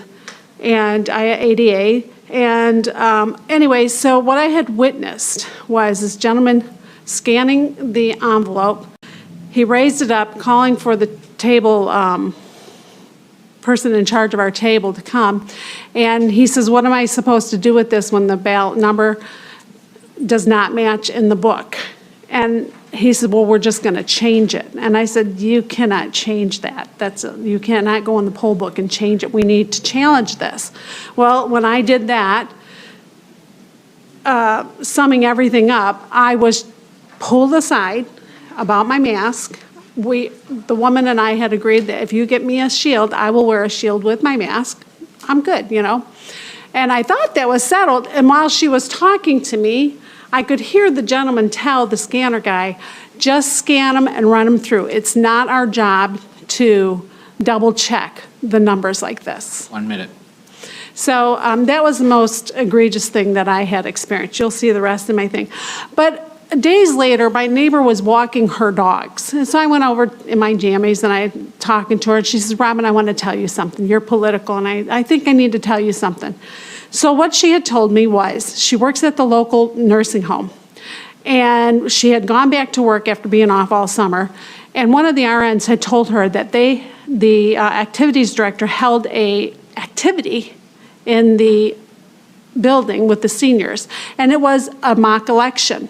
It was a mock election with real ballots, and that the staff workers were helping the seniors fill these ballots out, to the point that one gentleman was writing his name as Quincy, but that wasn't his name because he had Alzheimer's. So the worker actually crossed his name out and wrote on his thing and was told that the ballots were, in fact, mailed out. So that's a point that I think nobody knows about or has heard about. I've asked them to come and testify, but they said that they're worried about their jobs. And we'll need if that issue is going to be looked into, we'll need something, your testimony would constitute hearsay. I actually have So- my stuff in writing, and I've given you all and I've given the facility's name, address, and all that information to Okay, you. thank you. Mhm.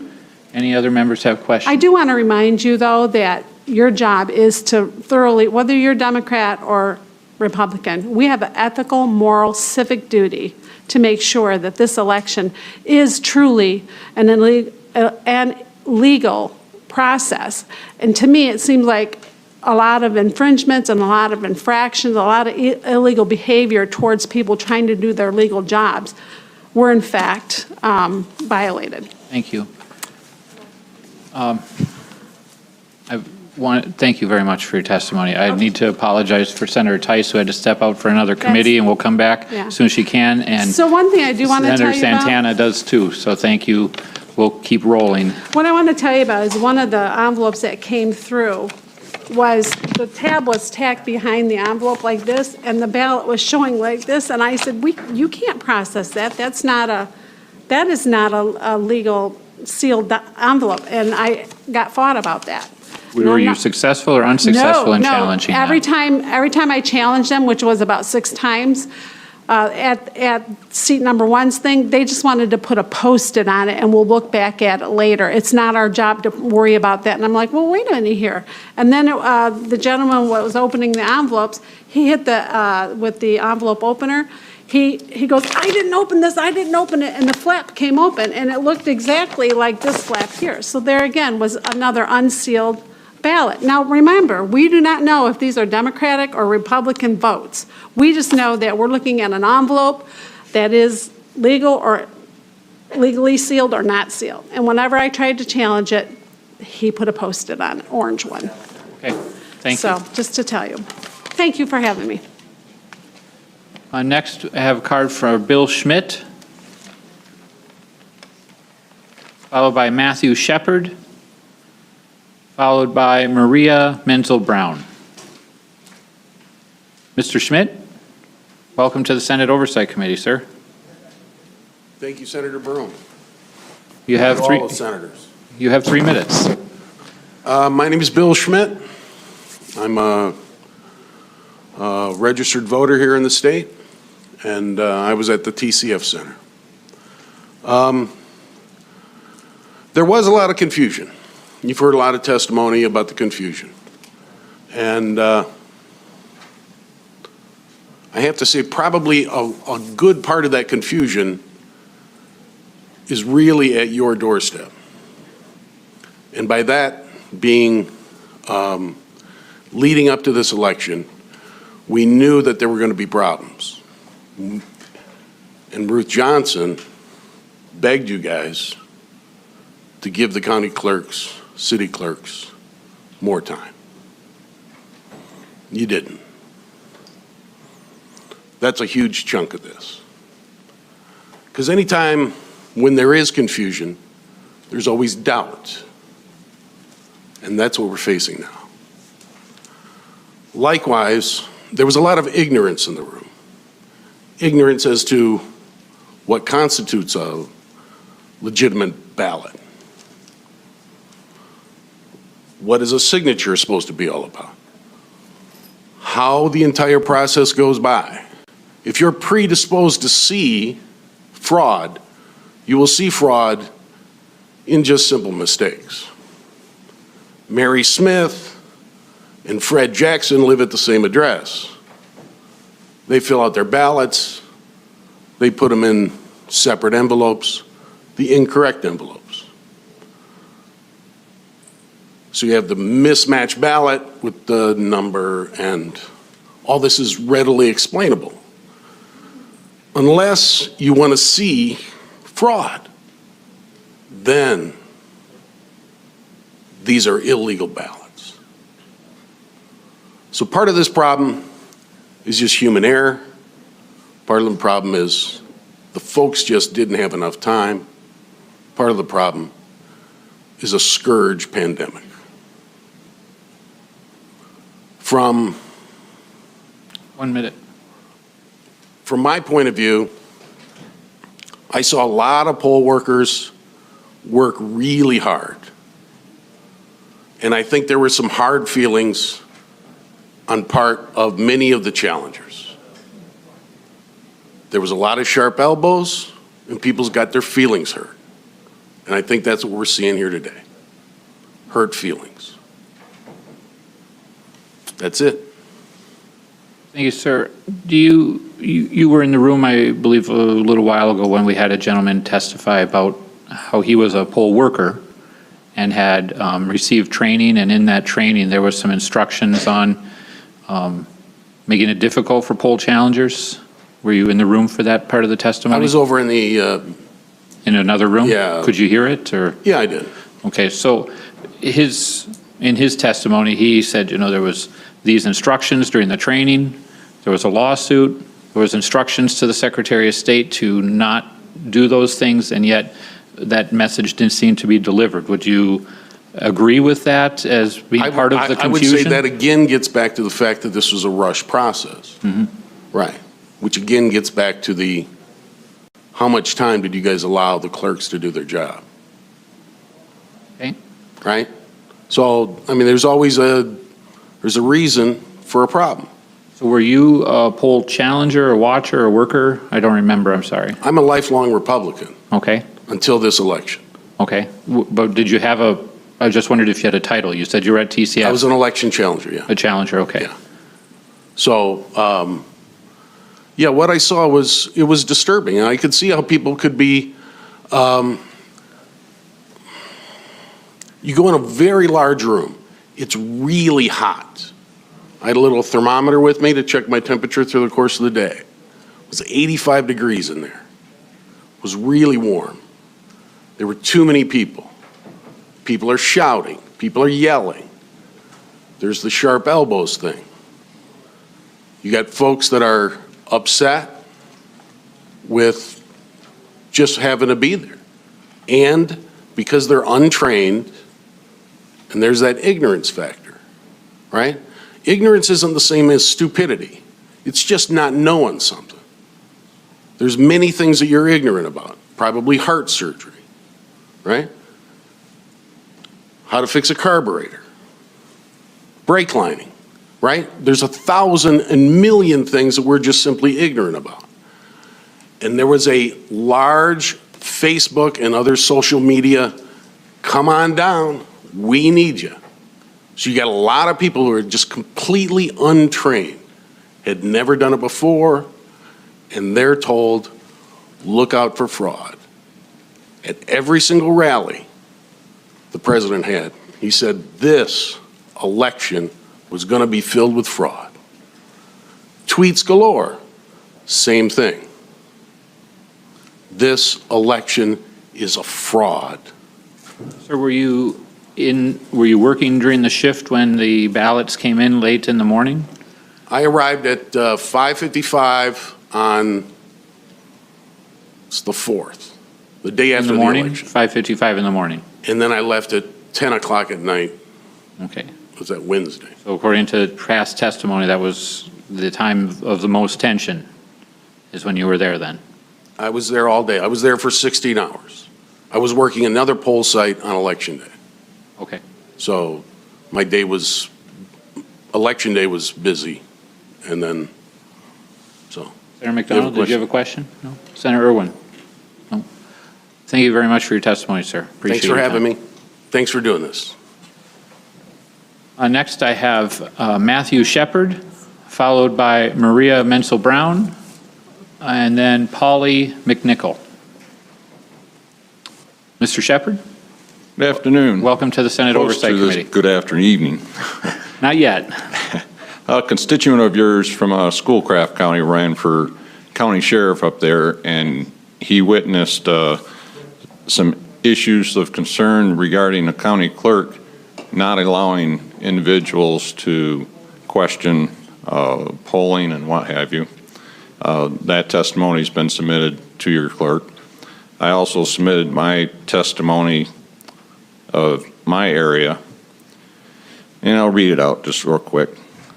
Election integrity is the utmost importance to preserving our freedom through what was written by our nation's framers in the Foundation of Liberty, through one of the greatest documents ever written, the U.S. Constitution.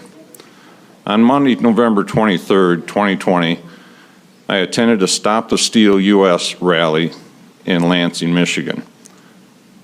Liberals expect us to respect the vote, as one of their signs said, as certified by corrupt government officials. 2 Democrats and 2 Republicans on the board of canvassers, 3-0 certified with 1 abstention, declaring Biden successful in this election. They should respect the truth. The truth is Biden and his co-conspirators, i.e. Michigan's executive branch, corrupt politicians, Governor Whitmer, Attorney General Nessel, and Secretary of State Benson, definitely stole this election in 2020, and most likely in 2018 with Dominion ballot machines. I would also speculate the Democrats did the same in 2008 and 2012 for Obama's reign of destruction in America. Biden's supporters also had signs made up, quote, "Follow the law," and I responded to them, "Follow the Constitution, not unconstitutional mandates made by executive orders from tyrannical governors throughout this nation." Another sign said, "BOC, do your job," which I responded, "Yes, the Board of Canvassers should do their job and verify the votes, not just certify the votes blindly." One minute. With all these signs, I imitated Speaker of the House Pelosi tearing up the Trump sign, or State of the Union address, by tearing up their ignorant signs. I found it rather peculiar whenever I visited another neighboring communities, absentee ballots for those who voting in person, for those who feared voting in person with all the fear-mongering in this nation, along with all of our active duty military personnel absentee ballots being handled behind closed doors by election polling workers. When I inquired as to why, I was told that was the way they decided to do things. Sadly, the GOP has allowed the past 2 elections to be stolen, and top Michigan legislature leaders, Speaker of the House Lee Chatfield, Senate Majority Leader Mike Shirkey, continue to pander to the tyrannical governance. Respectfully, Matthew Shepard, co-chair of Constitution Party Midwest Region and vice chair, second vice chair for State Taxpayers Party of Michigan. Thank you. Thank you, sir. Sir, were you, and forgive me if you mentioned this at the beginning, were you at TCF on Election Day? Not or TCF, the day after? just Okay. my local areas. You were a poll watcher or worker at another? I wasn't a poll watcher. I was just constitutional advising. Okay. Thank you very much, sir. Mr. Parker, who I called earlier, has come. So if Mr. Parker, are you, please come ahead. I know it's logistically complicated with in multiple rooms and social distancing, so I'll try to make some allowances. Yeah, and they said they were going to come get us when Yeah, I was going to be called, so we got over here. well, and we had a bunch of people who didn't show up, and then I had to read names faster, and so there was a little confusion there. So thank you. You have 3 minutes. Okay, I did, my son did get the call in the morning. He called me about a minute after I got out of bed. He said, "Dad, they need poll watchers, challengers down at Coble Hall." He said, can you give me any information? So I made some frantic calls, and he went down. I had wanted to go down previous. My wife, you see some of the physical conditions I have, said, "No way you're going down there." But I came upstairs, said, "Hon, I gotta go." And so I went, and we got trained down there underneath the Election Integrity Fund. And the way I understood, there were at least 135 table groups, and I'm not sure how many Election Integrity Fund people were in there, but I knew my son was in there and had to leave to go pick up his sons. And I did not believe that they were granting other Republicans to replace them. We did know that they were kicking some out, and so I knew they were short, and yet they came out and said, no, they had plenty, and they would not let us in. I was there when they were boarding up the windows. And I don't know that Charlie the Duff, he showed up and interviewed somebody, and then they started letting in about 6 at a time. I never did make it in before I was too tired. I can't stand very long, so I very often had to sit down. But it should be amazing to us that only Republican and nonpartisan workers were denied access to legally observe what is supposed to be a fair and transparent election. And it should not even be questioned when a Republican watcher or challenger is not at each table group. In the name of honesty and integrity, every Democrat involved should demand that the process stop when without Republican eyes. This lack and the cheering and the denial should be regarded as reprehensible and manifestation of fraud with no other proof required. I mean, I've heard several times today, do you have proof? It's like, man, when you're denied access, that should be sufficient proof. 1 minute. And as legislatures, I would just encourage you guys, the least you can do is pass legislation to require maybe a revote. I heard the one gentleman not too long ago talk about the different counties. To me, what would be a few more weeks if we actually made people feel like we had a transparent and fair election? Because right now, I would agree, most people that I know do not believe at all that we're anywhere close to that. And I would just, for the sake of the republic, I'm 67 years old, and I cannot stand the idea that our country could go down under an unfair election. Thank you, sir. Thank you.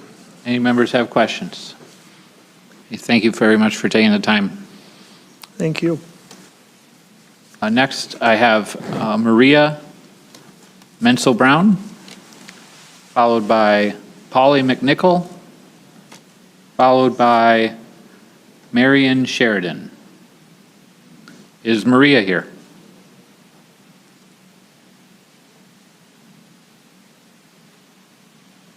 Maria, not in the room. Is she coming? Okay, we'll set that aside for now. Is Polly McNichol here? Welcome. After Polly, it would be Marion Sheridan, followed by Patty Kamegata. Oh, she wrote here that she was not at TCF, so put that one aside. Then it would be Joe Farkas. So Polly McNichol, welcome.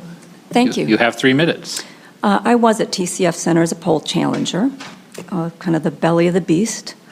Real quick, it's a longer story than this, but what I watched, one of the incidents, Mrs. C, it was written on her shirt, brought down a box of ballots. Since they're in stacks of 50, I could estimate it was about 500 ballots. Gave this box of ballots to 3 ladies sitting at a table just off the platform. Excuse me, I'm nervous. One of the ladies, the far left one, tried to get our attention. She ended up giving us notes that were stuck on all these ballots, the sticky notes. She ended up giving us 4 of these notes. They read, received November 4th, enter as November 2nd. These 3 ladies were entering these ballots in to the verified voter system. She also got my attention, turned around, tried to get me to see her laptop monitor, which I leaned in and saw, and she wanted me to see the signature. The signature on the screen was some huge circles like that, the signature. Signature on the ballot was little tiny vertical sticks. It wasn't even in the same solar system, definitely different signatures. And this one lady that was trying to help us ended up being Jesse Jacobs, the whistleblower. Onto the tabulators, I witnessed multiple times stacks of 50 ballots being put through the tabulators multiple times. If they'd have been cleared, we would have no way of knowing, because the supervisors for the tabulators made sure that the metal boxes they put the finished ballots in were so far behind the tabulators and made us stand behind those boxes. We were at least 12 feet from them and wouldn't allow us to get any closer to them. About signing in and signing out, they had us sign in, not out, and said that we had plenty of us in there. Wednesday night, there were 10 of us in the room. I mean, us as Republican poll challengers, sorry.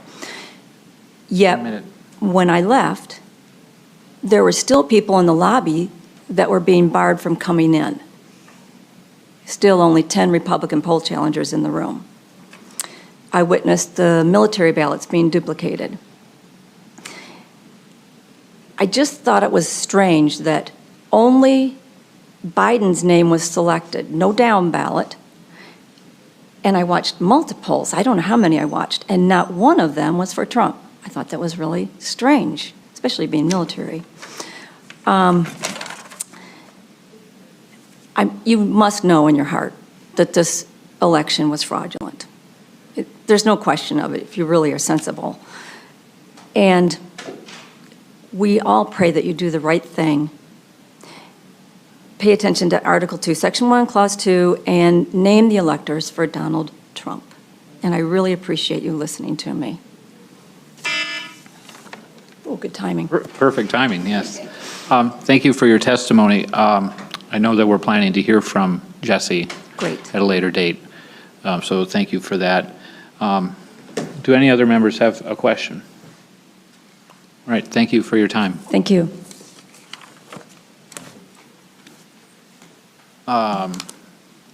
Did Maria come into the room by any chance? No, okay, well, we'll call on her later then, again. Oh, this one here says that she's unable to be here, but she's attached the affidavit, so. That brings us to Joe Farkas. Joe Farkas, followed by Terry Begas, followed by Vicki Collar.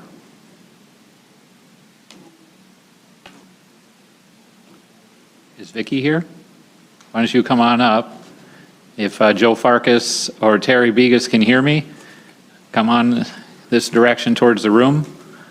After that'll be Nancy Tissio. Hello, good afternoon. Welcome to the Senate committee, Vicki. Thank you. You have 3 minutes. Okay, I started off like, I had my table that I had was, they didn't get very many ballots, probably 200 for the most nights, so we weren't that busy. But so one thing that I had seen was the truck that came in between 3:30 and 4, and there was golf carts, and I was sitting on one of the golf carts back there because my table wasn't doing anything, and I was just sitting there, and I seen the door open. I heard a lot of commotion about what were all these ballots. And then so I walked over, and I went by the door, and I seen the white truck from the city. Looks like, you know, the city white pickup trucks, and they had the symbol on it. And there was one guy driving it, and he had a mask on, but looking at his eyes, you know, I would say Asian descent. And I know he brought in at least 3 dollyfuls of the boxes, the white boxes with the paper cardboard on them, and took them over by the platform that the people were standing on. Somebody did mention, like, where did they come from? He goes, I don't know, I'm just the driver, was his statement. And that's basically, you know, I don't know where the ballots came from, but I know it was after 3 o'clock in the morning that they came. And there was quite a few of them, and there was quite a few people that seen it come in. And they looked just like the ballot boxes that were brought to the tables. And you could see the yellow envelopes of the voter bag, you know, that were in there. I don't want to rush you. Can I ask a question? Or? Yeah, you can ask a question. I just So, nervous. Were you watching them open the boxes after they were unloaded? No, I did not open, no, because where they took the boxes at was over, because I was back by the back door, because that's where my table was at, and I didn't want to leave that table, because they kept, like, every once in a while you get a stray ballot. So I had watched him take them over by the table, and I know I counted at least 3 trips, but I don't know if he made any more, because then I went back to watching my table. All right. Does any other member have any questions? Okay. Thank you so much for taking the time to come in. All right, thank you. Joe Farkas. Is Joe here? Terry Begas. Is Terry here? And just in case I'm mispronouncing that last name, she's from Plymouth, so Terry from Plymouth. Nancy Tissio? Is that you? All right, great. After Nancy, I have John McGrath and Donna Ross. Welcome to the Senate Committee. You have 3 minutes. Okay, I'm from Macomb County, and I was a ballot challenger on Monday the 2nd at TCF, and on Tuesday, the election day, I wanted to work at the polls because I heard, things about the polls. So on Tuesday... Can I interrupt you for just a second? Can you talk a little louder for the sure. microphone? I'll That'd be get great. closer. Thank you. So Monday I worked at TCF, and I watched them, on Monday they were taking the ballots out of the outer envelope. And it went pretty smooth, I have to admit. There were a couple of things that concerned me, and I, addressed them. One was 80% of the ballots that were at my table 93 were closed with packaging tape. And I thought that was odd. 83%, like 80% of the ballots were closed with packaging tape. That seemed different to me. Another thing that I thought was like horrible is that whoever like marked the outside, the ballot number on the outside of the outer envelope, they wrote it in a light green crayon. And so you couldn't, 6 feet away, you couldn't see if that ballot number matched the ballot number that was marked on the outside of the envelope. And then, what I thought was odd was the people that were just taking the ballot out of, they were taking the ballot out of the inner sleeve, these two ladies, and they were turning it around so that the number would be on top.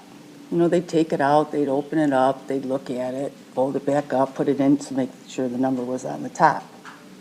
But they had ink pens, and I thought, why did they have ink pens by where they're at? So I kind of brought a lawyer over, and we thought, why do you need an ink pen by where they were at? All their job was to turn the ballot over. So that day wasn't, that bad. Then the next day I went to Henry Ford High School. Is that all right? You have 1 minute left. Oh, Henry Ford High Sorry. School. And when I was the only Republican in the gymnasium, there were 6 precincts. And after like about 2 hours, I realized they were giving out ballots to people that had an absentee ballot red question mark next to their name. And so I kind of like stopped the process, and we went around and everyone was giving out ballots to people that had that question mark. And we ended up calling the war room in Lansing, because I said, no, they have to call the clerk and have the ballot spoiled before they can issue them another ballot. And they didn't agree with me, so we got that straightened out, and that was true. They had to call the clerk. Well, the clerk wasn't answering. They weren't getting any answers. So I know they were just continuing to give people ballots that had, the question mark, because no one would answer at the clerk's office. And when I went to precinct 275, the girl, I said, what are you doing when they have the question mark? She goes, oh, I just write their names down. And she had a list of like 25 people. I go, no, that's not the process. And she goes, what do you mean? And it turned out she wasn't even a poll worker. She was supposed to be a Democratic poll challenger. But when she got to the building, she didn't know what she was doing. She didn't, she wasn't trained well, because she didn't even know what her job was. Thank you.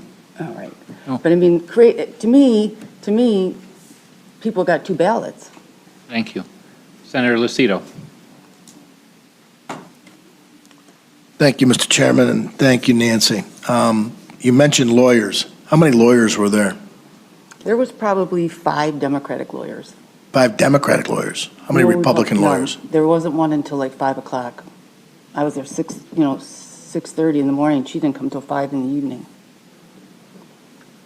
What time did you get there? 6:30. What time did you leave? 8:30. No one could. No, I finally left. None of them could, balance their Did any of the lawyers or make statements regarding this hand truck, cart, dolly that had all these ballots in it? No, that's at the TCF. I was at a high school. Okay. But the one lawyer said, well, he was going to take that list of 25 and he was going to spoil the ballots. I don't know. All right, that gets me some idea. But there was no lawyers where you were, except Democratic lawyers? How'd you know there were Democratic They lawyers? told me. I was the only Republican in the whole room. Thank you. Thank you, Mr. Vice Chair. Thank you very much for You're your welcome. testimony. Did you submit things in writing? I did, and a video Okay. affidavit. Thank you. John McGrath.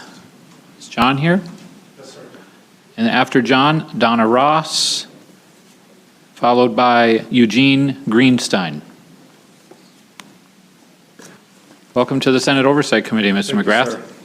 You have 3 minutes. Thank you. Okay, thank you, Chairman McBroom and committee members. My name is John McGrath. I'm a registered voter here in Michigan. On Wednesday, November 4th, I learned that tens of thousands of ballots had arrived at TCF Center from Wayne County, which was after the election deadline of 8 p.m. on Tuesday, November 3rd. Surprised and concerned that so many ballots appeared after the election deadline, I felt compelled to drive to TCF Center to volunteer as a nonpartisan election challenger. I witnessed ballot after ballot being counted for unlisted voters. Unlisted voters are ballots not registered in either the electronic nor the supplemental paper-based absentee voter poll book. The unlisted voters had no dates of birth in contrast to the registered voters. The poll workers continually, and they were being instructed to do so, I don't blame them for this, but they continually entered the default birth date of January 1st, 1900 into the computer system to process these votes. Since working at the TCF Center, I've read where some leaders of the Michigan legislature indicate that they have not been made aware of any information that would change the outcome of the election. I wish that were the case. Tens of thousands of ballots arriving after the election deadline provide a minimum of tens of thousands of reasons to investigate and audit these ballots. I've also read where some leaders of the Michigan legislature indicate that Michigan's certification process should be free from threats and intimidation. The problem is that Michigan's certification has not been free from threats and intimidation. I refer this committee, I refer the people's representatives in Michigan to the affidavit submitted by Ms. Monica Palmer, chairperson of the Wayne County Board of Canvassers, and by Mr. William Hartman, 1 minute, member of the Board of Canvassers of Wayne County. And finally, if you read their affidavits, that is for Ms. Palmer and Mr. Hartman, it is clear that they did not certify Wayne County's results. And since they did not certify Wayne County's results, how can the Board of State Canvassers certify any results? It's a mess. It's a mess for the Michigan legislature. But it's time for the Michigan legislature to step up and step in, and because at this point, I don't see how you can send any electors to the Electoral College. Thank you. Thank you, Mr. McGrath. Do any members have questions? Thank you for your time today, sir. Thank you, Chairman. You turn in written testimony? I will. Thank you. You want me to bring it to you right now? If you have it available, that is Yes, I very will. convenient. Okay. Next, I've been informed that Ms. Terry Begas is now here. Please come forward. After Terry, I have Donna Ross, followed by Eugene Greenstein, and I guess that's as far as I go. Thank you.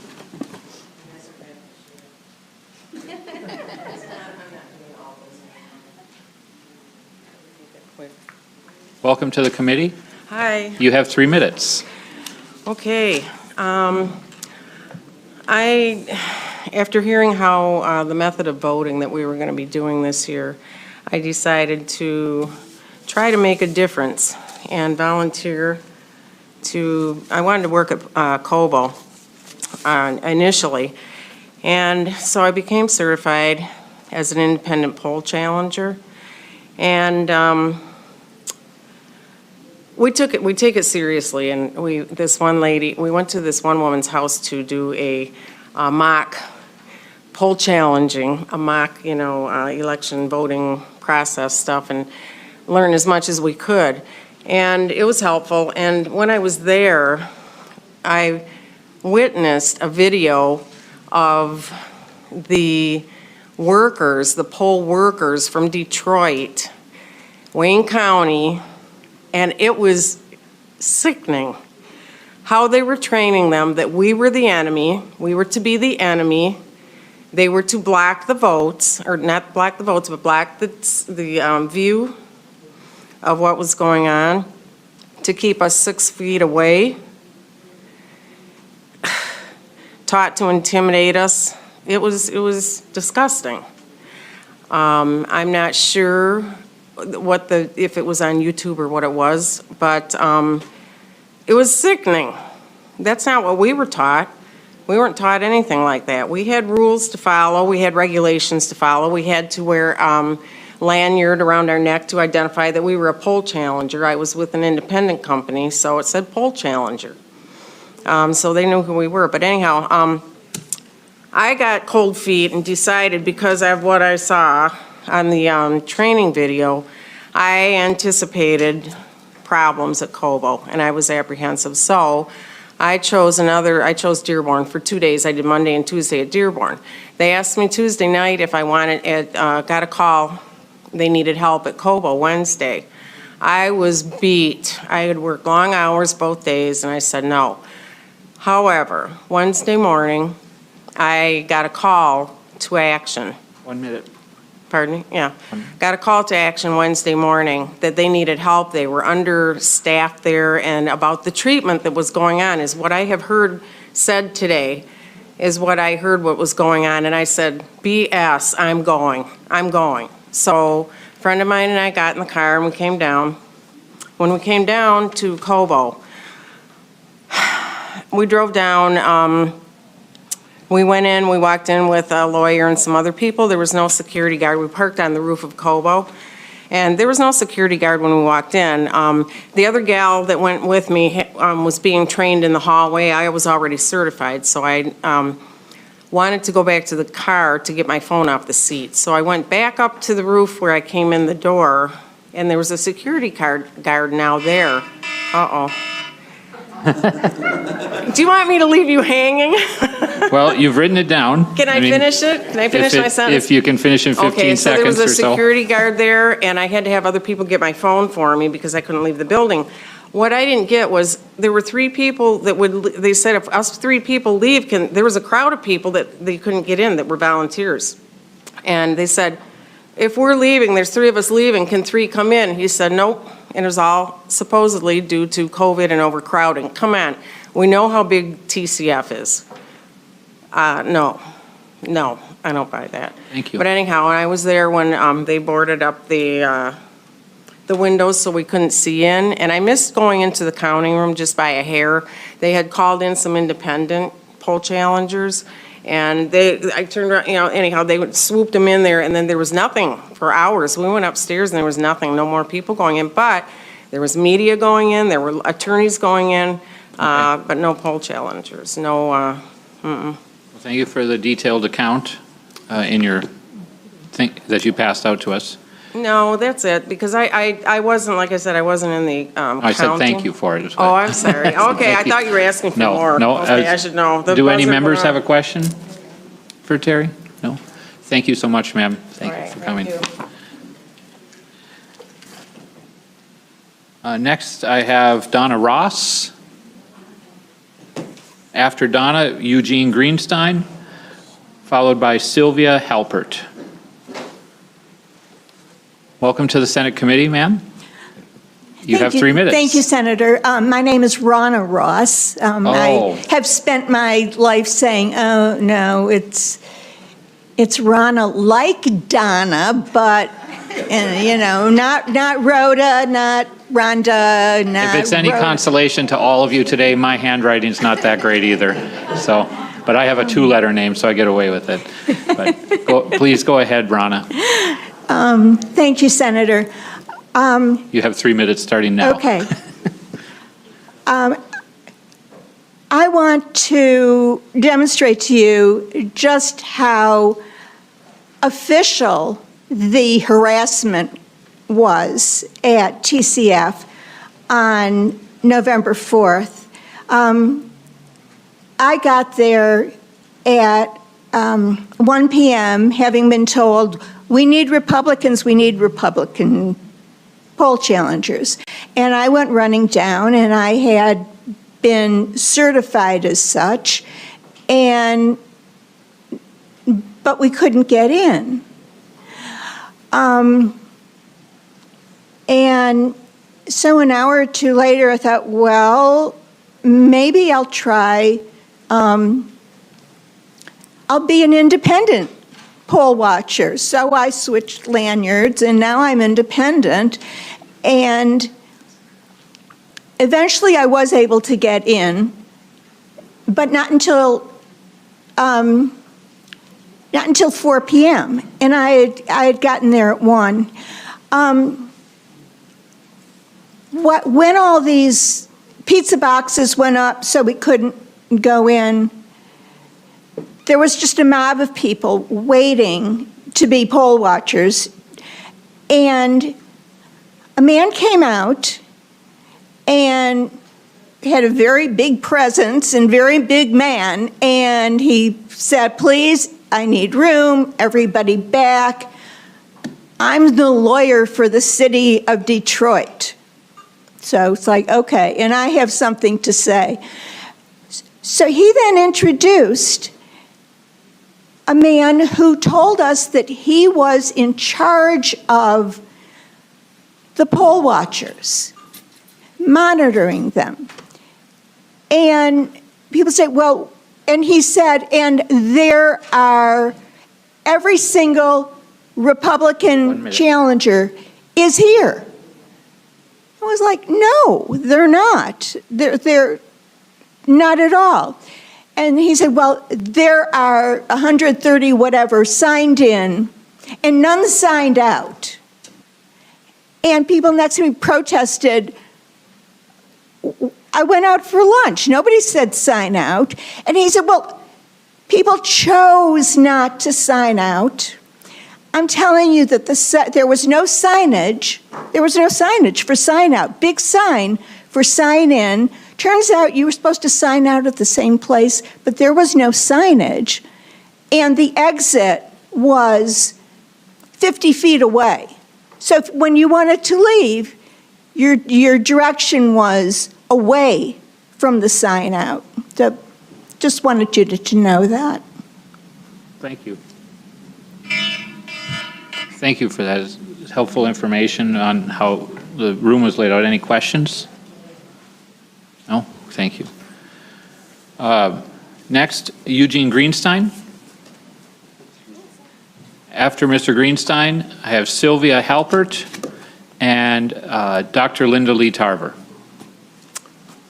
Thank you very much, Senators. I wasn't planning on speaking today, but since no one really said what I wanted to say, and I did file an affidavit with the Republican lawyers, so I have no idea whether that comes to you guys or not. Well, you have your 3 minutes, so go Okay, ahead. thank you. My name is Eugene Greenstein. I'm from Farmington Hills. I was a poll chairman in Detroit on Tuesday, November the 3rd, and a GOP challenger on Wednesday at TCF, answering an emergency request for challengers. And my basic comment is there needs to be a forensic audit. Why do I think so? I observed that envelopes, which were scanned in some cases, would have a different ballot number than was on the envelope. I was at board 55 in TCF. The ballot number, though, was in the poll book, as was the number on the envelope. The situation would result in a challenge ballot. the situation should result in a provisional ballot, because there's no one knows who voted for anything because they didn't match, excuse me. And other situations which I just couldn't follow would be processed through also where there was this mismatch. And so my question is, how can there be how is it that there's this lack of integrity between the envelope and the ballot, which results in a counted ballot, when on Tuesday, I knew who voted at the polls? This absentee ballot process is a total disaster in terms of accountability, opportunity for fraud, et cetera. And good people can want to do good things, and bad people can want to do bad things. And I think we've seen a lot of problems here because the voter and the ballot don't go together. And that's my comment. Thank you very much for listening. Well, thank you very much, Mr. Greenstein. Any questions from members? No. Thank you for coming. Appreciate it. Did you submit your testimony in writing, or? No, Oh, okay. If you give me an email address, I can send it. Yeah, we can do that, so thank you. The email that we've been using for this committee is Senate Oversight Chair @ senate.michigan.gov. I know that's a little bit of a mouthful, so, but if I have a spare card somewhere, I'd write it down. The next up, we have Sylvia Halpert, followed by Dr. Linda Lee Tarver, followed by Marilyn Fine. Ms. Halpert? Yes, Welcome to the committee. Thank you. thank you. I am a registered voter in Oakland County, and I volunteered at the TCF Center in Detroit. Our family immigrated from Canada. I love this country. And what I saw down in the TCF Center made me very sad and disappointed. There seemed to be a concerted effort to let us know that we were not welcome, very unfriendly and at times hostile. At one point, I witnessed a challenger walk up to a lady to look at the ballot. She turned aggressively, brandishing a long metal letter opener to the gentleman, and in a threatening manner pointed the sharp object towards his chest and demanded that he move back, move back. He backed up, and she took a step forward towards him, still pointing the sharp object at his chest and repeating back up. She said it at least 4 times. Another time I was standing more than 6 feet away from a counting board table when a man forcefully demanded, "Get back, COVID, COVID, get back." It was impossible for us to see what he and anyone else was doing at the table. And clearly that was his goal. Several of us challengers watched quietly for over a long, long time for the military ballots. At one point, several police officers came in and stood between us and the ballots, a little over to the side, but a man came up and said we were to disperse. I said we were being respectful and standing more than 6 feet away. He said, it has nothing to do with COVID. You are interfering with the process. We were standing quietly doing nothing, but we spread out in the aisles like good little sheep. We couldn't see, of course, from there. I watched workers take hours sorting military ballots into containers labeled with corresponding precinct numbers. In all our time there, I never saw those ballots being taken and processed. It was a long, long lag time, and during that time, the people at the counting board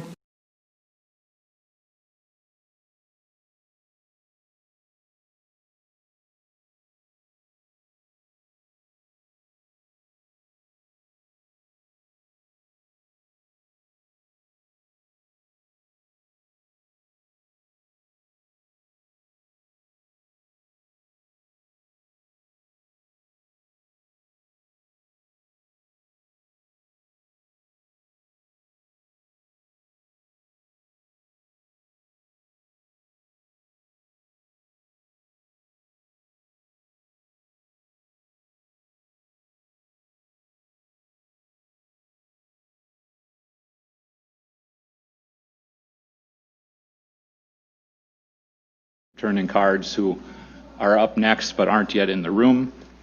I certainly encourage people to submit the testimony in writing if they run out of time. But in order to get as many people through as possible, we have to use the time limit. And just to help maybe expedite a little bit of additional time, I've also made one additional invite today, and that was to former Senator Patrick Colbeck, who I had intended to invite for next week's hearing, but had some scheduling issues, and it was more practical for him to come today, and he graciously agreed to do that. And so Patrick will be receiving a bit more significant amount of time due to that. And so next week, the intention is to also have some invited folks to testify, people who've turned in affidavits and other things who have extensive experience and knowledge to share with us in some groups. So we have a rather busy agenda.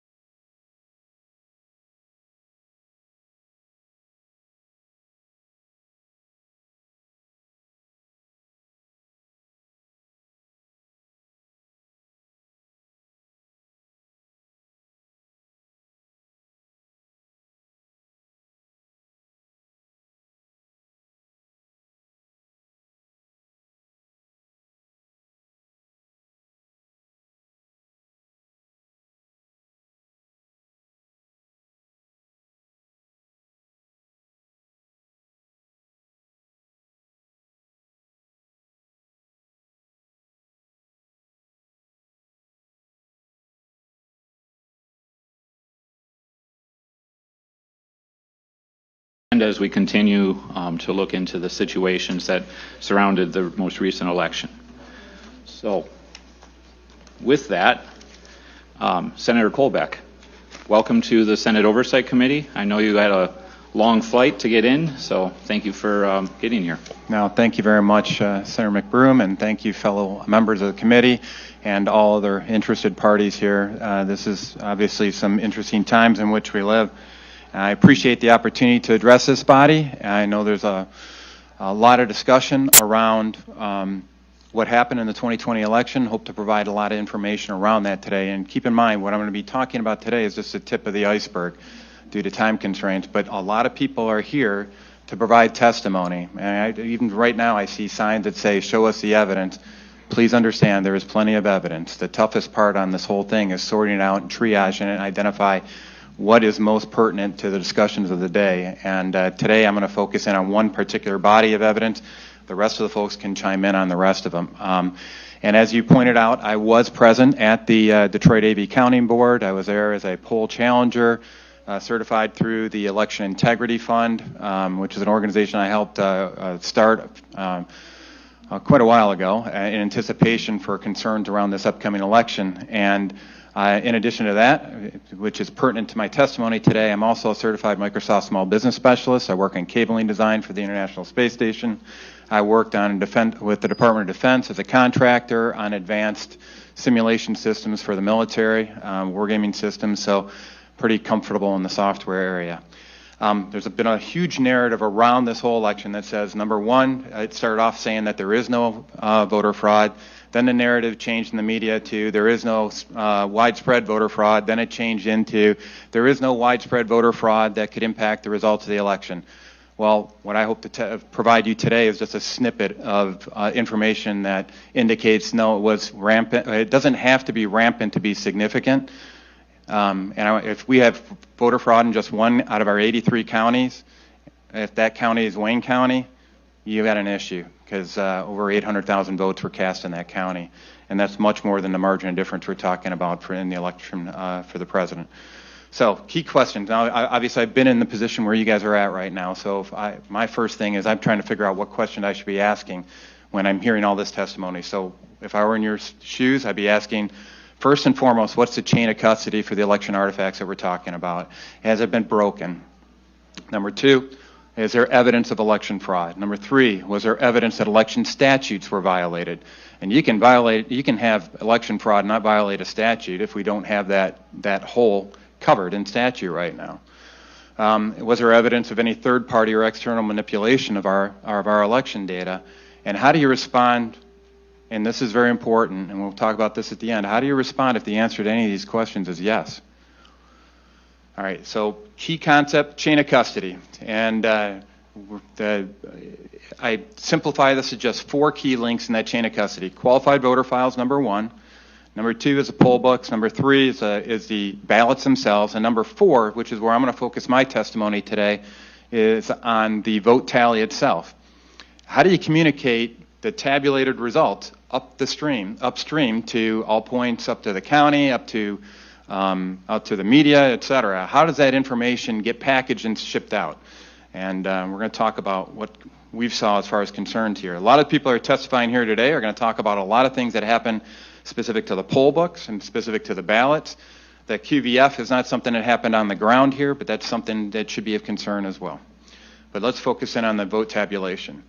So there's all kinds of anomalies that were identified that after the fact in the election when we actually looked at the vote tally results. And I'm not going to go into any of the details on any of this stuff in the interest of time. But as a person who was on the ground at the Detroit AV Counting Board, it's tough for me to go off and see a big picture item. If I can't actually trace the vote tallies coming out of the tabulator, I can't see where there are specific anomalies that are happening. This is something that happens after the fact.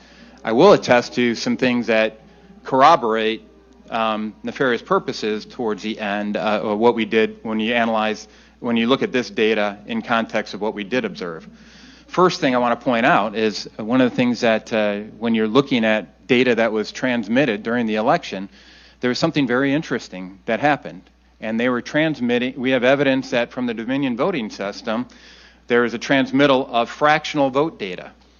Now, you guys have done a lot of votes inside the Senate, as I did when I was serving my 2 terms. I don't recall any of those vote tallies up on the board having a decimal point. Do you guys?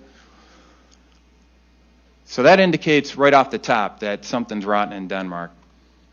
So I'm going to start off just one quick example. I'm not going to belabor this. I call it the little switch, where we all acknowledge that there are some issues with votes.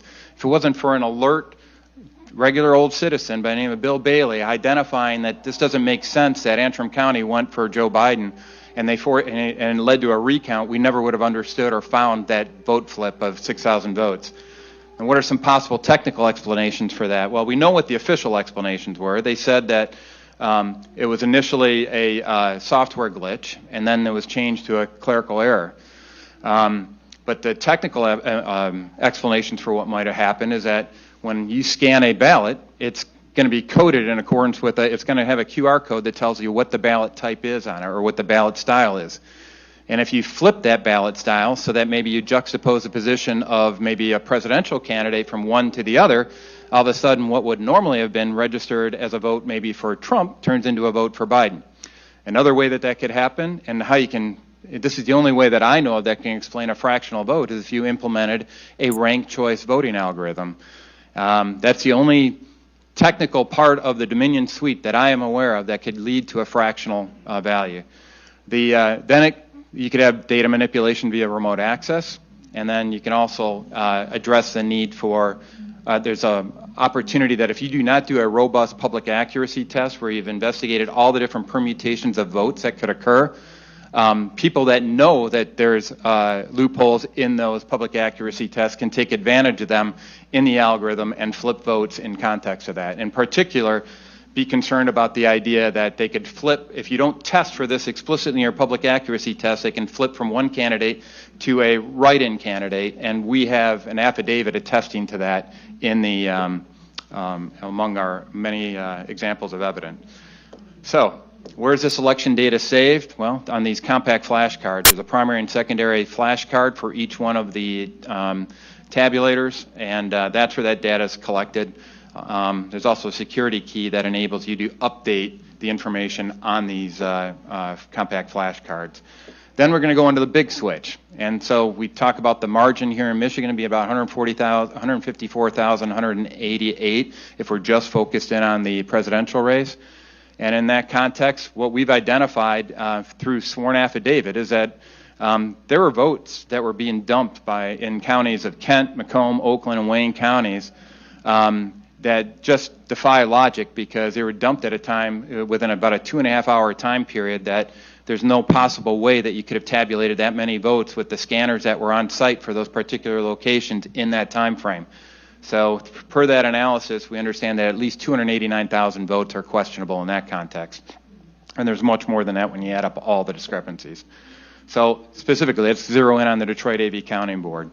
And I'm not going to go into any of the details associated with this, except I want to highlight one thing that came out of the Wayne County Board of Canvassers, and that is specifically in the results of this AV Counting Board. The official results that were posted by Wayne County state that there were 0 registered voters associated with 172,000 votes in that official statement of votes report that came out of the Wayne County Board of Canvassers, yet it was still certified.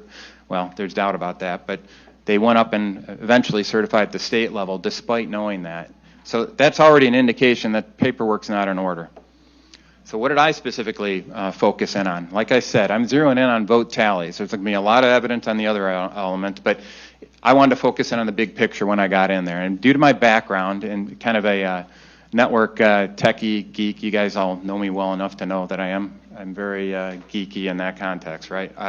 I like to focus in on what was going on with the network configuration because I wanted to understand how those vote tallies were being communicated. So my first question was up to Chris Thomas, who is serving as a consultant for the city of Detroit. And Chris, as you know, is the state elections director here in Michigan for decades, very knowledgeable gentleman on voting process. And I had what I thought was a pretty simple question. I go, Chris, I want to know how you maintain chain of custody between these tabulators and all points north up to the county, and where are these results being reported? And he stated that he didn't know. All right. So I kept asking him. Finally, the end game was, I don't know, and I'm not going to tell you. That was the final answer I got. And I thought that was kind of disconcerting because my role there was as a poll challenger to make sure we protected the integrity of the election. And I was specifically, I can see physically, I can see a ballot, I can see if an envelope signature doesn't match a poll book signature. That stuff I can see. If you're communicating via the internet, via the Ethernet cables that were in there, via computer, it's very difficult to get in there and follow those electrons up the chain here to see what's going on here. So I wanted to know exactly how that's done.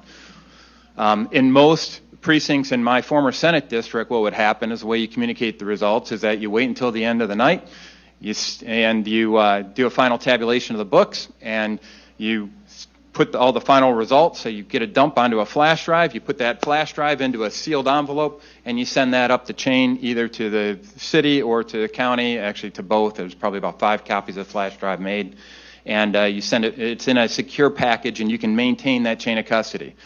What I saw in Detroit was something more concerning. Every one of those tabulator machines was connected via Ethernet cable. That Ethernet cable connected to a router. That router connected to all the other computers in that network, including up to what's called the local data center, which was managing all the returns for 503 precincts here in the city of Detroit. What was further concerning was that I saw a Ethernet cable coming from the wall connected into one of these routers that was connected to the local data center, which was connected to all the tabulators and adjudicators, and that seemed to indicate an outside internet connection. When I flip on my phone and I look for connected networks, I also understand that there's a wireless network called AV_connect that was accessible. I wonder what AV stands for. I mean, it doesn't take a rocket scientist to figure out that that's probably something to do with absentee vote. So, bottom line, I was a little concerned with the physical configuration. So the stuff I could observe, here's the network topology that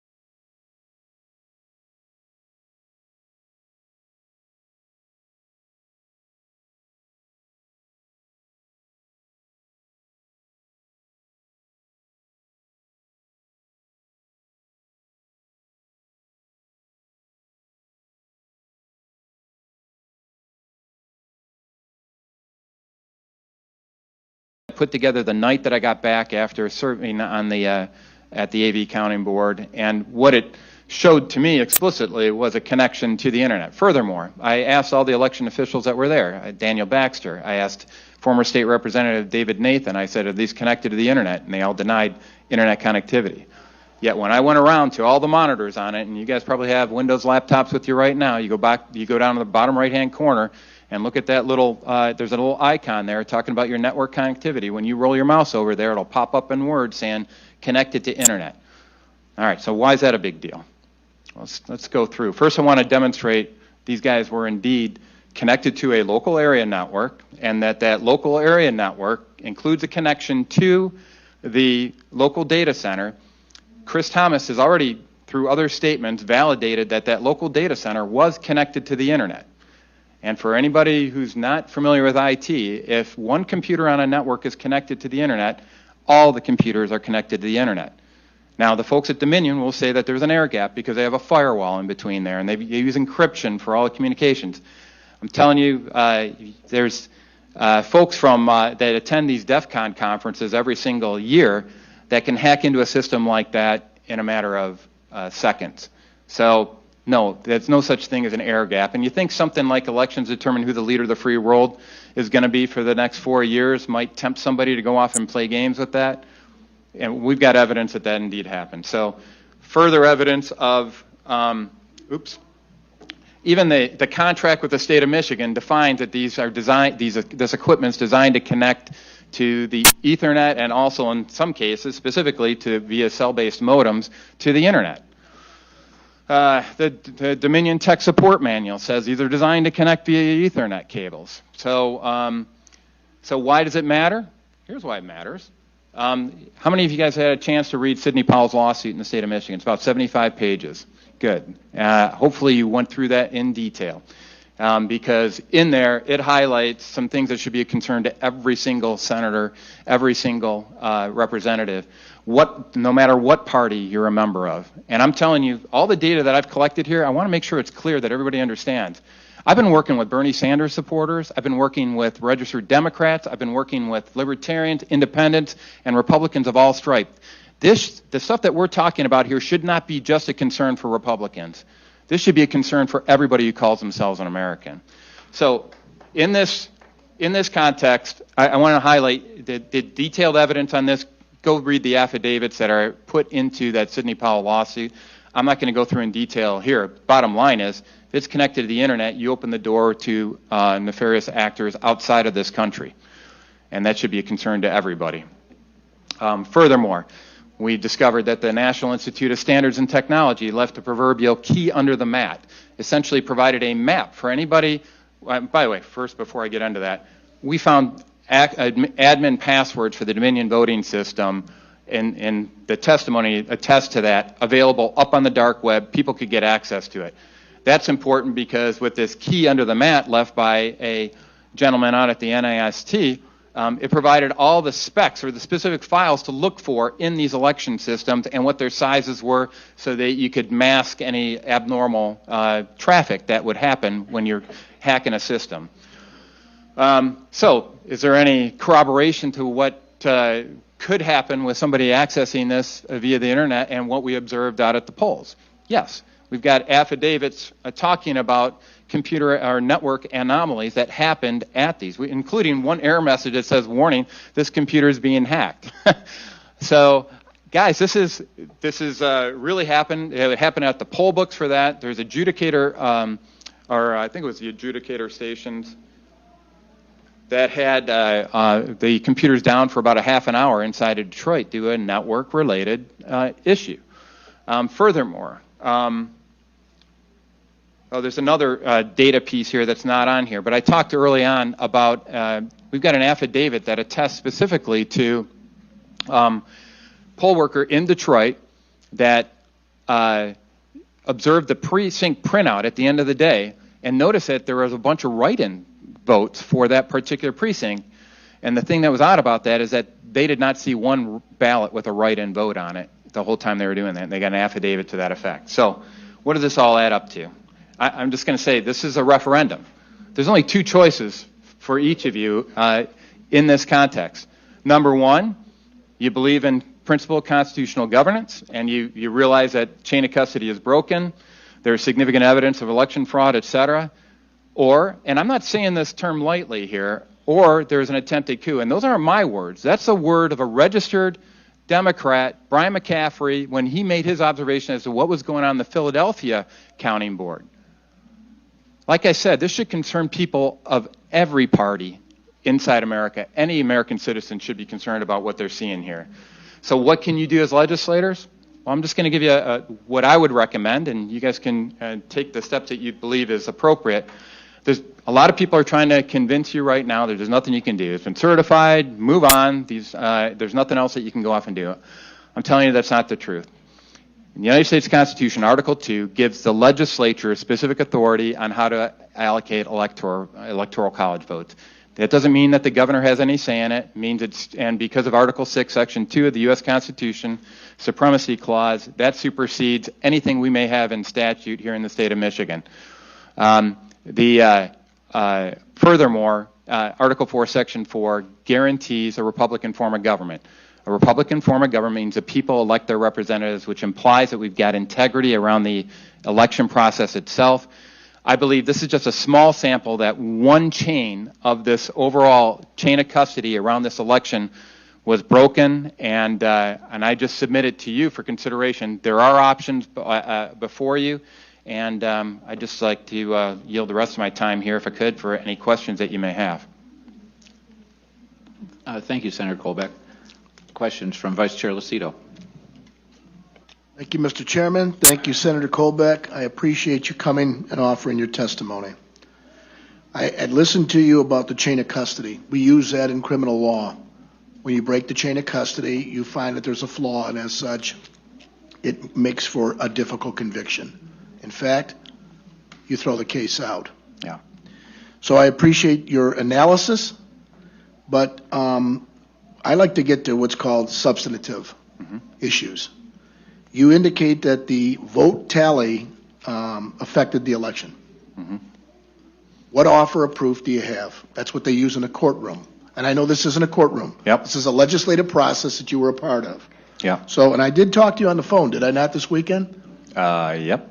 And I want to make sure when you came with your testimony that you'd have offers of proof, because as legislators, we like to take that information, digest it, and bring it back to our districts, indicating what we've heard by the testimony, because this isn't out there, and I wish it was. I wish it was on TV right now, so that the people can hear exactly what these offers of proofs are.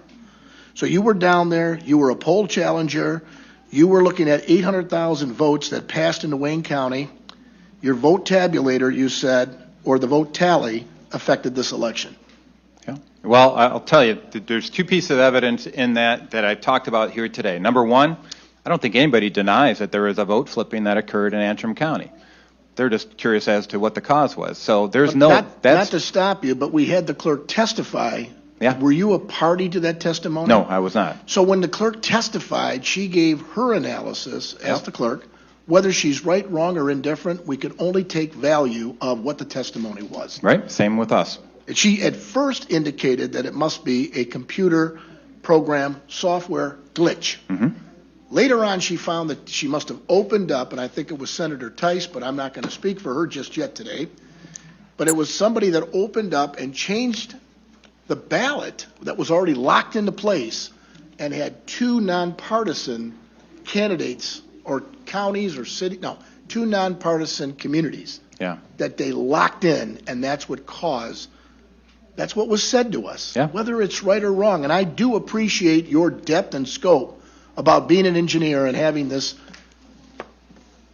amazing ability to go ahead and try to identify and articulate these issues. The next thing is the electronic chain of custody. I'm real interested in this. If I have a computer with a ether cable, rotor, and therefore I would have the ability to be hacked, I think you called it, tell us how we don't have an expert in computer software with computer hardware about the cable, rotor, and the hacking portion that we can all digest. as citizens?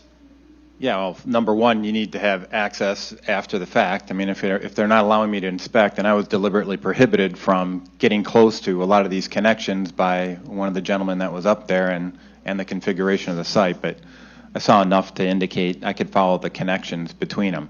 So, I mean, there's, when you, I don't know how much detail to go into on any of this stuff, but the bottom line is, if you're connecting, I can verify this physical connection between all those, the tabulators, the adjudicators, and the local data center with one another. We've already got Chris Thomas testifying that the local data center was connected to the internet.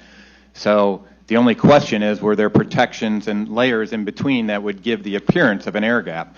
And I'm just telling you, I'm not the hacker that does this. I'm not a black hat that can go in and do this, but there are people that can do that. I got it. So then it comes down to this. Yeah. How does one maintain the chain of custody in electronics? Well, I think the only way to do that is what I was talking about, what usually happens in other precincts where the clerks are getting that information from an encrypted flash drive from a tabulator that's not connected to the internet, and then transferring that in a sealed envelope up to the county so that they can add it to the tabulator result to the other areas. That did not happen in Detroit. I never saw one flash drive transferred from a computer to another computer. There was a wall up on, or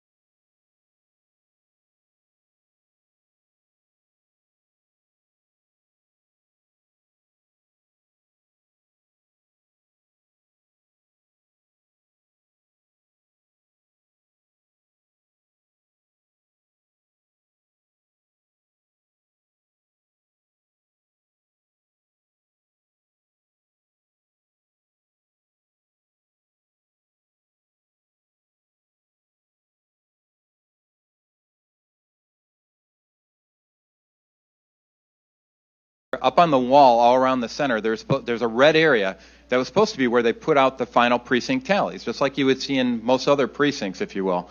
That never happened. They had all the zero printouts from all the tabulators, which is good, so they had them printed up for the beginning of the counting day, but they never had the final tally printed up there at all. So I would be very curious, and this is an area that I think, frankly, the burden of proof is on the Secretary of State and the Board of Canvassers, which is, how do you verify that you maintain the chain of custody? Because I'd be very interested in their answer on that.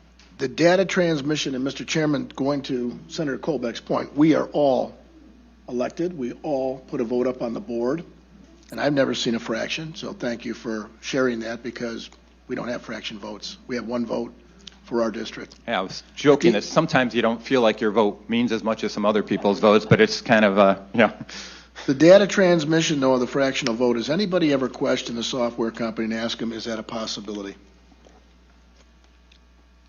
to the best of my knowledge, no, but it's undeniable that that's something that they use it for. I guess if I was to ask, I think they're using this software in 29 states. Is that correct? It depends on where you look. I've seen anywhere from 28 to 30. Yeah. Okay. So we're right in the ballpark, just maybe a wrong base. But at the end of the day, has anybody asked the software company, including maybe the Attorney General of this state, could you explain how this fraction tallied, how it was possible that a fraction could even be thought about? To the best of my knowledge, no, but I do know that the state of Texas refused to procure Dominion voting systems because of security vulnerabilities. Thank you very much for your testimony, and it's great to see you, Pat. right, Thank you, thanks. Mr. Chairman. Thank you, Vice Chair Lucido. Senator Tice. Thank you very much. Thank you all for being here, and thank you, Senator Colbeck, for all your work. I know you've been almost nonstop on this, so thank you. First off, can we get your presentation? He's got it. Great. And then secondarily, we were speaking about Antrim County, and this is something that I've focused on quite a bit. So the issues that happened for her happened once she finalized the election and then realized there were candidates that needed to get added onto it. So she locked it, and then she unlocked it, changed it, and relocked it again. All over the state, there were courts that ordered things on ballots after that deadline. And so I'm wondering, has anybody that you're aware of done the analysis in those communities to figure out whether or not those are accurate representations of what we would expect out of those communities? I don't believe it's been done, and this is why it's so concerning. If it was literally, if it wasn't for Bill Bailey saying something's wrong here, there never would have been a recount. We never would have identified this software glitch / clerical error / whatever you want to call it. So no, I anticipate that this is across the spectrum. And when you look at what actually changed in there, to testimony we were looking at earlier, this is affecting down ballot. I mean, I know we're all focused in on presidential race here, but man, I'm concerned all across the state for down ballot issues too. To your point, it was way down ballot that she was making the changes. Yeah. It was at a township, no, it was at a village School board, level. yeah. And then millage level, so you were at the lowest partisan, and then below that is what where the changes were being amended, and it affected all the way up to the top of the ballot. So I find that disconcerting, and I'm wondering if anybody's done the analysis on the other counties where changes were made last minute. And this gets into a whole topic of reform down the road, but I'll tell you one of the biggest challenges to this whole thing, why there's delay in some of this information coming out, is we've literally had an army of volunteers trying to get the precinct by precinct results just for the presidential election. Then we're working our way down to U.S. Senate, to congressional races. It's tedious as heck, and a lot of people here are part of that data warrior crew that's pulling this data together. But there's no reason we shouldn't have precinct by precinct roll-ups at the state level available for data mining analysis like you're suggesting. And then, so there are a couple of things. One of the other commentaries that you said talked about having no registered voters. I know that many communities create a separate,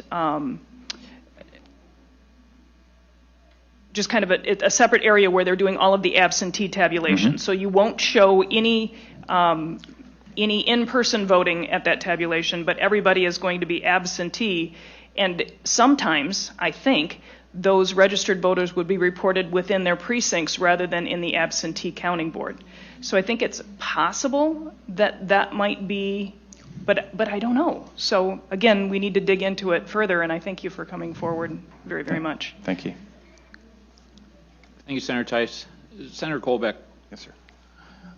When it came to the Antrim County issue, did you observe the testimony of the clerk before the committees? No, I haven't seen her specific testimony. I've been looking at some of the affidavits that were based on that testimony. So, you know, I asked this question at that time regarding how such an anomaly may have been observed in a precinct, a county, where the weirdness of the result would not be as readily observable as it was obvious in Antrim County. And while we had some trouble speaking the same language to each other, I mean, the answer is that the tabulators that receive the votes and print up the tabulation sheet, those didn't demonstrate the inaccuracy that the software analysis did for the unofficial vote count that was announced. And so when the Board of Canvassers would come together to certify the vote at a later time, they would have easily noticed that the tabulation sheets were not in accord with the unofficial vote count that was announced by the clerk. Yeah. And so are you disputing that that's a correct answer, or is that answer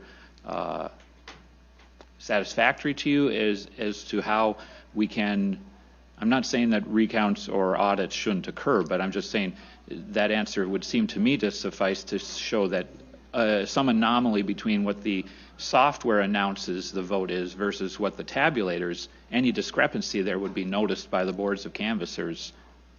Not necessarily. And so when I was in my engineering days, we do something called a failure modes and effects analysis. So I try to identify all the possible things that could go wrong. And in this, we think it's actually a design feature of Dominion to keep that tally in sync with the printout. So there's another step that happens in between. And that's kind of an all-important step. First you scan it, then you allocate the vote, then it's printed. So in the translation between the scan and the vote tally itself, which is what gets printed on the card, which is supposed to correlate to the printout, as long as you make your transition or switch before that, I understand then, that. I'm sorry, I didn't mean to interrupt you. I understand that vulnerability theoretically. Yeah. But in the case of Antrim County, the tabulator sheets were accurate upon rerunning the numbers. It was simply the software. So the idea that the software was changing both the tabulator and the computer announced votes didn't occur there. The tabulators turned out to be right on the money. It was just the other issue. Yeah. And so I'm not saying that what you're presenting isn't theoretically possible, but at least in Antrim County, that theory is not evidenced by what occurred. Yeah, and I'm just, when I did in my testimony, I wanted to highlight all the different possibilities from a technical perspective on how that could be done. There are forensic experts that can testify to that specifically. And this gets to a fundamental issue that we've had since day one on it, is getting access to this information to go off and do that detailed forensic analysis. And I don't think it's limited to Antrim County. How do we move, though, from what's possible to what's actually happened? By getting access to that actual data. And so those compact flashcards in particular are very important to get access to. And the chain of custody issues, I recognize that. So one other question, and then I have other members who are waiting.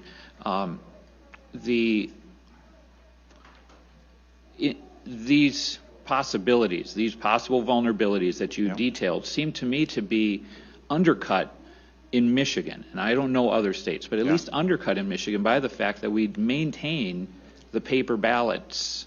And so the opportunity to recount and the fact that every election cycle there are random audits done that have continued to validate that the software has been accurate would seem to undercut this possibility it's happening or being something somebody would attempt to do in Michigan.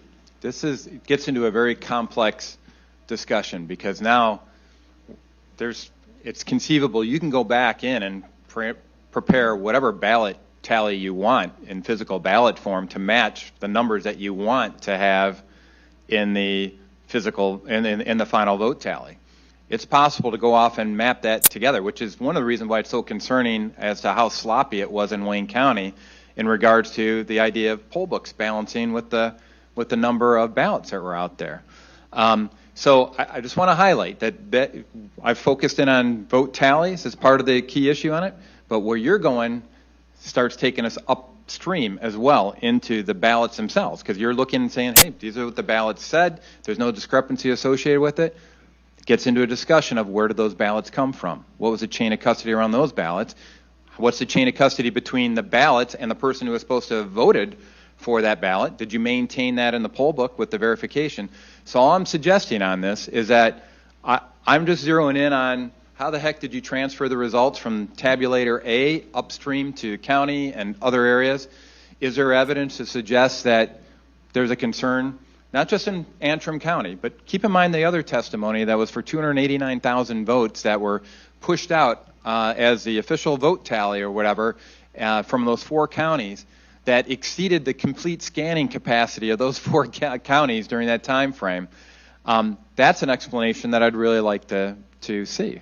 So the stuff you're talking about, it's going to get into a detailed discussion of everything upstream of that chain of custody. But Senator, help me understand, if a person or persons had the ability to stuff the box, you know, for, you know, just to borrow colloquialism, electronically, yeah, to stuff the box with the paper ballots, as you're mentioning, then what would the need be to have the software provide